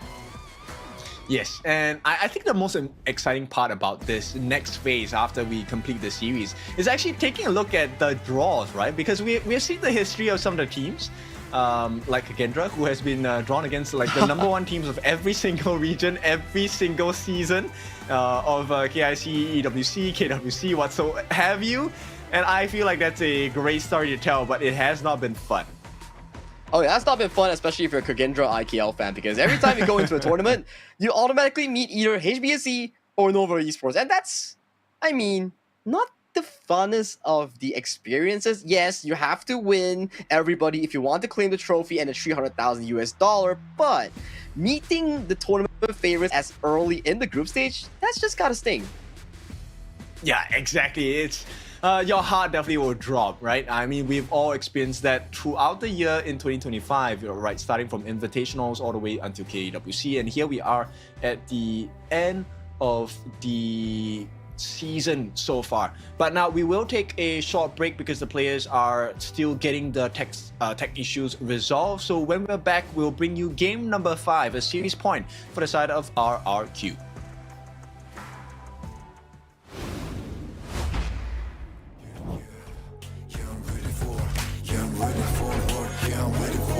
Putting in the top grind, all my squad is pop gallant. No words are needed for trust, we got the confidence. Better step it up, be ready all the time. Get it now, take a breath. You know, play this colder than us, you gon' pay the price. Set the trap, got my buddies in the back, you better think it twice. Coming on, never. Casting off the shadows, yeah, I'm on my way. Stand against the fate, we won't be the same. Steeper, step again. We're gonna dream it up high, live in the skies. You can never stop me fighting on the edge. Every time we fall, we get back again. The chances we're taking won't let us fade out. Now it's prime time, we're ready for the win. I'm a warrior, burning up the flame. Rebel, won't be tamed. I'm burning up a fight, and I'm reaching for the sky. We gonna get it. I'm a warrior, ready for the game. Make it glorious, running for the name. Yeah, we're putting up a fight, 'cause we get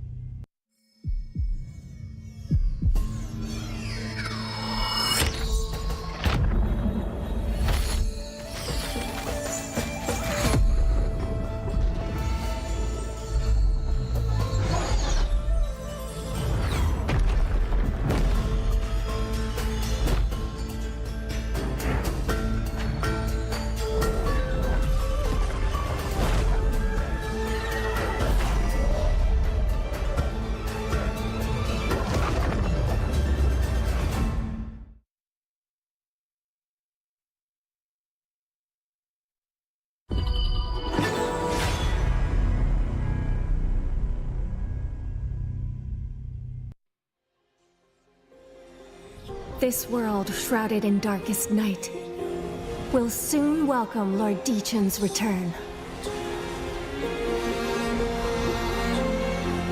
We must join forces to prevent the Dark Lord's revival.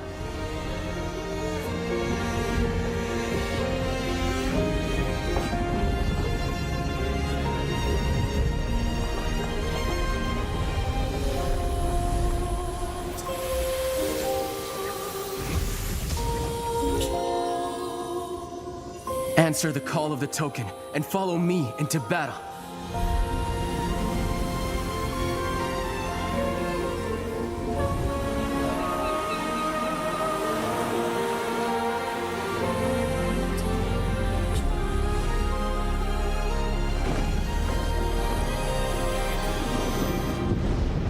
Neither I nor my 5 Thunder Drums will permit the Dark Lord's return.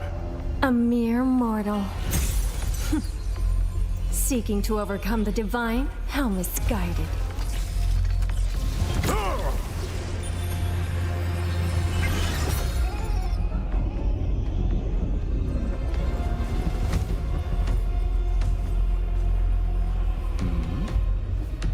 Oh, have your saviors arrived? Is that the Dark Lord?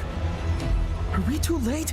The Sky Orb. It might be our only chance. Then let's take it. Thunder.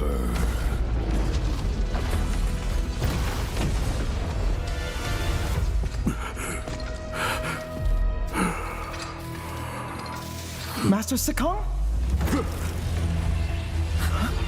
His power can wound the Dark Lord. You truly consider yourself a threat to Lord Qeon? Only defeat awaits those who blaspheme my lord!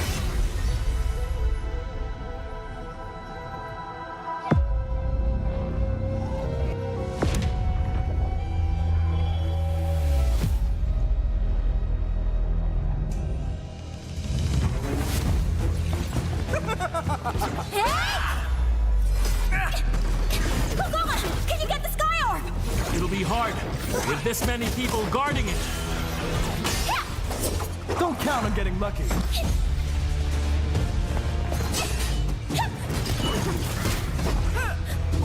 Out of the way. Help me! Don't you have any new tricks? This is getting old! Make some room! You're all too slow! Guess it's my lucky day. I get to have a little chat with Ebite.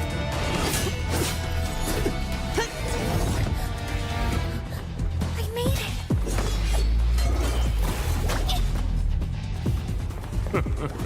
Where do you think you're going? Just in time.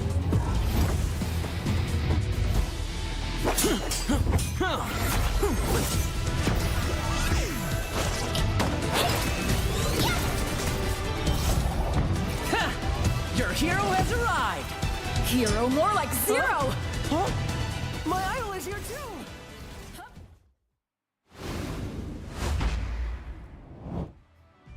Alright, welcome back. Thankfully, this one didn't take too long, so we will be going back into the game really soon. Once again, it's your favorite kind of tofu, Kindofu, and with me today, it's Sagi. We'll take a look at the heroes right here, right now. So there will be no remake happening in this game number 5 here. As we go into the Gorge here, RQ will be facing our Wetrnd Esports for the match point itself. So if RQ wins this, they go to KIC. So Wetrnd, this is your final stop, your final marker to push this game to a game 5, to a game 6. This is exactly what you need to do. Yeah, but of course, as you can clearly see, it is going to be Wetrnd who has a slight advantage here with the smite onto Valdis because, unfortunately, it's not going to be the same case for our RQ. But here we go. Series point for RQ. It is still something that is possible, just a little bit more difficult. But Wetrnd, they don't want that. They want to dominate this game. This is an exact chance out of their opponent's mistake here by without the smite. This will definitely reduce the jungle efficiency coming in from the RRQ jungler here. Mid-side already trained. Maze taking so much damage from Harpus. Yeah, and you know what the game plan is for the side of Wetrnd, right? We have to make the aggression because there is no smite available for RQ, but here's a lot of damage onto Maze here. 663, nice trades. Do they actually make that value come out in terms of gold? That's the important part. But you can see they are punishing by for not taking that smite. You do the jungle so much slower when you don't have the smite, and Valdez just casually clearing your jungle here, but Bai does steal away that Firehawk. Yeah, this one's gonna be a difficult tussle. This has to go into the hands of Wetrnd, right? I'll be super surprised if it doesn't. Now RQ, they're gonna make a 4-man stand here against a 4-man strong. But hang on, one more catch here. All the damage coming in. You know what? They're looking for the kills. They don't care about the buff. They want the buff back through that first blood. But unfortunately, RRQ, they have to take the fall first. 663 gives his life first to Aaron. Aaron might not survive for long here, but this provides so much room for Valdez to get out for 3.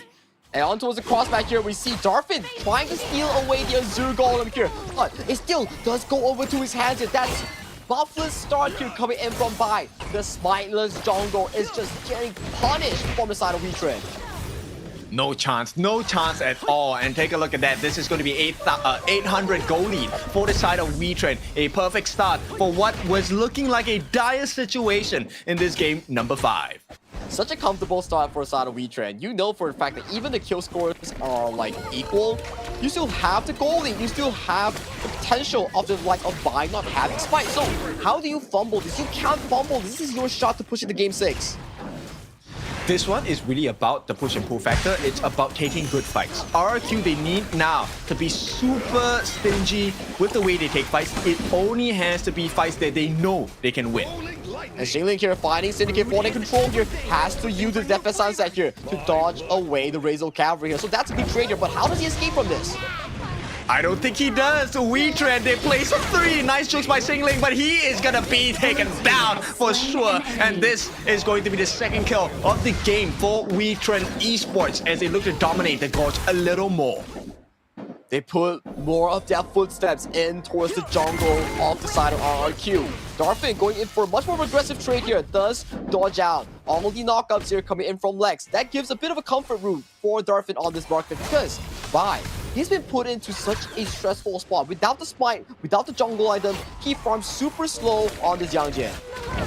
Yeah, right now RRQ's challenge is actually finding appropriate trades, right? Because I don't think they can actually take the buffs here. They're gonna try steal now with the flash committed by the size of 663. 5 members strong. They get the kill onto 663 to secure out of the game. Wetrnd now has a 2,000 gold lead at the 3.5-minute mark. They're angry, they're ferocious, they're taking every single resources from RRQ's jungle here. Bai has yet to receive any single buff since the start of the game, and Valdez has been the benefactor of all these jungle exchanges. Yeah, look, he's level 6, Bai is level 5, and there's no way he's gonna catch up on time. Because look at the way that the map is now in favor of Wetrnd. You might not have seen the turrets being taken, but the gold deficit is the biggest problem that RRQ needs to fix right now.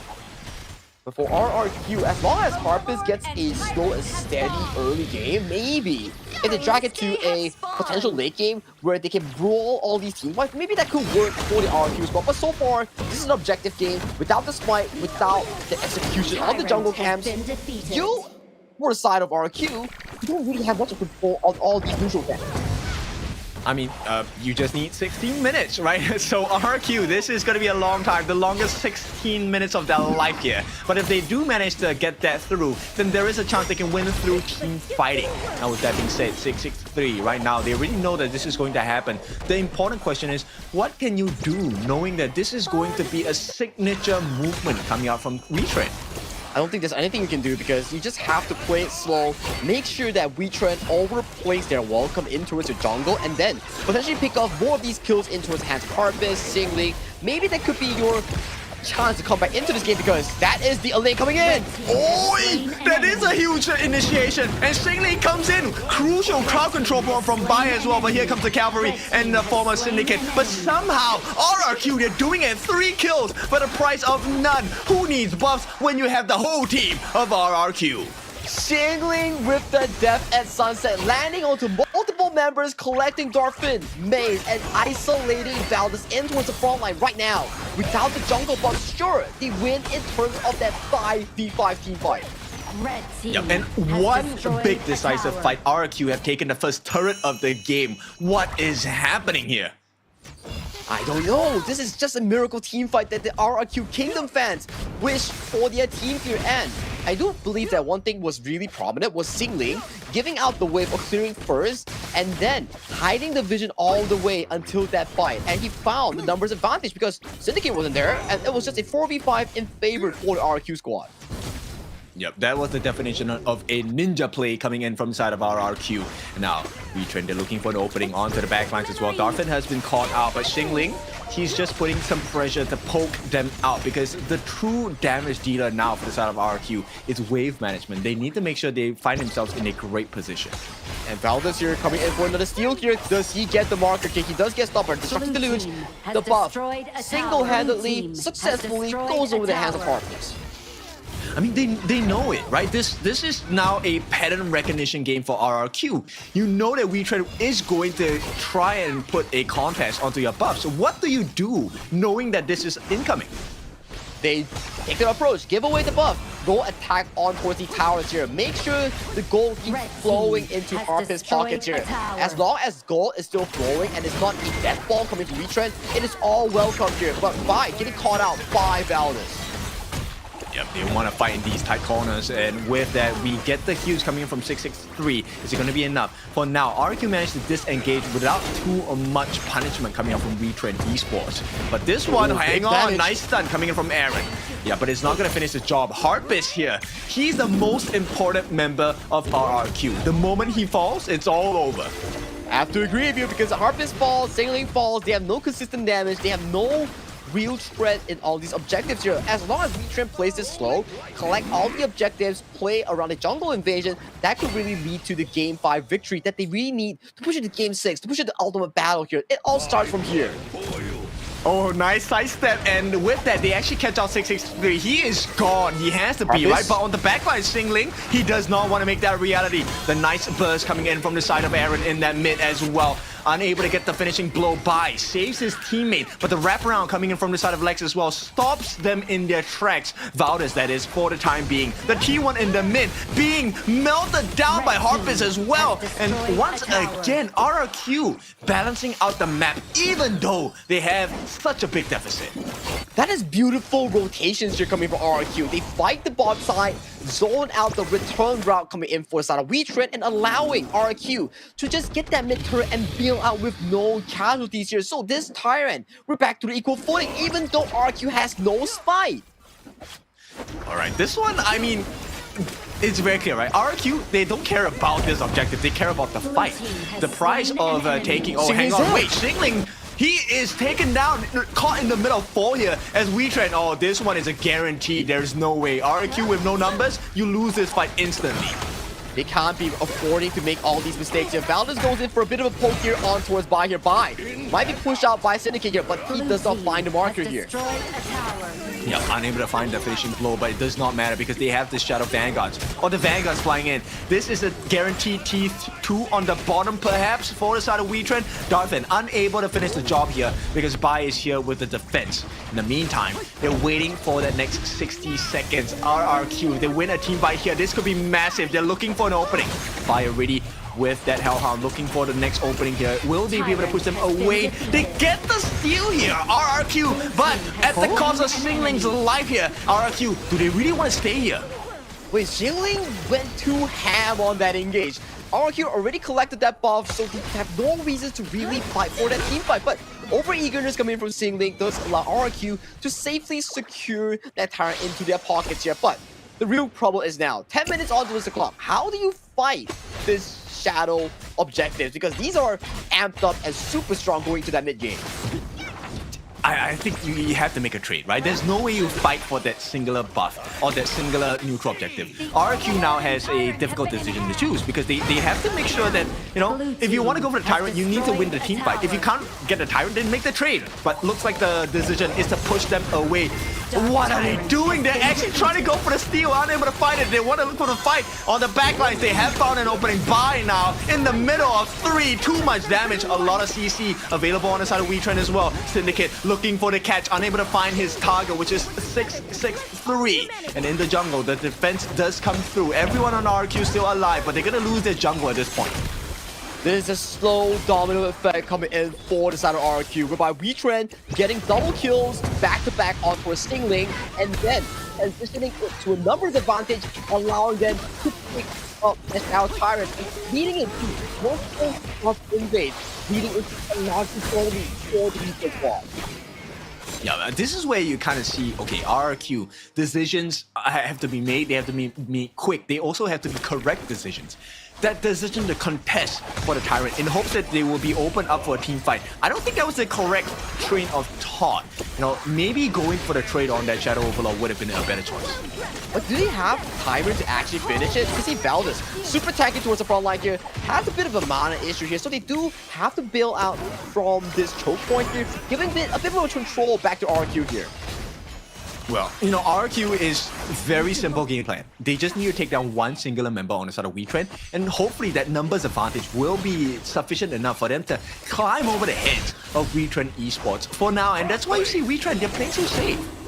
They have to play safe. They have to play towards their objectives here because this is not like a colossal goal that we talk about here. But RRQ, very aggressive here. Starting off the Overlord with no smite here. So how do they play around this? Because this is a 20,000 Overlord. Reset it, re-aggro, so still good, still safe for side RRQ. Yeah, there's no way you go in, right? The moment you know that the smite is off a cooldown for Valdez, why would you even consider that? So they make the correct choice here. RRQ unable to really put too much pressure on this Shadow Overlord for now. They just need to keep their eyes on Syndicate because Wetrnd has turned their attention. They want to get the fight on the backlines. Harpist is the target, unable to find him for the moment, but they have. And RRQ suffer in the hands of Wetrnd here. Even the flash might not be enough. They are fighting under the T2 though. Now with that Shingling, gonna be able to make it out. One more hit is gonna do it, but the save does come through. And RRQ, they just give the life of Harpist, but the cost might be even more dire.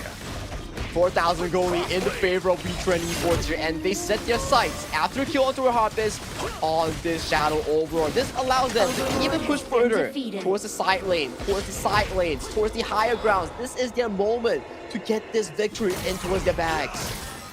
They have to do it, right? And this is going to be a big swing in momentum. This is going to help and aid the PKL hopefuls here in the form of Wetrnd Esports. Because RQ, if they win this entire series, it's over. But Wetrnd now have a unique lifeline.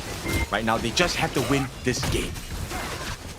Jingling very aggressive with play here, does count out Valdez here. Valdez have no camps to really heal up with that Gil's Benediction here. Has to back off towards safety here to find a bit of a healing for the health bar. Okay, there is one particular scenario we're looking at. Wetrnd, they have to break a T3 before the 20-minute mark. If you reach the Tempest game without taking a T3, RRQ are definitely back in the game here. I have to agree with you. That is exactly what we are talking about here.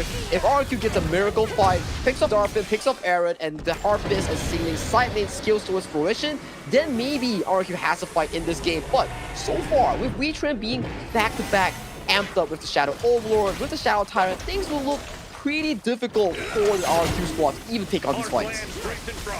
This one should be a simple and straightforward take for the side of Wetrnd Esports. No contest coming through. There are no long-range snipers to sort of steal this. So RRQ, they have to deal with the deficit here. The main problem, step number one, let's deal with that Shadow Overlord. Shadow Overlord towards top side hasn't taken down, but Shadow Tyrant goes over to Wetrnd here. So how does Wetrnd push with this objective here? They have the Overlord marching towards the top side here. If they can find a big team fight win, it could just end in a big sweep into game number 6 here. We can see Valdez playing very aggressively, finding 663, baiting out the ultimate here, coming out from the secure. Yeah, if you want a team fight, this is the one chance for the side of Wetrnd to be able to get that win in the 5v5 because they have the Tyrant buff and they also have the corresponding Shadow Overlord push here. Now they're going to try having an Earth Bomb really procced out by the side of Bai. The backlines. As long as Harpist is safe, RRQ stand a decent chance, but the damage coming in from Wetrnd is nothing to be trifled about.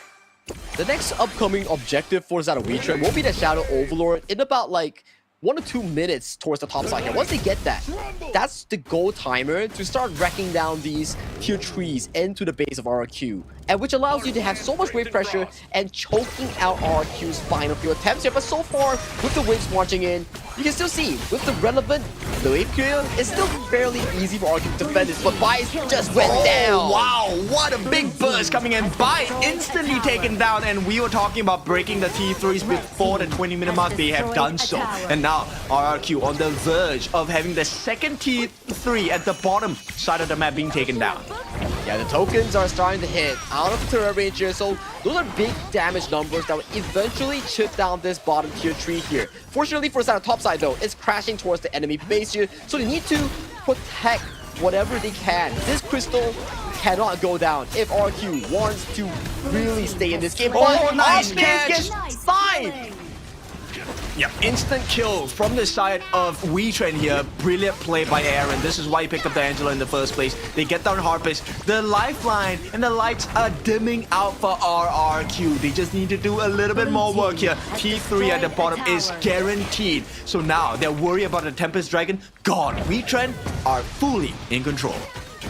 Things are looking really good for Wetrnd, really good for PKL fans, because right now there is a Shadow Overlord towards the top side here. Picking up this will allow them to re-escalate the wave pressure going in for those final few moments here, because if you're RQ, what can you really do? You can't go for these objectives, you can't go for these 5v5s, because Harpist, he's not around for these team fights.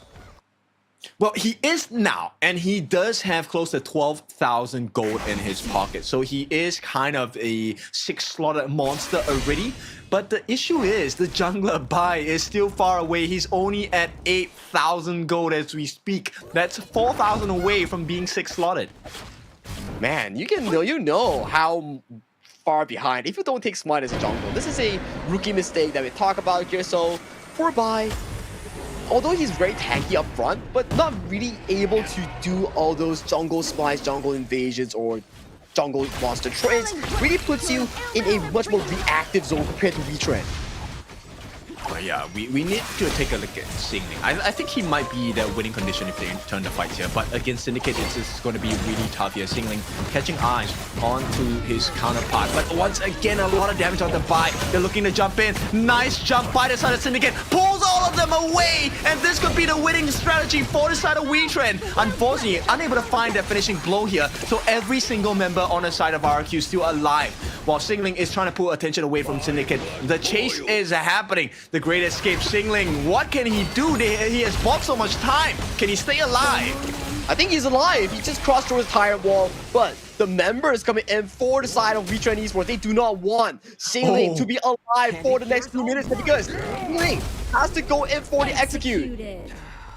Oh, he wanted to use his ultimate there, actually used it, but unfortunately for him, just a little bit too shy in terms of the timing here. So RQ, they have to give the life of Singling, which means they give away the Shadow Tyrant to the hands of Wetrnd. And as the timers gets going by, we're slowly but surely approaching the Tempest Dragon in this game number 5 here. This might be a potential comeback factor here for the side of RQ if they want to find even a little bit of hope in this game 5. By every single statistic out there, right? Wetrnd should win this game. They should come into game number 6. They should not lose the Tempest Dragon because there is no spike on Bai.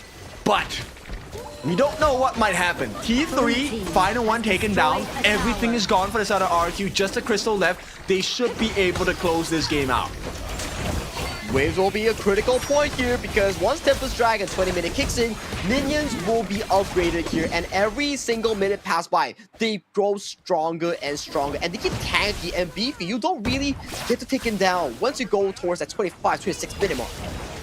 Yeah, we'll see. Singling and Bai, they don't have the gold to finish their items here. They can't even get the Phantom. 663 gets the Overlord's plate mail. They get the stun coming in. But this is 5 members down onto Valdez. He's falling a bit low. Syndicate as well. They have caught him. No, what's happening? Maze, he's taken a big fall on the side of Wetrnd. And RQ, they have mounted the defense, but they've also gotten a kill. This is not ideal. Wetrnd, what's happening? 4v5 in favor of RRQ. If they can force this Tempest Dragon fight, things could just turn into their favors here. First things first, settle those side lanes, because those side lane minions are nothing to be joked about. We see Singling 1v1ing Valdez in towards the river here, zoning this jungle, giving the vision here. Syndicate is nowhere near this objective pit. Yep, RQ, they're baiting here. They want to pull them in closer. Syndicate is on the back lines looking for an opening. The flash committed. Oh, but it's a huge miss. Can he get the final one? It's a steal from the side of Wetrnd. Valdez makes it happen, and RQ now they deal the mistake that they've made across from the start of this game. They had to run for their lives, but all the Tempest buff lightning charges are raining down pain on the side of RRQ. They're gonna be 5 members strong for now. They have to back off. Valdez is just making life so difficult for them.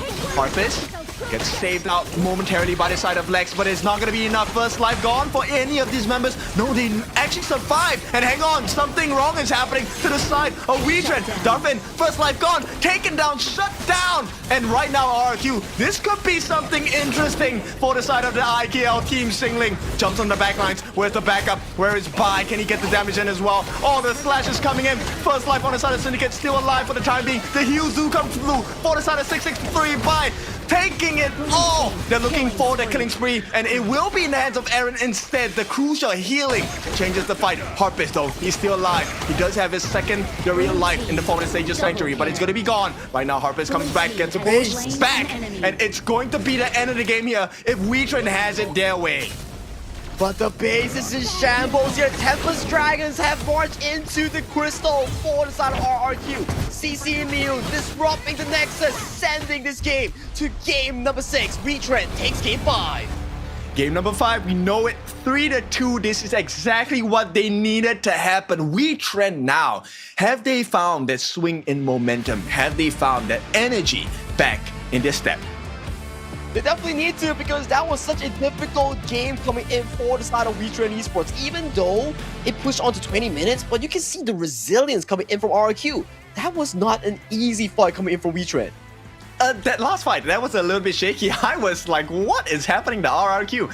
That was not supposed to happen, right? Getting the kills quite successfully on the side of Harpist as well. That was something that was a little bit of a glimmer of hope for the IKL team here. But of course, with every odd stacked against them, Wetrnd still have managed to find a way out.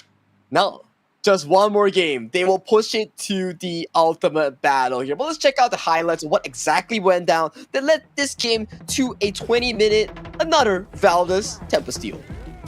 Yeah, I mean, why? Why would you do that? Like, just go for the team fight, right? And you don't have a smite to contest it. I'm pretty sure they wanted to try and bait the members of Wetrnd in for a fight. This huge moment by Singling changed the whole game for a couple of minutes in favor of RRQ. Yep, RRQ definitely, with Xingling's rotation, definitely played pretty well, but this is the moment that we talk about, right? When Xingling went in, 1v5, and he just get taken down before the objective spawns. Definitely not the timer you want to be looking at if you are RRQ at such a deficit. Yeah, definitely not. And I mean, they were expecting that the Lex pick on that Lady Joan was going to be very useful in terms of fighting tight corners. It did come to fruition a couple of times, but you need a little bit more damage, which was very rarely given by the side of RQ, because it's so hard to play against with a team called Wetrnd with no smite. Exactly right. No smite does leave you in a situation where you can't really contest these objectives. But talking about objective, we need to reward that one MVP player coming in for the side of Wetrnd. It will be Aaron. Those senders, those blazing brilliances, man, so clean, so clutch. Yep, the melt coming down, right? There was a moment where Aaron actually caught out Harpist with a one-hit combination. It's the kill with 97% damage. That was insane. And Aaron, I think, has always been the cornerstone on the side of Wetrnd Esports, at least from what we can see. And perhaps Wetrnd, they might have just shifted and turned the tides in their favor. All they need to do is to win the next game. Now, win the next game, push it to an ultimate battle. That's the exact game plan here, Wetrnd. You have the Philippines fans behind you. You need to do this for the PKL region here. But let's check out the itemization, the item builds that really went down in that game between Wetrnd and RRQ here. Because I gotta say, even though it was looking really difficult for the side of RRQ, Harpist and also Lex had a pretty clean game. Yeah, 2, 3, 4, I mean, with the deficit that were dealt with, look, 16,000 in the pocket. That is not bad in terms of farm. In fact, he's even higher than everyone on the side of Wetrnd Esports. So that's a achievement, a feat in itself. But of course, with that being said, with the non-contest of neutral objectives, there was very little room to wiggle for the side of RRQ. Because every time Wetrnd were to take an objective, if RRQ failed to fight, the game will be completely over here. So what only RRQ could do is just to play the high ground defense, make it sure that Wetrnd makes a mistake and RRQ pounces onto them. That's why the game really went into those final few moments, because Wetrnd, they are pacing it slow and steady. Yeah, I have to give a highlight to Syndicate here. I think he played the Guan really well. A couple of times, did manage to get caught out by Singling, which was unfortunate. But the whole symphony of players coming from Wetrnd, I think they're starting to hit their mark at this point. Oh yeah, very well said there, whereby Syndicate was always on towards the backline, like on towards Harpist, pushing out Sinlin, zoning out multiple members. Even in one of the high ground approaches there, we saw how Syndicate pulled 3 members with that Razor Cavalry. Yeah, I want to take a look at the damage dealt by the different members on both ends, because this one was a really interesting one. Let's take a... Whoa, Lex! 256,000 worth of damage dealt. Well, that's a Lady Zen. You just stay behind, throw those snowballs on towards your enemy, and then you eventually chunk them out. Especially you're against Valdez, where you can see Valdez. He tagged 256,000 damage on that dude because he was bathing in that destructive deluge, the ultimate coming in from the Lady Zen. Yeah, and this was where the value of Maze really shone through, right? We don't really get to see it, but all those wave breakers with the the heals and the knockbacks, this one really helped to help Wetrnd tank through all the damage that was offered by the side of RRQ. It was a long game for both of these two teams, and especially the night is, not to say very young, we are almost nearing midnight in Southeast Asia, GMT +8, so I do think that if for a Tempest game to drag this long, the pressure and the fatigue is starting to creep up for both of these squads. But that's where great stories begin, when every odd, every difficulty is placed upon you. And bear in mind, this is the Phoenix Reborn qualifier. One chance only, a best of 7 to decide who goes into the last slot as the 16th team to go into KIC 2025, happening in Philippines, Manila, starting from the 14th of November. Is it gonna be Wetrnd Esports, the 5th team to go into PKL region to the KIC, or is it gonna be RRQ, the Kingdom, going into that final slot into the KIC for the side of IKL? Wow, the storyline here is just crazy coming in for the two respective fan base. Yeah, so both teams now expended the Yangjin pick, I believe. Garuda also used up. And Artie as well, right? Both teams have already expended this. So we're going to be left with the lesser picked, I guess, in this particular one, which is going to be the Ho E. We're going to see Soya as a possibility. RQ still has Chano, if I'm not mistaken. I haven't seen him use Chano before, or has Harpist used it before? I don't think he has used it before, but for Wetrnd, they have expended Low, Chano, Flowball Marksman, Arlie, and also the DRNJ. So for RQ, there's still the DRJ and also the Chano to be used in that game 6 before we go into Ultimate Battle. Yeah, I want to take a look at the roam here because I feel like that's going to influence the game. Both roams, they have already used the Yuan, there's no Lianpo. Zhang Fei is definitely another option because if one of them picks up the Zhang Fei, the next one, next pick I would definitely go for, it has to be the Garo. So look, RQ has not picked up the Zhang Fei. You can be assured that there is a high potential for Zhang Fei in this game. If I'm Wetrnd, I give the Zhang Fei, but I take a Garo pick in my family.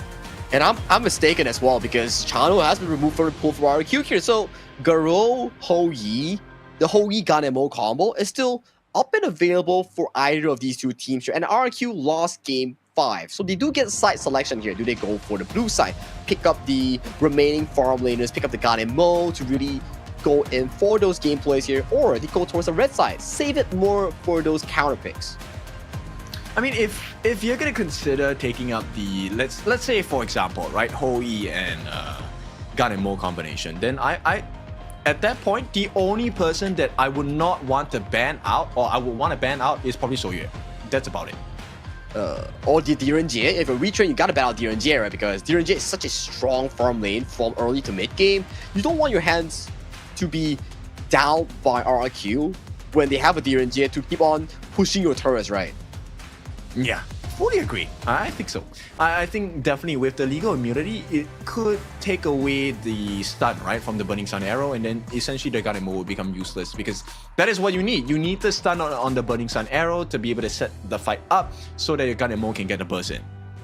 Agreed. Very well agreed. You get one Burning Sun arrow from the side lane as the engage tool, and then the freshly forged, all those daggers just start stabbing into the hearts of your opponents here. So that's definitely one of the combos that could be visited. Or the Reborn plus the strong roller combo, the RJ with the pick of the Zhang Fei for RQ is still up and available for that strong side lane push with the smite available. But let's go into the pick and bans, banner pick for game number 6 before we go into the end level ultimate battle.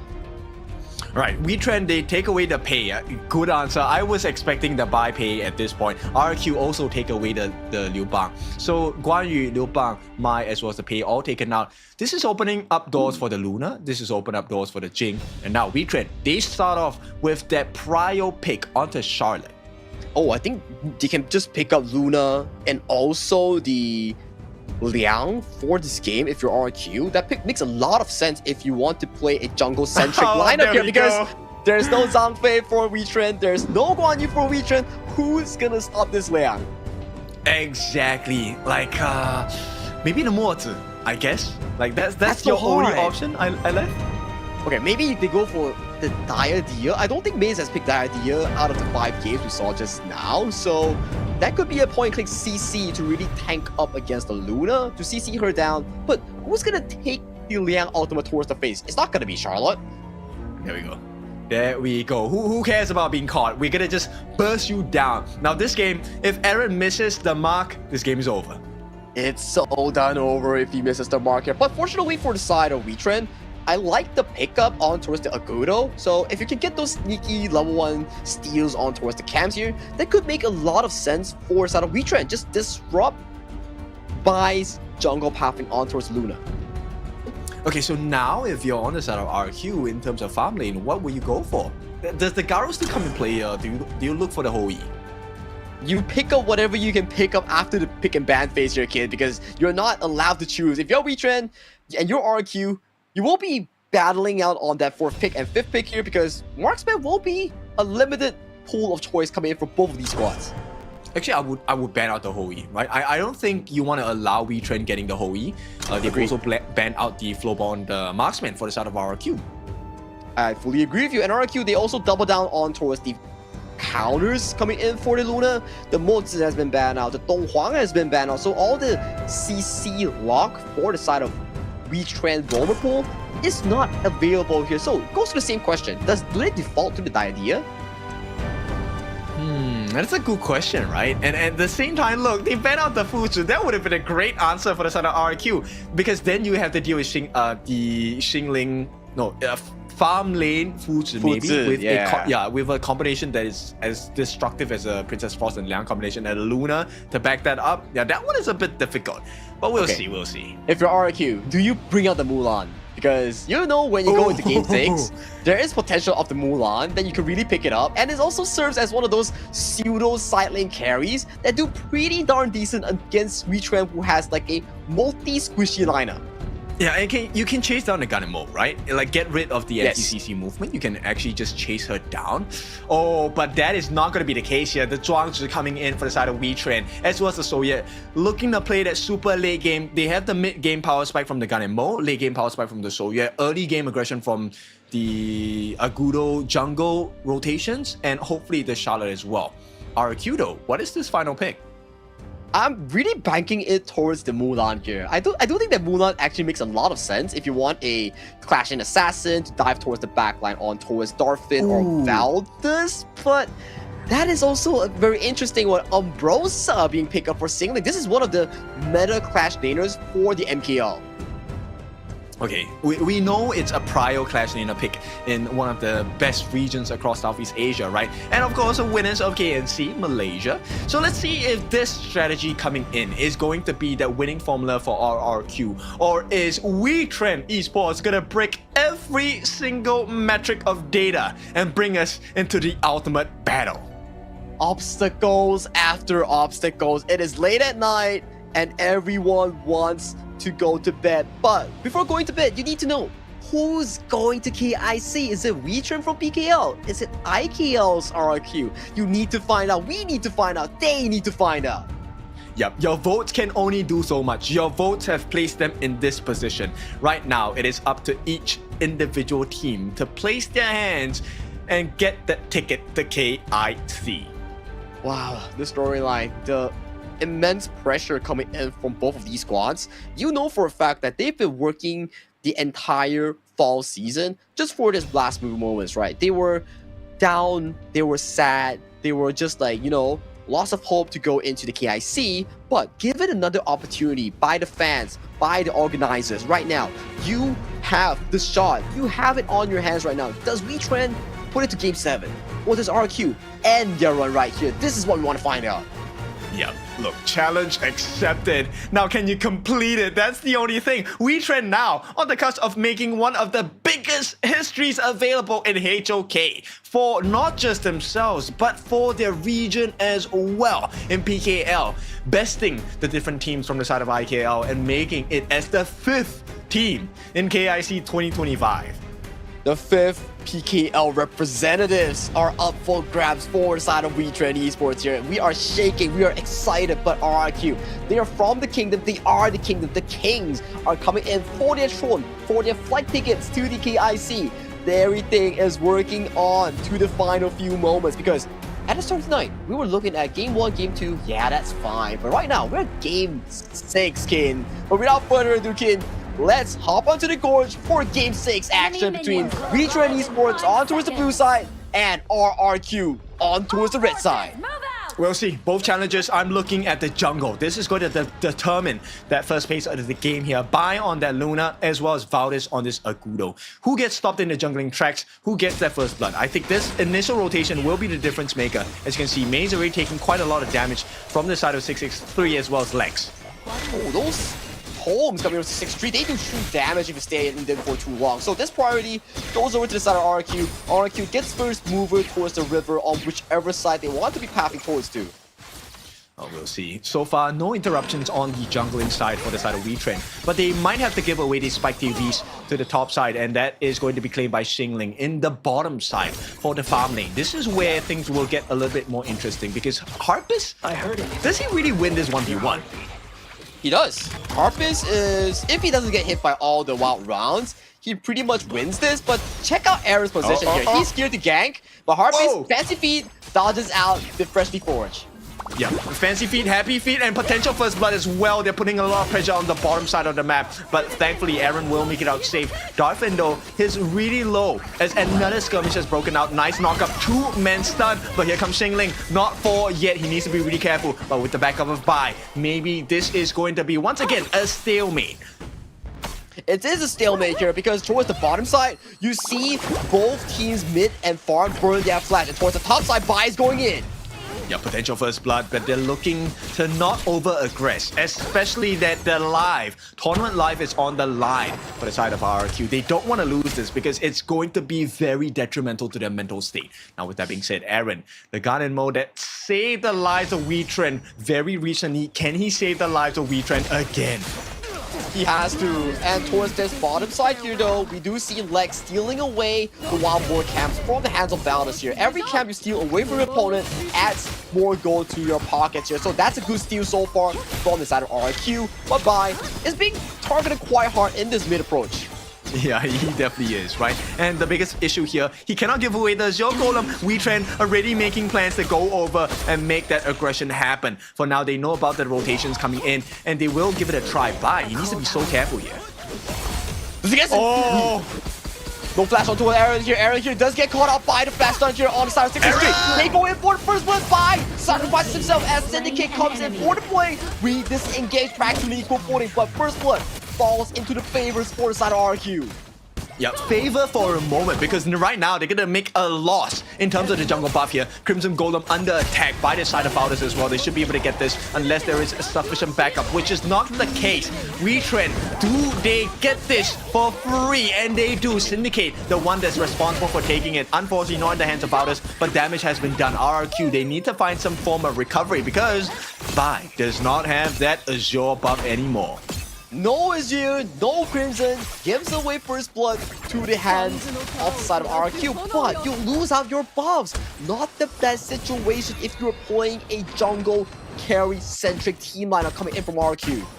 And not just any jungle, it's a Luna jungle who is so dependent on the Azure buff. Now, this is going to be a dream work for the side of Valdez. Look at the help by Aaron as well to make sure that they can take this Crimson Golem. Do they funnel it into the hands of Darfin? That's the big question here.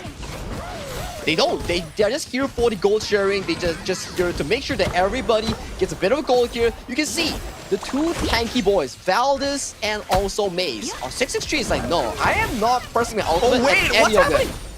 Why did he go Xingling, taking a little bit too much damage? A very predictive Gorge mobilization from the side of Valdez, and that might have just won them this first 4-minute tyrant here. As Harpist plans to lay down a little bit more pain, the reset does come in, but Bai, he does have smite, but he's half his health here.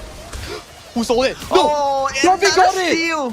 No way, Darfin, he actually steals it away, and Wetrnd, they are on fire right now. RRQ unable to get whatever they want from their side of the gorge. Lexia forcing out a bit of Darfin here, but only with the wild rounds aiming towards Lexia. Lex, how do you sidestep that? Because behind you, there is also Valdez coming in for you. Yep, 4-on-1, he makes that attempt, but he is gonna have to give his life. And with that, can they make the trade on the side of RRQ? There is a wave coming in, but they need Harpist to clear this initial one. They might have to give away the T1 as a trade at the bottom. That is such a clutch steal coming in from Darfin.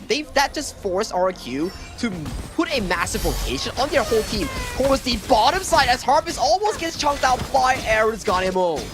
Yep, Aaron was so happy to see that TP come down. But with that being said, Wetrnd is playing the map so much better, right? They actually have the chance to take the T1 first, and they will do so. So that's going to be the debut turret being taken down by Wetrnd now, who has a little bit of an advantage in terms of Gorge control.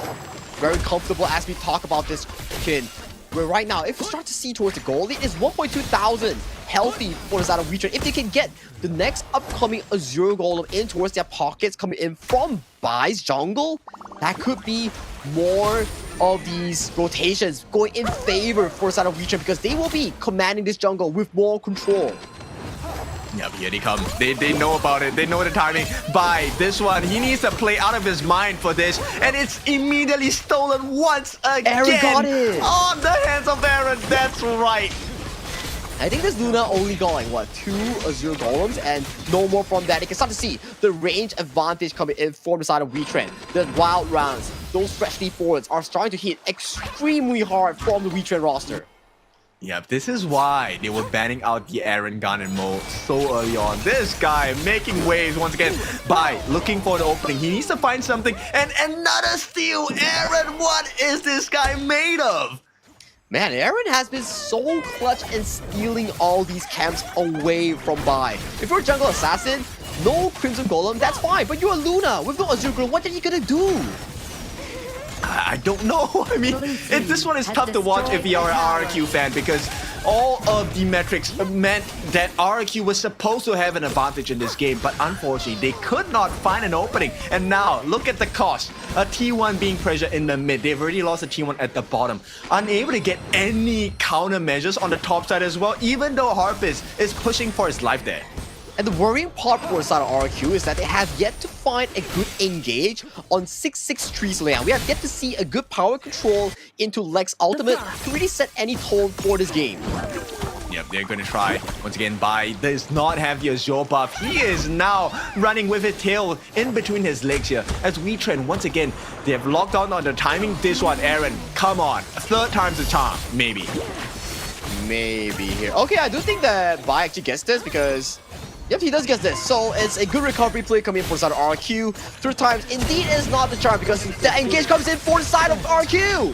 Yep, you were looking for the lockdown by 663. They do get it. But the nice dive by Xingling, a little bit too heavy at this point. And here comes the initiation coming in from the side of Syndicate as well. RRQ doing well to recover across the map. But this is not the kind of recovery that you need to have. You need more. Because once again, Crimson Golem under pressure from the side of Wetrnd. Now this one is funneled into the hands of Darfin. And he is at level 10. He is close towards being the menace that Wetrnd needs him to be. once he hits that 3 items onto his shoulder, he's going to be so huge with those wild runs and those auto attacks here. And with the achievement of that tier 2 tower, you can start to see Wetrnd pushing that gold lead to a 3,000 consistent. If this game goes to a super late game, Wetrnd is so ready to take you on towards that 14-15 minute mark. Yeah, this is the belief that all PKL fans have, right? Wetrnd, they deserve this win. They should be here. And for now, they're proving their fans correct. They have voted for the correct team to step into KIC 2025. Now, RRQ, this is not the situation that they would like to be in, but this is the situation they find themselves in. Man, Valdez has been so clutch coming into the Wetrnd roster. The switch up between Arise and also Valdez has been pretty phenomenal coming in for the Wetrnd roster and has made sure that the chemistry between the new jungle and the team has shown a lot of success so far in this Game 6.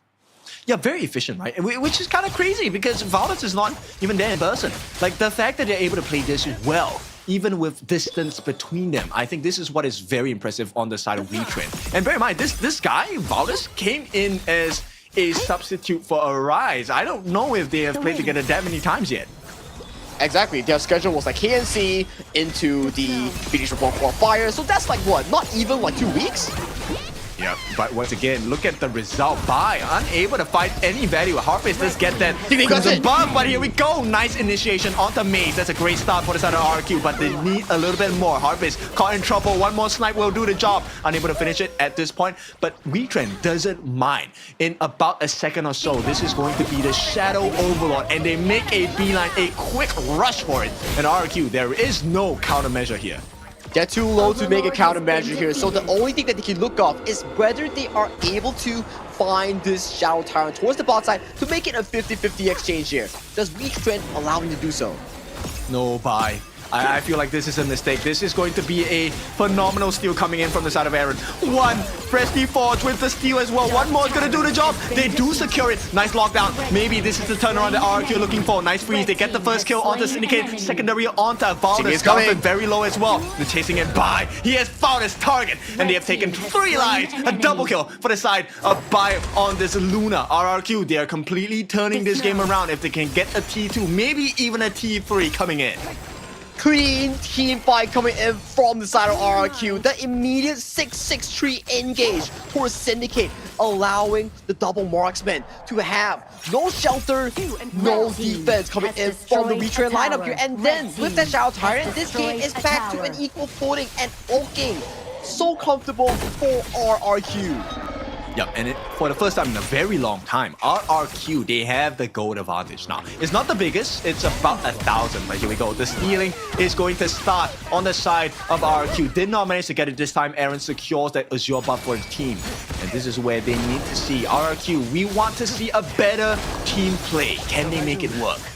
It seems like they are making it work right now with a 1,000 goalie, flipping the script that we have set for this game number 6. They're looking so much in control, but this is still back to equal footing here. If you look towards the scaling department, it is much in favor of Wetrnd here, but Xing Ling has been that man for RRQ. All the backline assassinations, all the flanks has made this game super difficult for Aaron, for Darfin.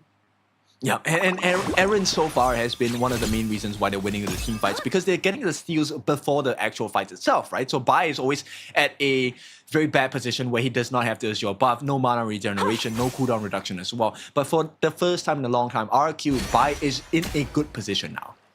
He is in a comfortable position, out-leveling Valdez in the jungle department here. So for the upcoming few fights here, 6-6-3, he is definitely a person to be looking out for. Whoever he ults might find a lot of value here, but Lex so low here, but Sailing going to the backline. Yep, they're going to try and dive in, push them back, get the T2. That is a real target. And RRQ playing the map right now as they make it out scot-free. No punishment from Wetrnd. Wetrnd is starting to lose control of this game number 6. They need to find away. Maybe Aaron looking for a beautiful snipe on towards Lex, on towards 663. That could potentially bring them much more control that they need in this game. But Bai is going in. Bai gets the 0 goal. Bai bails out to safety. I heard it. Oh my god. Now, this is time for RRQ. They were giving Wetrnd a taste of their own medicine, right? That aggression that came in the early parts of this game now being felt by Wetrnd themselves, as Valdez is unable to hold his own against the stealing aggression from Bai.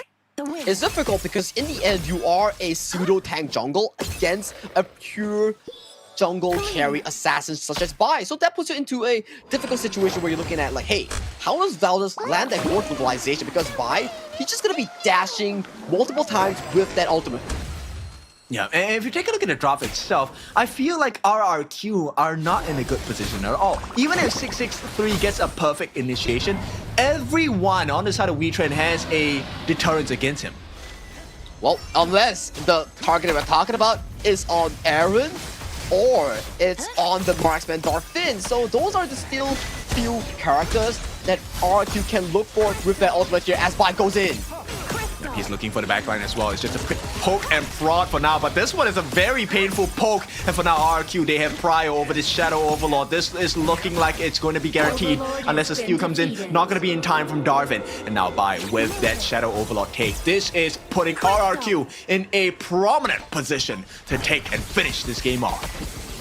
Give him an inch, he will take a mile from you. The moment Bai is unrestricted, he goes in for a multi-man chunk, allowing RRQ to win in health while win in numbers, get that overlord. And right now, those Vanguards are marching fiercely to eat up Wetrnd's hope, to eat up PKL's hope for their 5th representative to the KIC.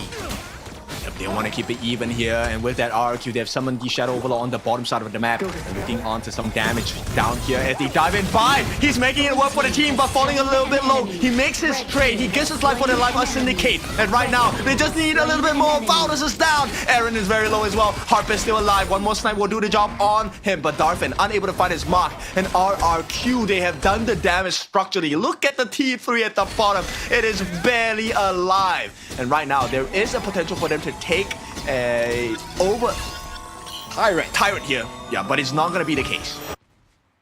For Wetrnd, they need to stop this from happening because Syndicate is down, Valdez is down. Those are your main 2 cores in those team fights, but without them, how do you realistically walk up against RRQ? Because RRQ, even though they sacrificed Bai, they're still singling. They're still Harpist, and they are packing in so much punch with those DPS departments.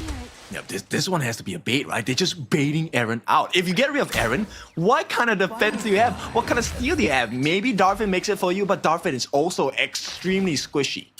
Yeah, Bai's not gonna let you have any of those moments because the moment he sees you on your screen, he's dashing in and he's chunking you out. Look at Bai, he's going in so aggressively on this Luna.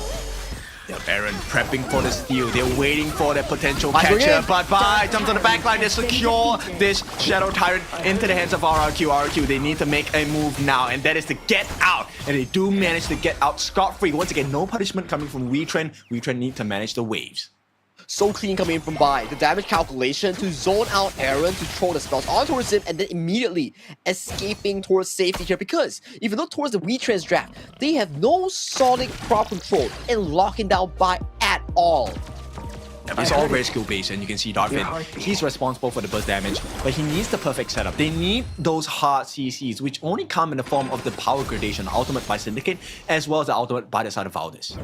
Now here's the problem as well. If you're RQ, yes, you have a lead, you have Tyrant here, but how do you approach the high ground here? Because you get outranged by Darfin and Aaron here, and once they don't die in that high ground, they're practically immortal here coming into the siege. Oh, we'll see. RRQ, this one is very interesting. One more push is going to do it, and here we go. T3 is going to be crumbling really soon. Nice defense with the pushback on the Winters here. That is the first one. Second one down. No more T3s with the exception of the bottom one. And with that, Singling also has a siege breaker. Such a fed Ambrosia here. I gotta say, Singling has been the key factor in RQ's success in bringing the game back to an equal footing, allowing Bai to do Bai things. And right now, we are looking at a 4,000 gold in the side of RRQ before they go into their overlord here. Such a comfortable lead if you are a Kingdom RRQ fan. Lucy, they managed to catch Harpus. They force out. Oh, hang on. Harpus is very low. The flash comes in from the side of Syndicate. Unable to find the target. Gets suppressed as well. Perfect setup from the side of RRQ. And jumping on the back lines as well. Singling has found the lines of Valdez. It's a double kill for the side of Bai and RRQ. The dream is real. All they have to do is to finish the job. Right now on the top side of the map, they're making a play for Aaron. There is still a single life for the side of Bai. He makes a killing spree, and this is going to be a 4v2 defense. Can they make it work? Maze, he's gonna give his life for the cause. Is it gonna be enough? I don't think so, because Darpin is the only one left. RRQ, victory in sights. KIC tickets in hand. All they have to do is to win here, and with that, RRQ complete the sweep 4-2. Welcome to KIC 2025. The Kings return to the Phoenix Reborn qualifiers with the strength of the fans. They serve, they deliver, they conquer the kingdom with the crystal in their hands right now. They book themselves to the seat to the KIC, representing as the 4th seed of the IKL fall. It was not looking good. Let's be clear about it. That was not looking good for RRQ at all. That was a Wetrnd game, right? Just based on draft, the way they controlled the first half of the game, stealing all of the buffs away from Bai. That was a nightmare. That was a nightmare because Bai was like buffless for about 2-3 minutes, whereby he had 3 rotations of empty buffs and he was getting punished so hard. But the core player that I really want to point out has to be Singling on that Umbrosa. He was crazy with that Umbrosa. Yeah, diving into the backlines, 1v4, very huge commitments into the fight itself, open up so much space, make sure that Harpus was alive. At the same time, because of this secondary distraction, Bai had the freedom of choice to go in with his Luna moves and just use the whole kit to maximum efficiency. But man, congratulations to IKL, RRQ fans, and RRQ themselves, because they really played a phenomenal series of Honor of Kings despite us having some technical difficulties. But the wait is worth it if you're an IKL fan. They really proved themselves to deserve that seat towards the KIC 2025 happening in Manila from 14 November to 30 November. Yes, a very deserving win, because the way that this game went in this series as a closer, it had everything, right? The early game aggression for Wetrnd, having total and complete jungle dominance against Bai. That was looking like, hey, RRQ was not going to win this game at all. We were heading into game number 7 for the ultimate battle, but here's a replay of the highlights of the game. And this was the first few ones that we talk about, Bai going in for the assassination, but you die when you have the Crimson Golem. That allows Valdez to go into your jungle freely and surely. And these are the Valdez Aaron moments towards the early game, continuously finding those kills, finding those markers. But when 10th minute arrived here, Qeon was just casually breaking ankles and collecting every single kill across the gorge. Yeah, and this was the point where we were asking, right? We're talking about 663 as the Liang, like, you need to hit those ultimates. Your power word control, where is it? And that one moment was the most critical moment he had it. And at the nice lockdown to be able to get that initiation open for the side of RRQ. And RRQ, through all the blood, sweat, and tears, they do indeed make the final few moments. And these are the few moments that we talk about here. This was the final fight. Check out Bai assassinating Syndicate, and then Qingling coming in towards the back, scrapping Valdez, chunking Darpin, forcing Aaron to be a position, and that is everything that you need from the side of RRQ to end this game number 6. Yeah, clutch. And of course, when we talk about clutch, none other than the guy you were talking about, RRQ Singling, the import coming in 306. Now, not the biggest amount of damage dealt, but his positioning was clean. He came in with the finishing blows, allowing his jungler Bai to get the gold in his pocket, get the kills on the board, and for RRQ to march on to KIC. Everything fell in line for the IKL's hopes and dreams here. For Kingdom fans, for RRQ fans, this will be the PRQ, the Phoenix Reborn Qualifier champions here, as RRQ will march towards Manila with us to the KIC 2025. This is all we've been waiting for this whole night here, because we needed to know who out of these two teams, the most fan-voted teams, will take that slot, and in the end, it was RRQ. Yeah, I like this storyline coming in, right? Because IKL, now they are going to have 4 teams representing them in KIC. Philippines as well will have 4 PH teams representing. So once again, it's another race to the finish. Who is going to get to the top pole position? But let's take a look at the gold here. I just want to focus on Aaron for a little bit. Look, this guy was absolutely insane today. I really like the way he plays Gun and Mo. Unfortunately, Wetrnd was not allowed to play their game. They weren't allowed to play the game at all because we keep seeing moments whereby Syndicate wanted to go in and immediately 60 was like, okay, you come in. I'm not going to play aggressive Liang to go for those constructive ultimates. But when you come in, I will be locking you down every single time. And Syndicate had no moments in that Game 6. Look, there's one person that I think we need to really highlight as well, Harpist. That last play, he actually forced out Syndicate's flash in a very awkward position, which allowed 663 to get the suppression down as well. So I want to give props for that particular play. Now, we take a look at the damage across the board. This one, very even sharing and distribution of damage dealt by the side of RRQ. It was very well done all in all out for the RRQ IQ representatives. Everyone made a bit of a share in that damage department. You can see it's 77,000, 83, 84, 79, all very near numbers between the 4 main carries coming in for the side of RRQ. Yep, and you can see the gold here, right? 100% team fight rate for Aaron and Valdez. It was looking good for a bit because they were able to suppress the jungle growth, but the moment it goes towards the later parts of the game, you know what? RQ was like, you want to fight? We will keep fighting, which means you don't have time to farm, and the gold difference was very clear here. It was very difficult, especially when you lose out the buff tempo coming in from Bai, and Bai is unlocked due to the good play coming from Singling. You start to wonder, who really locks down this 2 duo? Because we have no crowd control coming in from the side of Wetrnd's draft. Yeah, I mean, the risk was there, right? They were actually dependent on the fact that they were able to get those big snipes coming in, not just from Darfin, but from Aaron as well. But they could not do their job. And so that was the difficulty, the risk that they took, and that risk did not pay off. So once again, congratulations to RRQ. They are your champions of this Phoenix Reborn qualifier. This is the team you have voted in, but they claim their way and the plane tickets to KIC. It was all they really looked for in this entire tournament here. That is exactly what we are waiting for. And RRQ, congrats to them and props to Wetrnd Esports. They put up a decent showing in towards this tournament and they do deserve our respect as well. Yes, Wetrnd Esports definitely can hold their head high. Now, bear in mind, I keep saying on this broadcast and every time I have a chance that they are a new team, they're a growing team. But to achieve this kind of results, it's a little bit scary, right? Look, fall season of PKL, not bad for a 56th placing. Coming in and being voted as one of the favorite teams to be able to compete in this Phoenix Reborn qualifier for a shot at KIC. That's a secondary one. A lot of people felt that, hey, maybe Wetrnd was not growing fast enough, but boy, have they grown, and they were so close for this one. I think definitely if you are a Wetrnd Esports fan, don't be really sad about it because they actually had a half a season in towards the 2025 whereby they played fall, they came in as Wetrnd, and then you start to think like, hey, they made it to KNC, got a few games out of APG, and did pretty well against HBSC. So this is like a fresh run for the Wetrnd roster here. So they could only go up starting from here.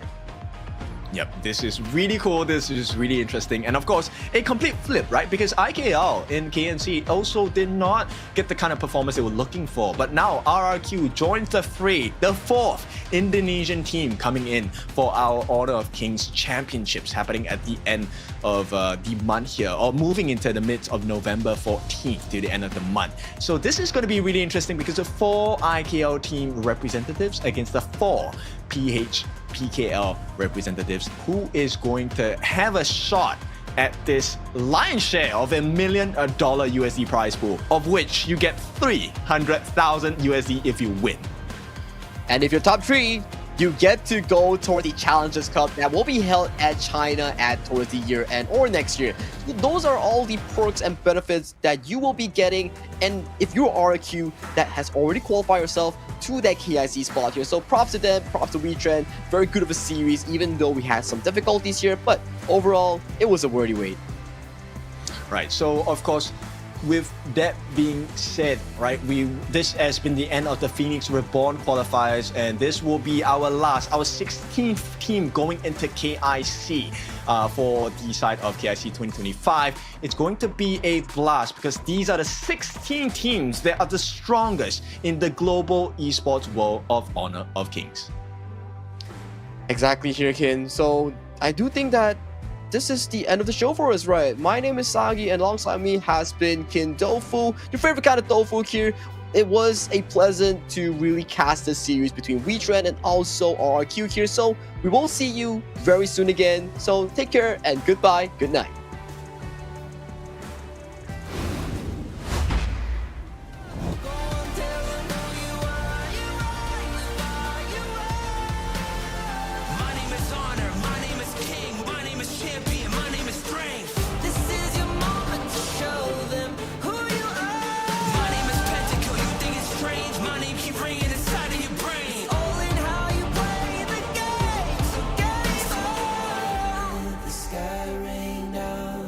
Here's to the madness that's all around. So tell them who you are, you are, you are. Go and tell them who you are, you are, you are. Game on. Here's to the moment the sky rained down. Here's to the madness that's all around. Go and tell them who you are, you are, you are. Go and tell them who you are, you are, you are. Here's to the moment the sky rained down. Here's to the madness that's all around. Go and tell them who you are, you are, you are. Go and tell them who you are, you are, you are. Like flames, feel it burning inside. Take a hold in pursuit of the prize of a toad. Ain't no way to survive, keeping all of this fire that's locked to the side. When this is the time, enter the ring. All those mental chemicals doing their thing. I got flashes of battles inside of my dreams. I was made for this moment. At least now it seems like it's time to come face to face with your fear. Been battling demons for all of the years, and I learned how to fight them with style and grace no one's ever encountered. You say it's amazing, I'ma come out swinging when they open the cage. Go ahead and call passion, I'm calling it rage. I'm taking what's mine like I already own it. Watch but don't blink, going here's to the moment.